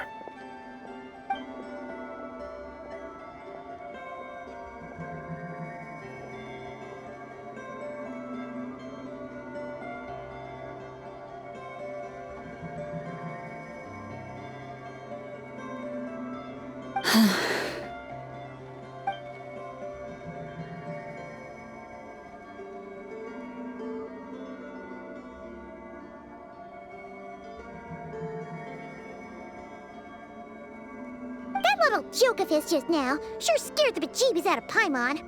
Are all the Ratniki and nod-krai like that? They're usually stationed in remote areas and tend to keep to themselves. So, it's not surprising they end up a little eccentric? No, he's different. Really?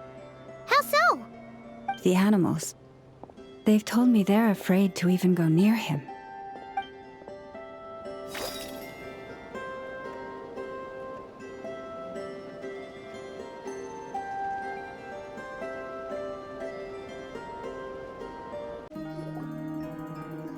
Oh, you're back. I just made you all a pot of tea.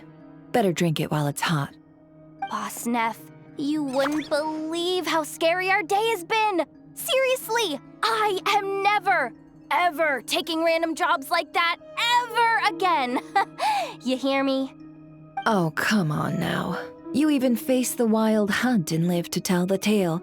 What's left to be afraid of? Wait a sec, how did you? Oh, right. Like you told us before, your business is dealing in information. Huh? Boss Neff, the teacups. Why is there one missing? Did you think I wasn't coming back? My. How could you think that of me? You know the rules. If a member of staff wants tea, they pour it themselves. Your cup's sitting safe and sound right there, in the cupboard.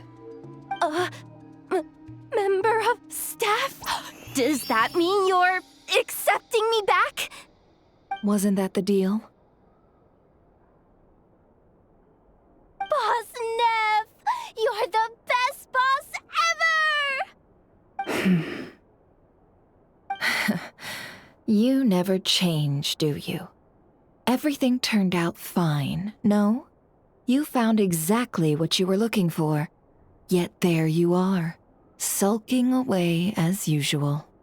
Nefer, that medicine we discussed before, the one for congenital Kuvaki sensitivity. I need you to get it for me. And how do you expect me to find something like that for you in the middle of the night? You'll have to wait till morning, at the very least. I need it right now. All right. I'll see what I can do. But you know urgent means extra charge, right? Thank you. You know what? You do seem a little different. In a good way? Or a bad way? Who can say? I'll take it either way, so long as you don't start making a habit of asking me for ridiculous favors.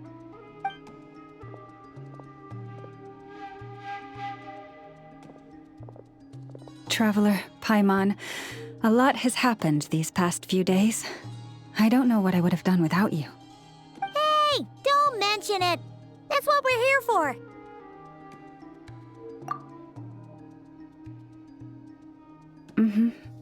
You're right. And tonight, I'm planning on telling them everything. Tonight? Isn't it a bit late already? The moon shines brightly this night. What better time for the Frostmoon Scions to usher in a new dawn for truth? Thank you for your kind words. But before I do, there's one more thing we need to deal with. Oh yeah! Now that we have the moon marrow... You'll have to forgive me. I used too much of my strength in the battle earlier. I fear I won't be able to help you uncover the truth of the past. Not right away, at least. That's fine.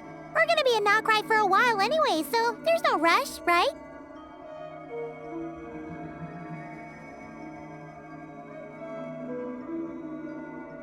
Thank you. But there's another problem. How to keep the moon marrow safe now? Huh? Can't we just return it to your secret chamber? The seal has been broken. Even if it were restored, now that the wild hunt has gotten in once, there's no guarantee that it won't happen again. Oh, right. Yeah, that makes sense. Back when the Frostmoon Scion's bloodline still ran strong, in special circumstances, a moon chanter could act as a vessel, safeguarding the relic within their own body. But it is a grueling trial of will and endurance. The moon chanter who did this only lasted 2 days. As for me, I might be able to last 5, at most. Hold on. You'd be using your body as a vessel? Yes. You can think of it like dropping a red-hot ball of iron into a bucket of water. How long the water lasts depends entirely on the bucket's size. Pardon? Hey! That's not a bad idea! You've always held up pretty well against the abyss. Surely the moon mirror can't be any more dangerous than that. It's not at all that I don't trust you, but it's too risky. But we're out of options, aren't we? Might as well give it a shot.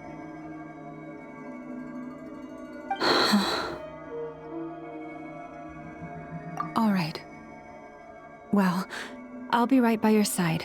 If anything feels off, please tell me immediately.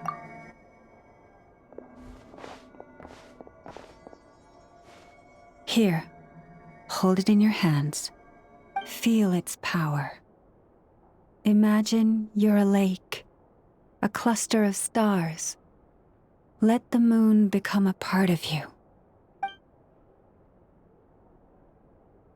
Whoa! It went into your body! How is that? Are you feeling any discomfort?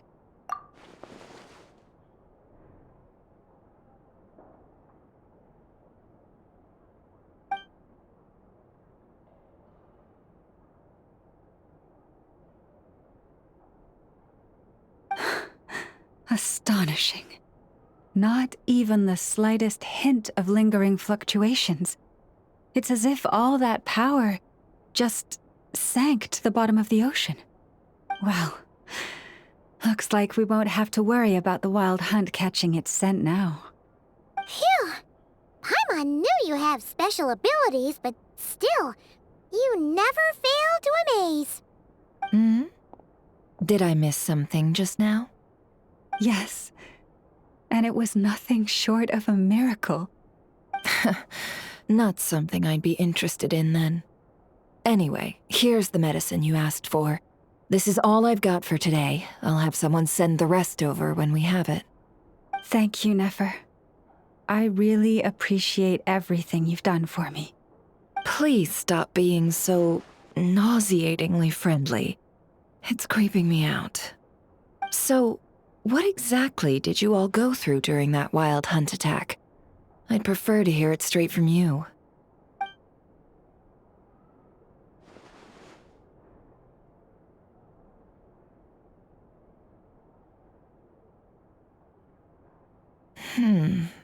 A phantom that can mimic the appearance of others. Quite different from what we've seen before. Yeah, and both times it appeared, its goal was pretty clear. It seems like it was after the moon marrow. And on both occasions, it was accompanied by the wild hunt, too. It appears there must be some close connection between the two. I must say, I don't often see you look this serious, Nefer. Too late in the day for thinking, that's all. We'll pick this up again later. You all feel free to keep chatting, though. Just don't forget to lock up when you leave. On that note, Traveler, please keep the moon marrow stored within your body for the time being. We'll take it back off your hands as soon as the wild hunt's been taken care of. Once and for all.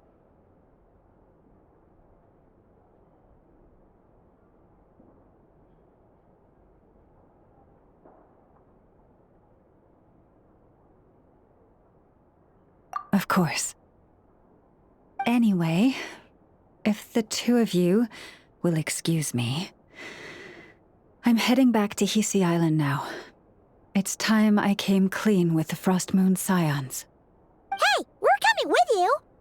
Though, guess we won't be able to do much more than cheer you on from the sidelines. That alone means more to me than you could ever know.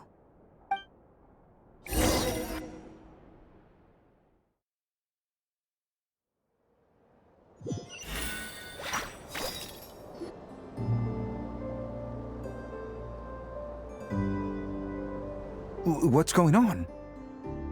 I'm not sure. It seems like the Moon Chanter has something important to tell us. I heard the relic's already been retrieved.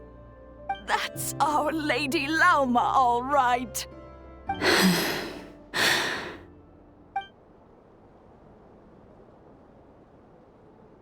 Noble scions of the Frost Moon, my kin beneath the moonlight, I hereby declare the truth to you. Long have our ancestors looked up to the Frost Moon, guided by her serene light. Yet now, she lies hidden beyond the limits of the sky. And so, Lauma began to reveal to the Frostmoon Scions a truth long hidden within her heart. A story of a false moon and the death of gods. Kutar was indeed born of the moon. But that does not give us the right to reap without sowing, nor clothe ourselves without the toil of weaving. As she spoke, some who listened were stunned into disbelief, while others seemed to awaken as if from a dream. From this day forth, the road shall be paved with truth, and we shall pave it ourselves.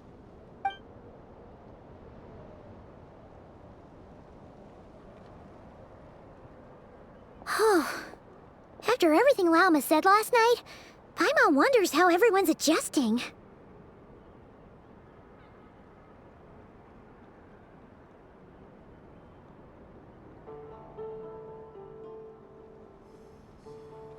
Still, judging by their reactions at the time, it didn't seem as intense as Paimon might have imagined. Says a lot about how much trust she commands, huh? Hey look! It's Lauma! Welcome, both of you. The animals were most lively this morning. They told me of your coming.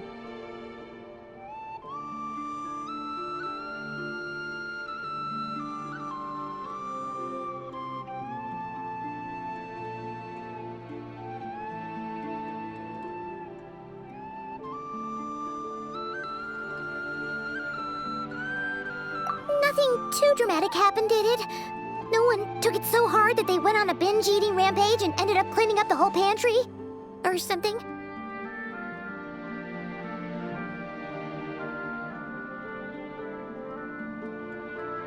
Hey!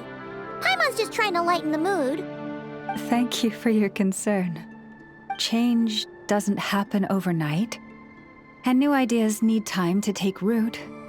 But nothing as extreme as that has happened, no. Although... Although what? Well, just as I thought might happen, some have chosen to leave the Frostmoon Scions for good. For them, losing their faith was like losing their home. Confusion, frustration, helplessness. I saw it all, reflected in their eyes. Oh. I respect their choice. May they carry the Frostmoon Scions' blessings far and wide, should they be willing to do so.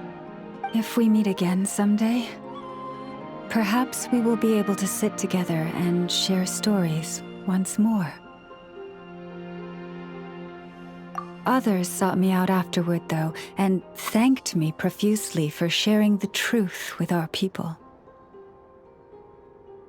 They said they used to see me as distant, even somewhat unapproachable, whereas now I seemed much closer to them.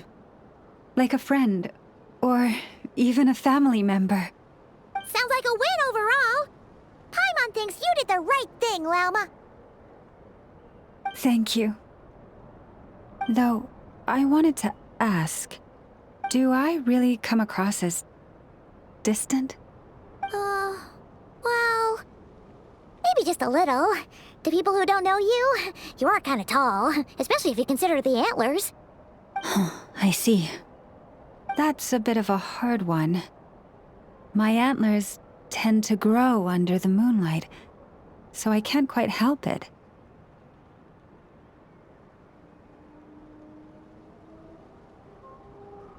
It brings me comfort to hear you say that.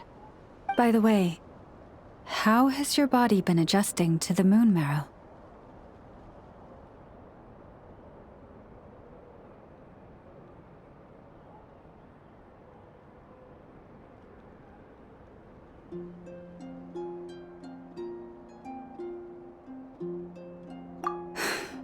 I'm glad to hear it. I've also suggested to Nefer that we meet within the next few days. We need to figure out how to counter this new manifestation of the Wild Hunt. But for now, let's just relax.